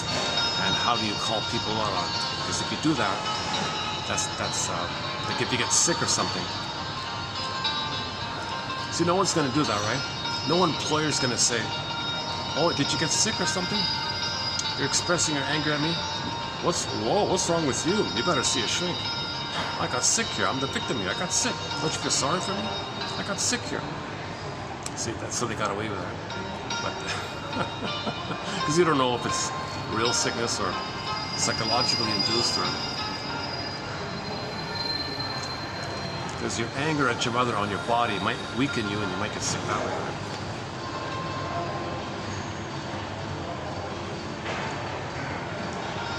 Isn't it convenient that passive-aggressives find others in their lives to experience their angry feelings for them? So A, it's a communication. Mother, you see, I prodded him to be angry.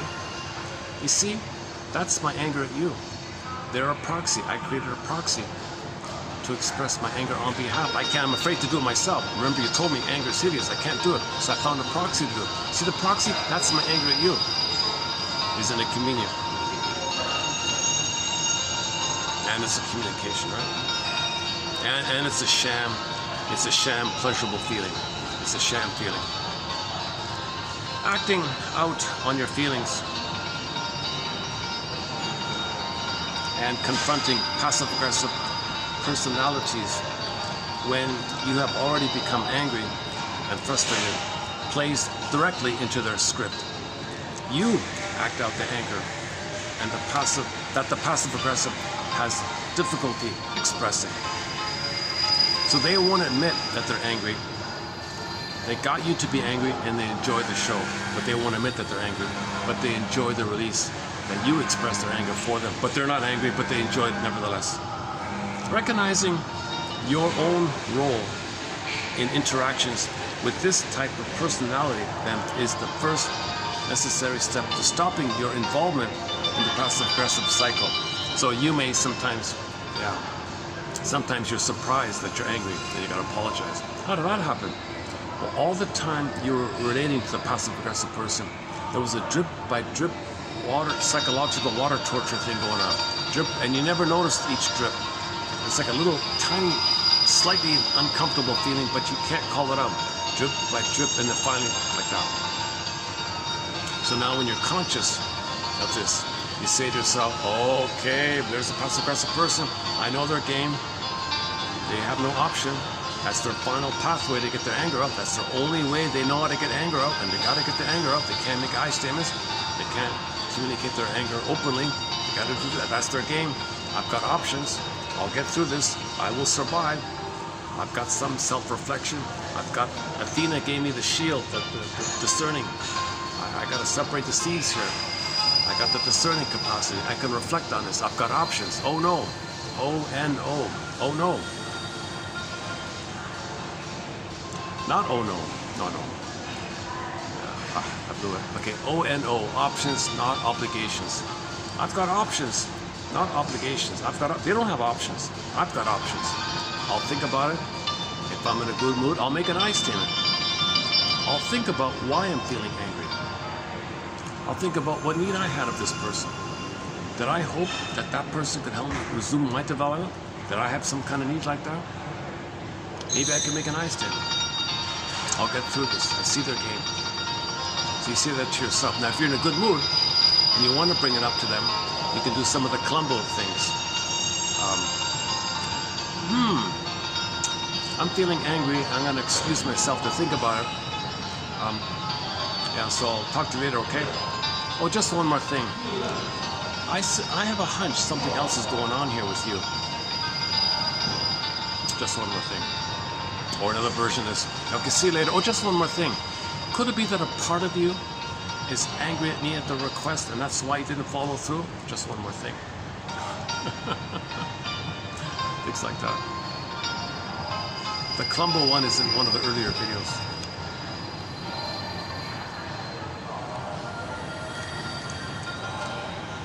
When a passive-aggressive fails to follow through on a promise, your reaction might start out as reminding him, but then it perhaps escalates to nagging. That's what they want. You're playing their game. Now you're nagging them. Now you're angry at them. As the escalation increases, you are again in the position of experiencing someone else's feelings.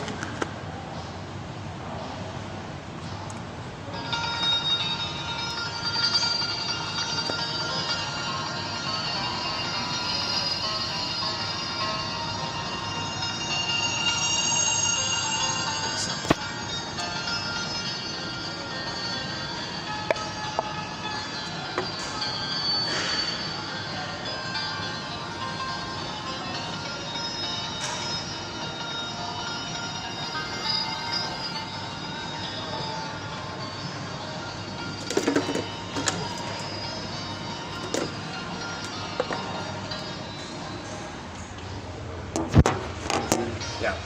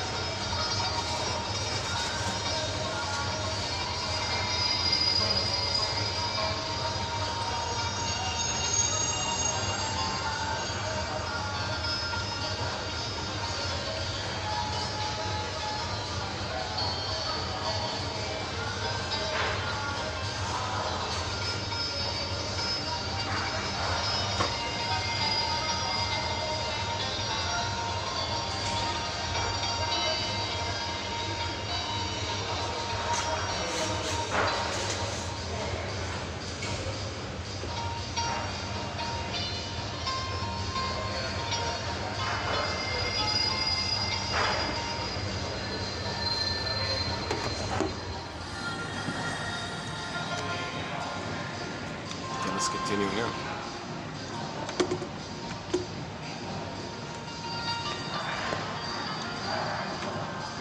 Can you still hear it? Can you still hear the music?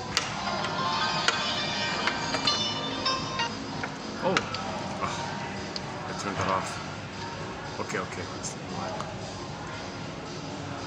This music player is so sensitive.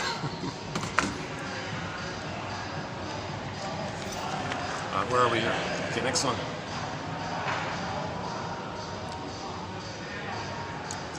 Passive-aggressives express their hidden anger, most of the time obliquely, but occasionally directly.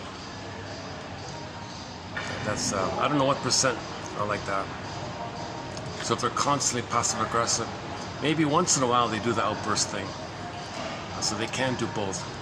But it's aggressive, either overt or covert. I guess when the covert one is blocked, then they may burst out or something. insofar as they can control nonverbal manifestations of their condition, passive aggressives incline to one of two postures. Oh, here it is here.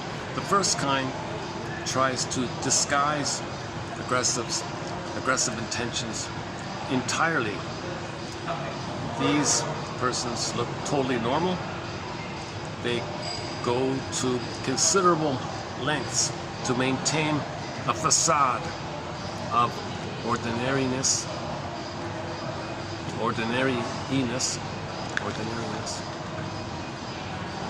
Yeah, the coffee's I feel that the coffee affects them. Avoiding anything conspicuous in dress and grooming. So usually there's nothing, their dress is kind of bland or something. Pleasant, bland or something, I don't know. So ordinary, just very ordinary. So usually, but sometimes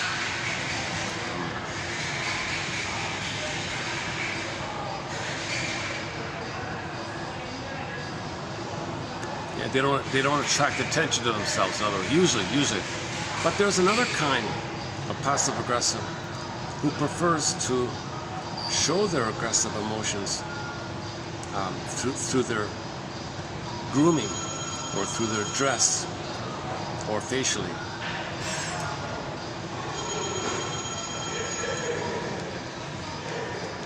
I'm thinking maybe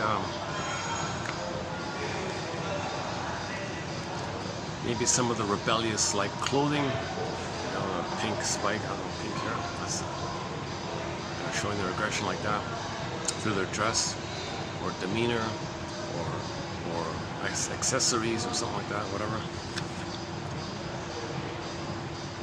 Yeah, okay, that's a weak one. I'm not sure about that one. Passive aggressive behavior can be as mild as leaving your shoes lying around the house when we know it irritates your partner.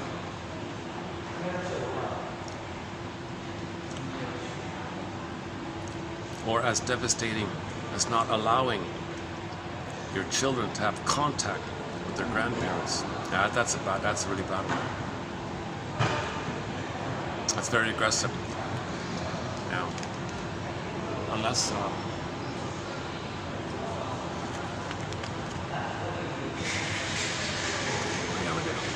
yeah, there's a restaurant across the street that has like huge flames in the barbecue. Can you see it? I don't know if it's going to show up there. Across the street, can you see some flames? Let's see. Where is it? Oh, I don't know if I can see it myself. There's that red, okay, there's that pet store one over the banner. It's not showing up. It's in between the red sign in the middle of the screen towards the white sign. It's showing up. Okay, the next time a car passes, notice just above the car. Let's see. Oh, okay, there. Yeah, being a little silly. I guess I'm getting tired of.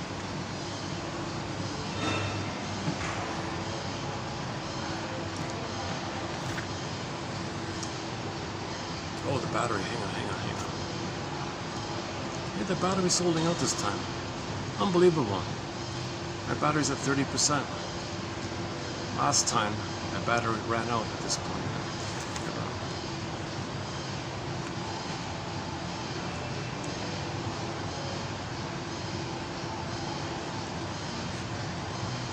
A passive-aggressive person may nod and smile at a teacher he's mad at, and then skip class the next day. Oh yes, teacher, I'll be here. Skip class. So by what they don't do, they don't show up.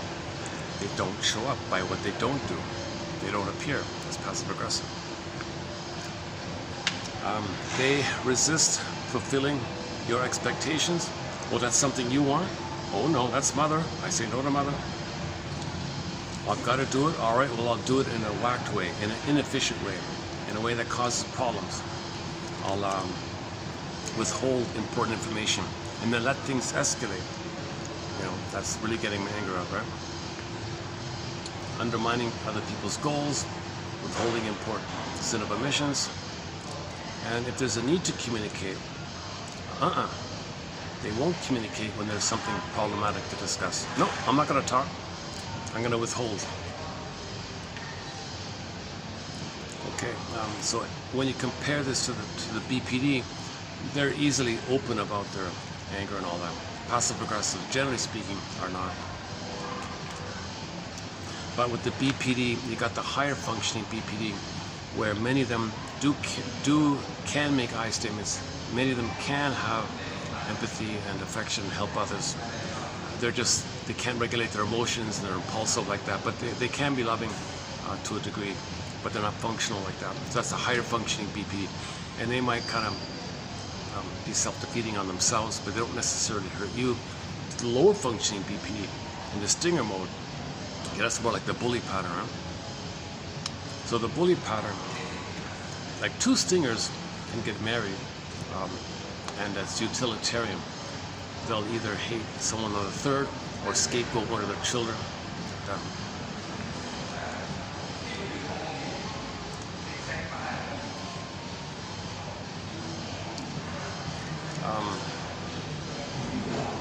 Where are we? When I withhold, I will induce anger.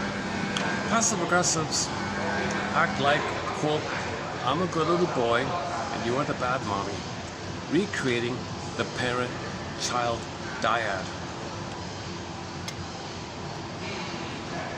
Quote, I will try to show you how your forgetfulness and daily mishaps can get people enraged at you. Okay, the counselor said that. The counselor said to the passive-aggressive person, dear passive-aggressive client, straitjacket. Be careful with the diagnostic straitjackets, yesterday's topic. Anyways, all right, client. So the Columbo one is perhaps a part of you doesn't follow through because you're angry at the request, or you're angry at the person who made the request, and that's why you don't follow through. Could be, perhaps. What do you think? Just one more thing. Or more directly, all right, passive-aggressive client, in our work together here, I'm going to try my best to show you how your forgetfulness and daily mishaps and other passive-aggressive techniques can get people enraged at you. They don't want to admit it, right? They can't know their anger, but they have an uncanny ability to make everybody angry. But they don't know that they are angry themselves, but they enjoy the process nonetheless. So the counselor says, I'm going to make it clear to you how when you don't follow through, or when you delete their email, or when you say you'll call and you don't call, I want you to see how that makes others angry. I want you to have empathy and understand that. And that's their anger, and they're expressing their anger for you, and you got them to express anger on your behalf because you're afraid of your anger. So you're going to project your anger out like that. You're going to see your anger projected out. So you create it and see it out to not know that it's within. Projection is the means of bringing repressed material to your consciousness. So he creates it on the out, so you know that it's within, like in. So the anger he creates on the outside is a reflection of the anger he's denying on the inside. And stuff like that. He likes to procrastinate, feign inefficiency, invariably finds a plethora of excuses why things weren't accomplished, ineptness, forgetfulness, maybe belittling the importance of the task. Decoded, the message in their excuses is saying, quote, now I'm going to show you how it feels like, how it felt like with my mother. So when they make you angry, They're trying to show the world how they felt with their mother. They're trying to know how they felt with their mother, but can they make that link? Or is it fragmented? They do it, but can't make the link. Oh.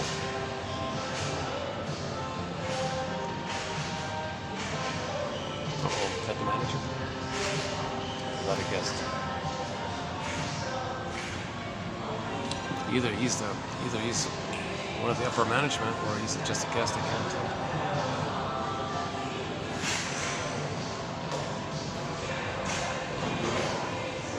Well, there's been no complaints so far, so hopefully it's okay.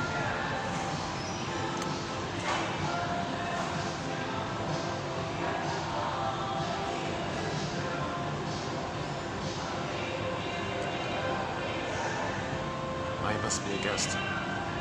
Okay, I think he's a guest. Yeah, okay.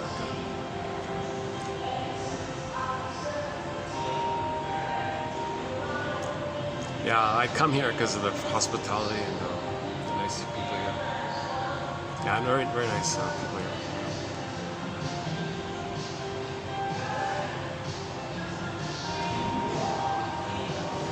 It's on the SkyTrain.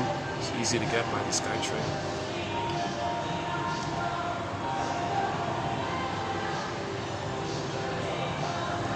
Going back sometimes the traffic is sometimes it's a little. Is that it? Okay, grand conclusion. Yeah, that's it. This marks the end of part 7 of 7. Thank you very much. We have now completed 7 videos on the topic of passive aggressiveness. My goodness, it's been a very I found it very informative myself. It brought up dreams in me. I like that. So that's a good sign you're on track. It also gives you empathy, because if you see somebody who's passive aggressive, well, you know, first of all, that's their final pathway. How else can they get their anger out? They're not allowed to overtly show it. They're not allowed to feel it or admit that it's within. They don't know how to make an I statement because they never developed to the place of having an I from which to do so. When that happened, so that's a separate topic on how to make an I statement. Passive aggressive people can just begin with their sensations. You know, when you asked me that, I felt a burning feeling in my cheeks. I felt angry or something. You can start simply. You can start with your sensations. Oh, you asked me to agree to something on your terms. I felt whatever sensation they're feeling by that. Describe it like that for them to know. So they're going to know their anger first by the sensations in the body, visceral sensations. Later on, it'll move to the feeling area. Meaning anger is an expression of unmet needs. So they got to identify the unmet need from childhood that wasn't met.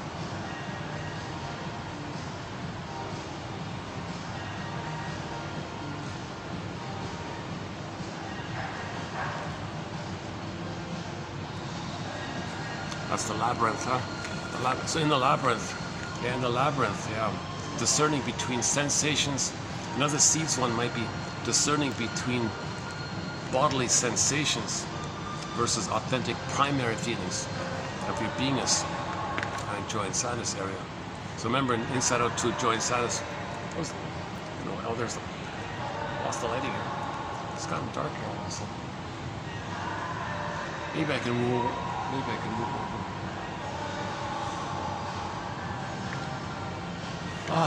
Finally it's quiet around here. Oh, man.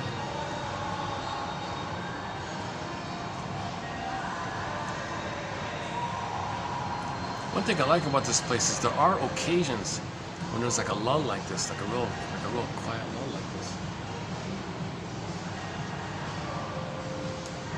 Should I move over? Just finish it here. Oh, let's do that. About that way. I get more light this way? A little bit, not so much.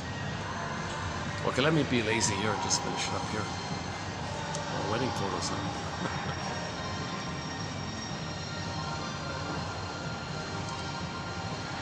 Yeah, one couple said, we live together. We put on a nice show on the public, and that's it. There's no like heartfelt relating. There's no honest communication, no authentic intimacy like that. But we put on a show, and we're roommates. Is that a marriage? She said. Is that a real marriage? Marriage is the journey of the two of you. Yeah, how would that work? He's in his labyrinth, she's in her labyrinth, and you can both be guides for each other. Yeah, maybe like that.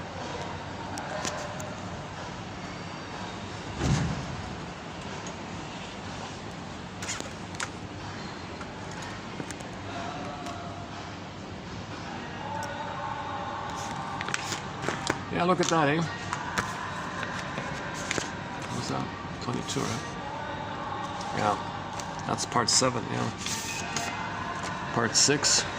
Oh, part 6 has the Tar Baby one.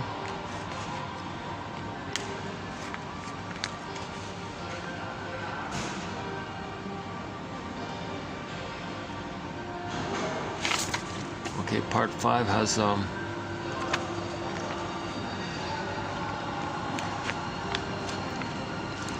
is there a person in your life who irritates and frustrates you in insignificant and endless ways? If a name comes to mind, chances are good you have identified a person with passive-aggressive behavior.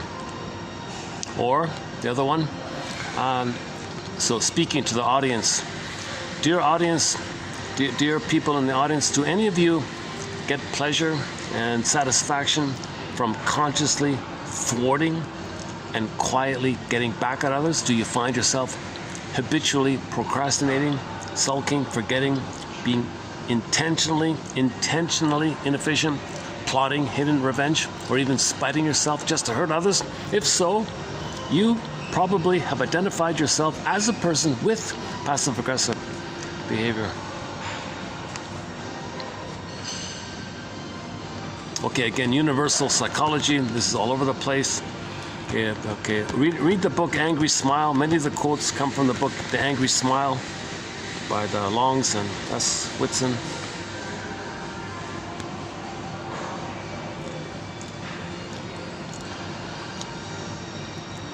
So when parents complain about their children being forgetful, lazy, irresponsible, stubborn, well, they're being passive. The kids are being passive-aggressive.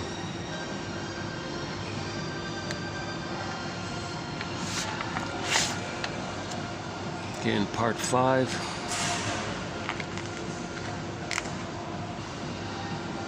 Okay, again, it's an enduring thing, not just the occasional thing. Okay, they have the levels here. Level 1, temporary compliance, but you don't follow through. Level 2, intentional inefficiency. Okay, messing things up. Level 3, letting a problem escalate. So you withhold needed knowledge or information in order to let the problem escalate. A very hostile thing. Number 4, yeah, there's the revenge one. Number 5, it's the number 5 is the firework revenge one. So examples were given already in the past for those ones. Yeah, here's a good one, the hideous one here. Quote, I became this way in my childhood as a way to deal with my parents, who would always tell me that it was hideous for little children to show their anger.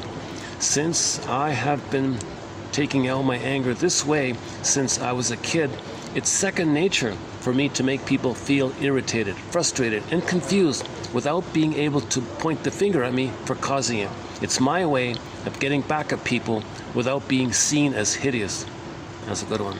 So they're unimpeachable. You can't call them out on it. It's socially approved. Society totally is okay with it. Okay, the workplace one, okay.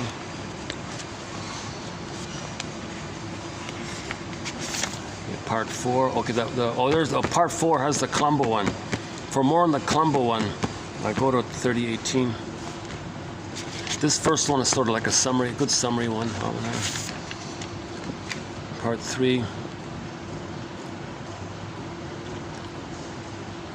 Okay, the issue of dependencies in there.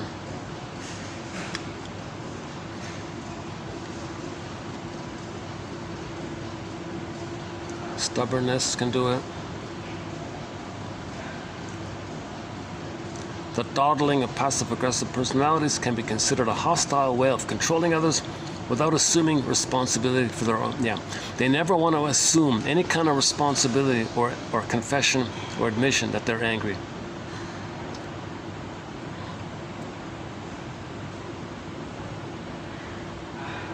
Yeah, the final pathway. This one here by D. Klein et al. Is a good one about the final pathway. The central theme seems to be a sneaky, covert resistance to authority or the demand to perform effectively.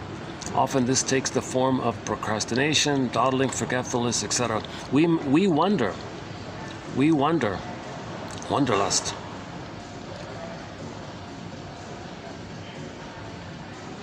I wonder how much he wonders about this topic. We wonder whether this is not the final common pathway of many conflicted states in which the person wishes to behave aggressively and is blocked from doing so, either by external circumstances or by internal inhibition.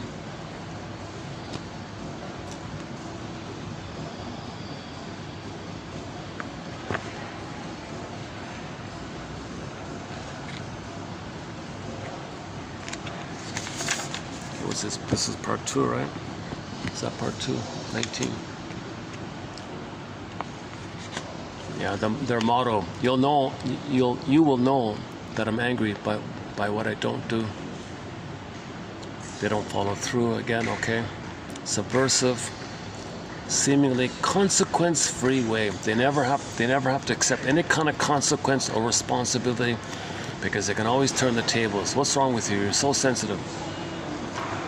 You can say to a passive-aggressive person in a Columbo-like manner, I have the feeling, I have a hunch, I have a guess that something else is going on here.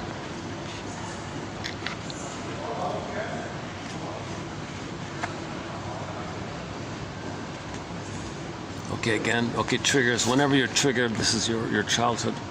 Unprocessed trauma, unmourned losses, old memories from the past, triggering. Okay, so a lot of this is about trying to individuate, trying to resume development.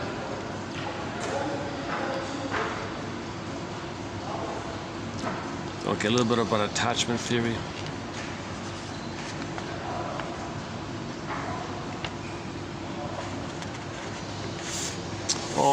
That's the next one coming up. Okay. So that's it. Yeah, okay. Then the ones by we've got some quotes by Mark Winborn, not bad. That's what's coming up. Okay, and then we'll be doing a 5-video run on the work of Marilyn Charles. I've done a preview of most of it, so that's coming up. Yeah. And then the preview I did today on the Minotaur and the myth. Yeah.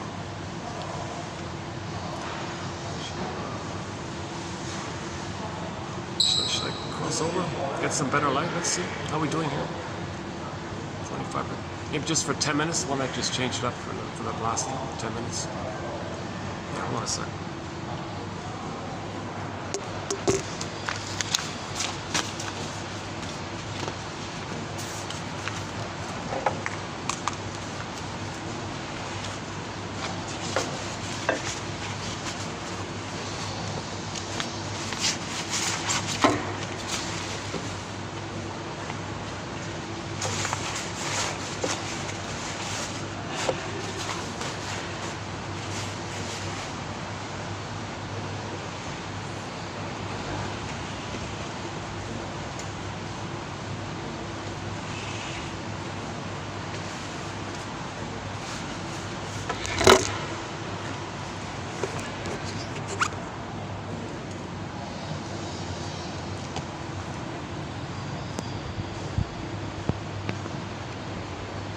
Find out.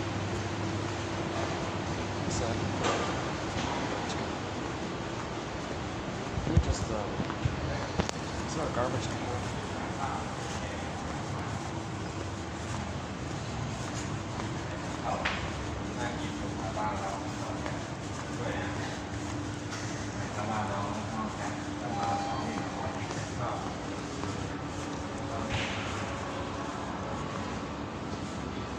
There's some light right here.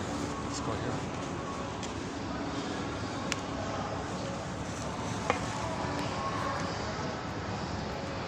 Oh, I gotta watch those gruesome. Yeah, there's another thing about these violent kitchen ads.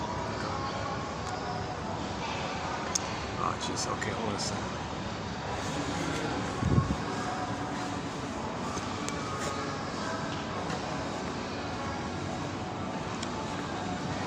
What about here? Okay. Okay, let's just wrap it up here for a few minutes. Jeez, I hope I didn't. I hope that guy was a guest. Otherwise,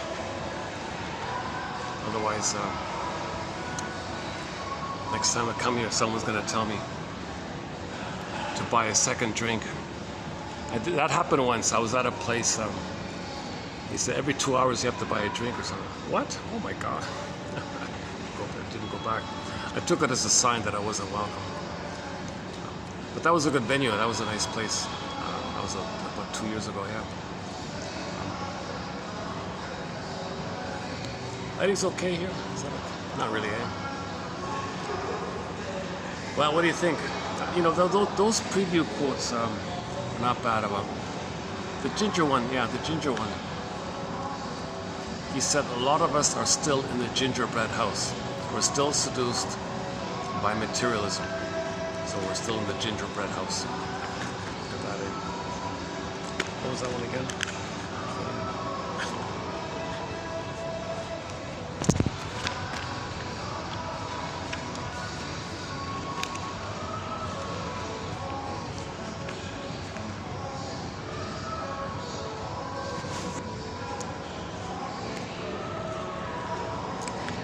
Gingerbread.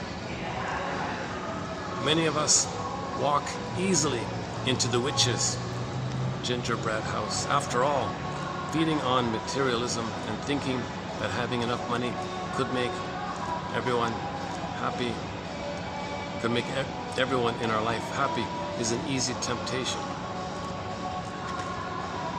So materialism, okay, is symbol for mother, but the material is not mother. But you have the hope, the temptation that the material being a symbol of mother can be mother doesn't work. So that gingerbread house. Many of us are still stuck with this unrelentless hope, this unreal hope that enough money will be mother's love in the past. You can have 20 lifetimes accumulating money. It'll never translate to receiving mother's sweetness and love and presence that was needed originally. Hey, where's that quote about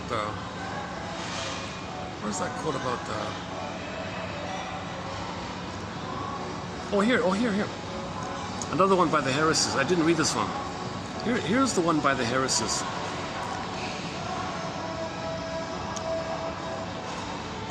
So about the silent, they specifically refer to the silent generation, but I'm sure this has been going on for 6,000 years.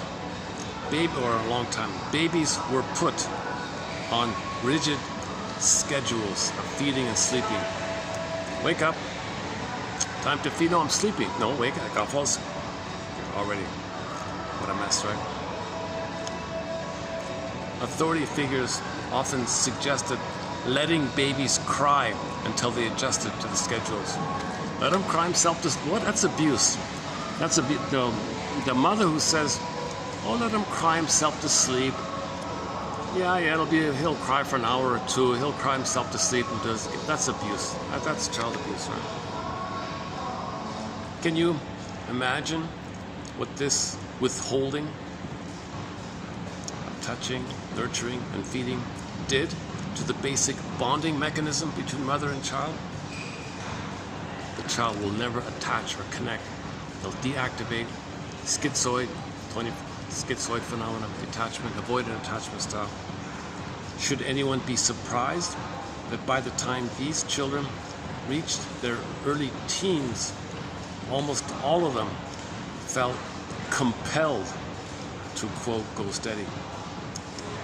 A compensatory compulsion to fill an unmet need for early bonding. Going steady rarely led to successful adult relationships.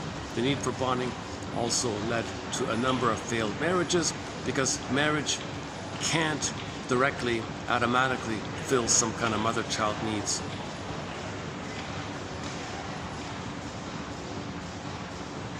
And so their argument was this intense, constant craving in romantic love by the teenagers. If it's 16, let's say 16 onwards, or even earlier, I guess, or the fantasizing or something. So they were saying that the baby boomers, when they reached like 15, 16 or something, almost all of them, it was like automatic, wanted to go, quote unquote, go steady, thinking that could somehow be the bonding that they needed. Because the baby boomers were victims of the silent generation of what happened to them.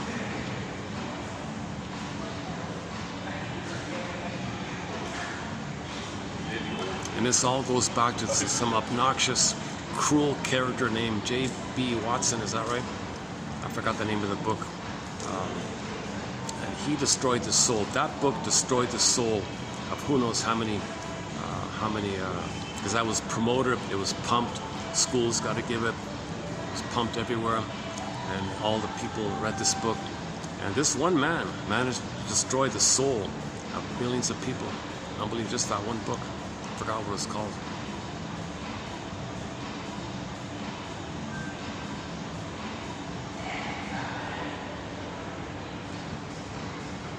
That book was part of the pillage and plunder system. So we don't want you to feel. You can't plunder a place if you feel. Don't feel. This will crush the feelings. Follow a schedule. Doesn't it sound nice? Follow a schedule. Scientific, they called it. Technological, scientific, behavioral.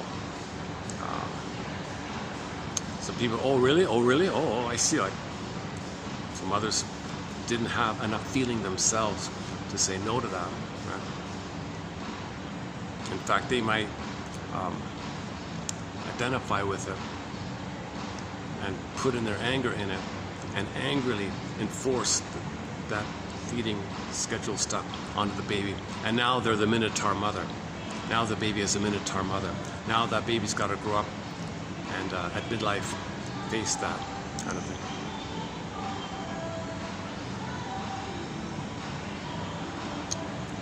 So that's the inference that the fairy tale about the poison apple, it's a bridgeway to find some words that about the weaning trauma.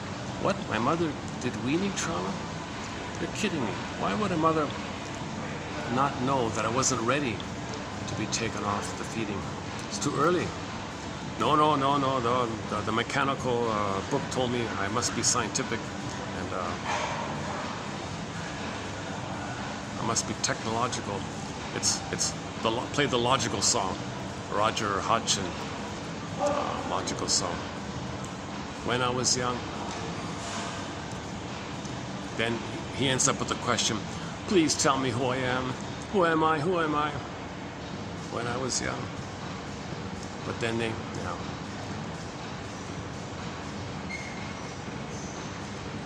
look at this, eh? My battery's holding up. I can't believe this. 22%. Look at that, eh?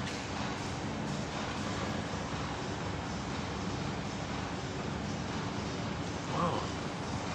Oh my, this is very rare for a Friday night to be quiet like this here, eh?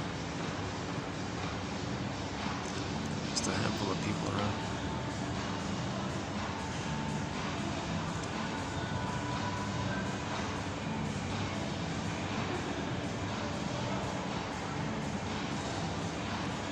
I wonder if there's enough light to do a video like this. If I did a night video, would this be enough light?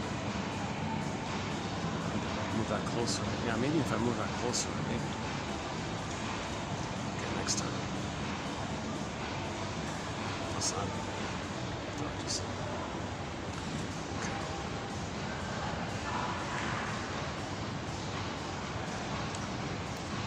Wait a second. What about this? Let's try this then. So, do I get better lighting here?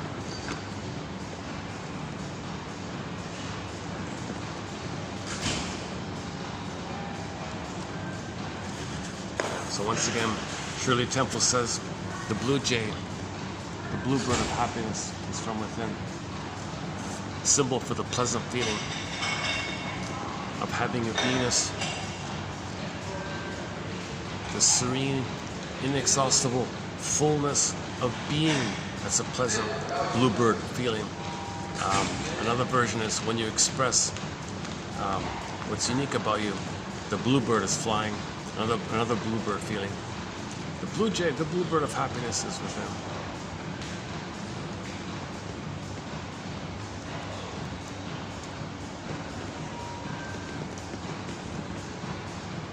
So you got to go through the labyrinth first, and then the beingness and the joy and the blue jay will come.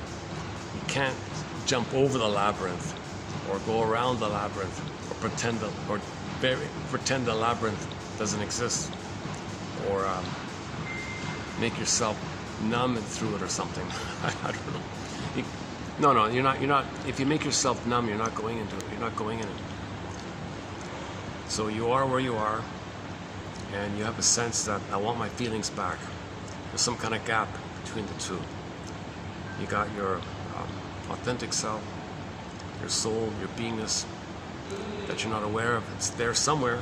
It's the princess locked in a tower. Rapunzel's locked in a tower in the forest. You're in the land. There's poems like that. So in Rapunzel, right, the land, the kingdom, and the land. Okay, problems, debt, guilt, problems, no crops, no children, all these problems. That's because the soul is locked in a tower in the forest. So there's a gap between Rapunzel in the tower and the poverty in the land like that. And so the protagonist, so the image is between the poverty, emotional poverty, and the beauty of your soul. That gap in between, okay, all that in between is called the labyrinth. It's the labyrinth.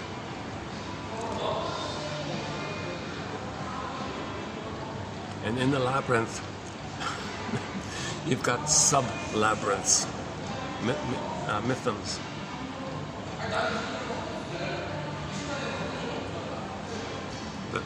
Okay, as mentioned before, the guilt one, unconscious guilt one. No, you're not guilty. No baby was born guilty. Nonsense. No baby's born bad. Nonsense. They only developed that post the trauma. They weren't born with that.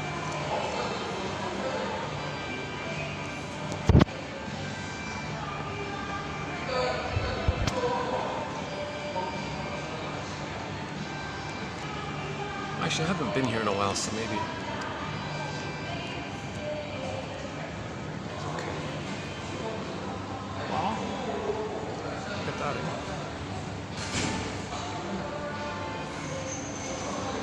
Well, maybe this closes.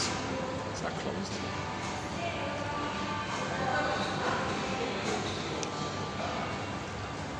I thought they closed at 8 or something like that. Oh, what time is it? 7:08. Are we getting the traffic in the background?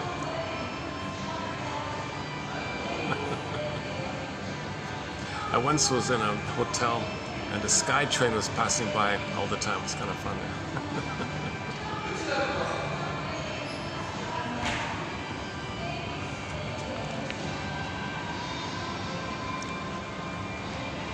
Okay, again, when you live your life mindfully, rather than becoming lost Because that's the Minotaur eating you all the time. You're lost. When you're mindful, you're present. So you're Theseus. Take time to listen to your dreams, write them down. Take time to recognize that there are things going on within you that need to be felt or said or lived or grieved. Pay attention to these things, both in yourself and in the people in your life. Pay attention to the authentic self. On that note, I'll see you in the next video. Thanks very much for the love of narrative medicine. I'll see you in the next video. We'll skip the closing song this time around. But our theme song is Ketcha Epstein's German cover of Windmills. Great song, incredible. It opens up with the bass tubas. And I'll see you in the next video. Thanks very much. This concludes part 7 of 7 on the topic of passive aggressiveness. And so we now have 10 videos on the topic, over 100 quotes. Okay, let's do this. Your mission. Should you choose to accept it, submit it for your approval and consideration, as is said in the Twilight Zone, is to read the quotes for these 10 videos, 7 here and 3 in the past. Look up Wetzler, you'll find it easily. Okay. Read the 100 quotes. Okay. At a pace that's comfortable for you. Don't should on yourself. Don't say I have to do it, because you might rebel, you might because if you think that's something I want or something that's expected of you, if somebody is passive aggressive, no, I do what I want. I don't do what anybody wants. Okay, fine. Delay, procrastinate, do it on your terms. Fine. Take your time. Do it when you want to do it, not when I want to do it. Okay. Be passive aggressive. But you want me to read those quotes, don't you? Well, it's up to you. It would be nice. Well, I'll think about it, but okay, well.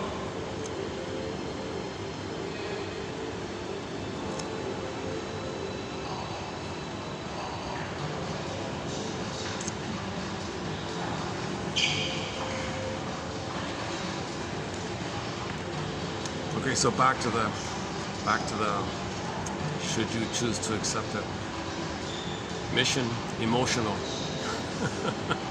Mission emotional. Mission duck. Bring up the consciousness. Mission duck. Mission be like a duck? No. Mission be like Theseus. Be like Perseus, Odysseus.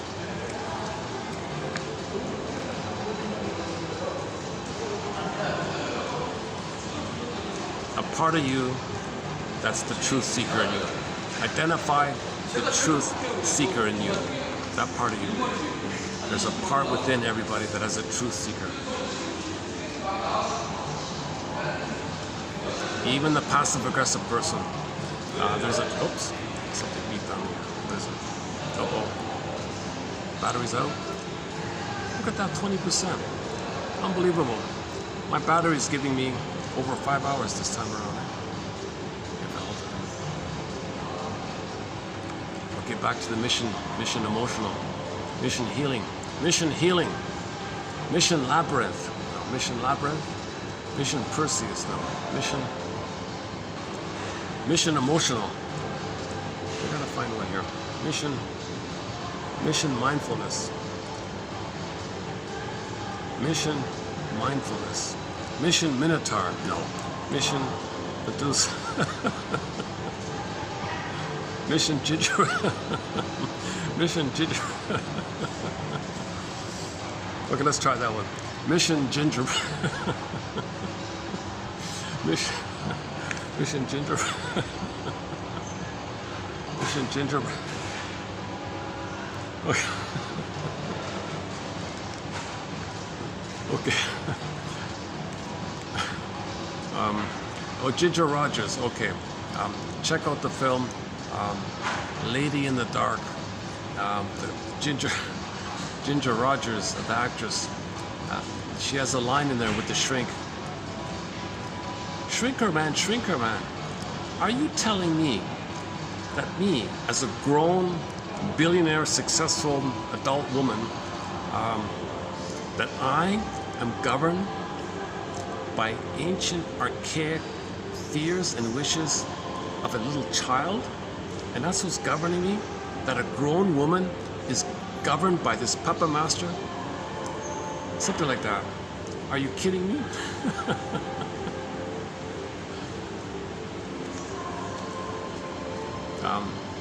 Okay, mission now Voyager, seek thou forth and find yourself. Okay, mission, now Voyager, okay, go to the film Now Voyager, and the scene, the staircase scene, where the shrink confronts the Minotaur mother. Look, Minotaur mother, you're hurting your daughter. Your mother's rights, it's my right. No, you don't have the right to use your daughter to meet your need. Yes, I do. Mother's rights. No, you don't have the right to thingify and objectify and turn your daughter into like a servant or something. She's a human being with feelings and needs. Oh, hell. So the shrink, after some time, she jokingly accepted it. Okay, now Voyager, played by Betty Davis, by the way, another famous one, Betty Davis. Now Charlotte, played by Betty Davis. You're free. Seek thou forth and find yourself. Now Voyager, trial and error. See what you like. Trial and error. Resume development. I'm gonna help you break free from this entanglement of the tar baby mother, this tar baby entangled Medusa mother. You're gonna discern it, identify it, discern. Okay, you'll break free. We don't attack her. We didn't attack her. We just said nonsense to your excuses. We confronted your excuses and discerned that your excuses were rationalizations as a cloak of your lie, of your pain. Now, Voyager, you're free. Seek thou forth to find yourself.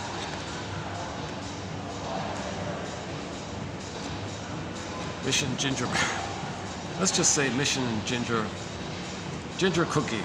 Mission Ginger Cookie. Mission Ginger Juice? No. Ginger Chicken. Mission Ginger Chicken. Okay, let's just stick with Mission Emotional until we find a better one. Mission Emotional. 100 quotes here, available for your consideration, for your approval, should you choose to accept it. Oh, you want me to accept it? No. Should you choose to accept it? Okay, so I can choose. That's right. It's totally up to you. You're the hero. Yeah, I'm the hero. Yeah, that's right. Okay. So there's 100 quotes here. Skim them, read them, whatever. Do something with them. You decide what you want to do with them. And if something piques your interest, then what you have available to is a springboard. Should you see it that way, there's a springboard. Okay, what springs to mind? The prompt is a springboard, a free association prompt to see what springs to mind. What does this quote remind me of? What does it suggest to me? Oh, what is that?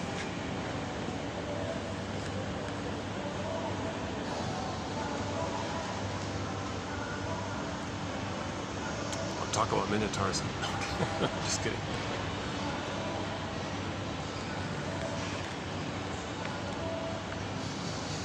I have no idea. It's funny, you can't tell, right? You gotta talk to a person. You can't just assume that if somebody has a lot of intense, hardened body musculature, body armor, you can't assume it. I remember chatting with a fellow who had a lot of body armor. Turned out to be a friendly, nice, warm-hearted guy, actually. Well, you surprised me. I kind of don't judge a book by its cover kind of thing. So again, that's the danger of diagnostic straitjackets. Oh, he's got a lot of body armor. He must be aggressive. Like a diagnostic straitjacket. If you can't limit yourself, you're gonna miss a lot. You gotta be a little more broader or something. Get more information or something. Okay, back to the mission emotional. So from the 100 quotes, there may be an amount. I don't know how many. It'll vary for each person. And then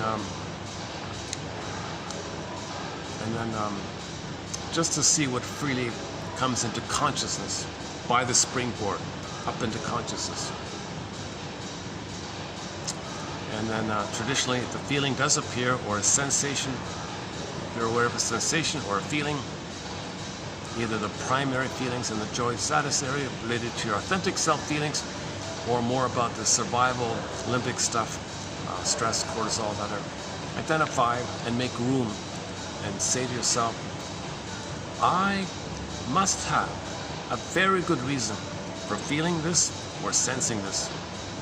What's the hardest thing about this feeling? What's the hardest thing about this sensation? Make room, allow, treat your feeling or sensation as an honored guest. Welcome, honored guest. Okay, the famous poem, Guest House. Treat your feelings like an honored guest to your house. We all live in a psychic house called a soul castle. In your soul castle, you got an honored guest, an emotion or a sensation. A guest. Inside is a soul castle.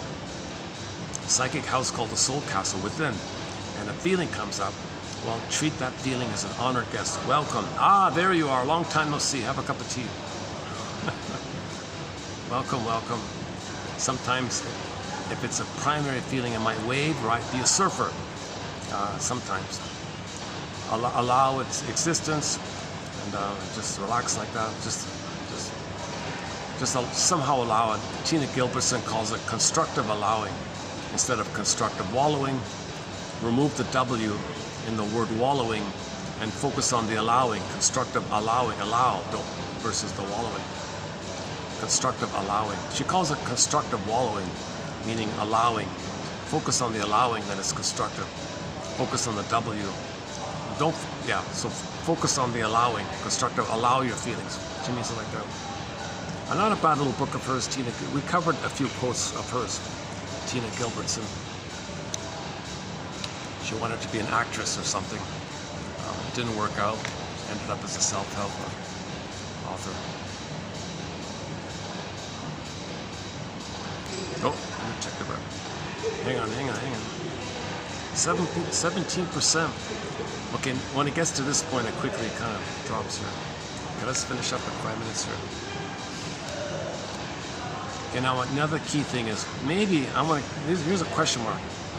When there's a resistance, when there's like a blockage or something, okay, that's like you hit some kind of a, maybe like a sub-labyrinth, or maybe Baba Yaga appeared. Wait a minute, you're trying to go further here. Wait a minute. Are you seeing both ends of the situation? Are you discerning? Are you noticing your projections? Are you owning your projections, withdrawing your projections, claiming your projections as your own? So the block might be the Baba Yaga, or the block might be, it might be the Minotaur. Maybe the Minotaur just charged in and gobbled you up, meaning your pure feeling, your innocent pure feeling, the sacrifice, pure. So it might be like that. So how does that work? When the resistance comes, okay, let's keep it simple. When there's a resistance, you went as far as you could, so to speak. Just allow that. Just notice that point. It's kind of like when you wake up in the morning and you had a dream. What were you feeling at that particular moment when you woke up? Like, notice that. Similar idea. Notice when there was a block or something. I don't know if it's let's see if we can pick up on that. There must be symbols of resistance in this fairy tales.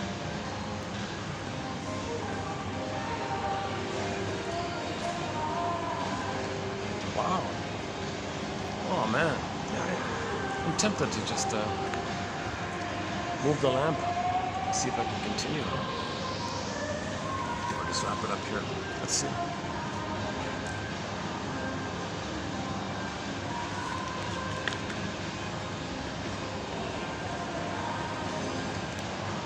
Any final thoughts here?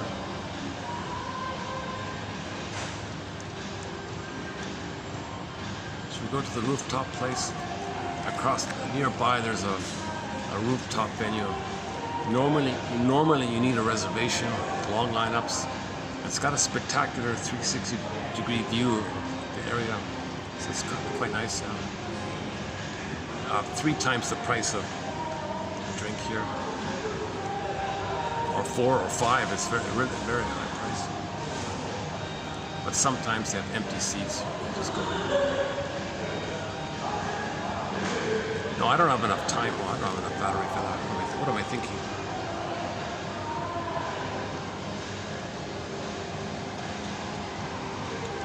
Okay, so that's mission.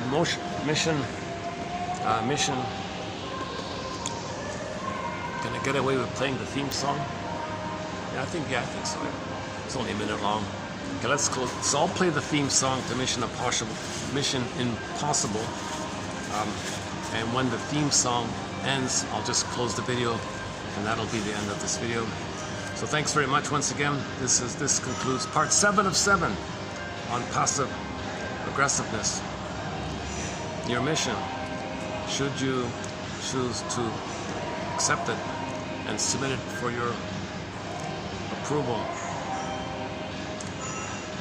and submit it for your consideration, is to dig up the 100 plus quotes on passive aggressiveness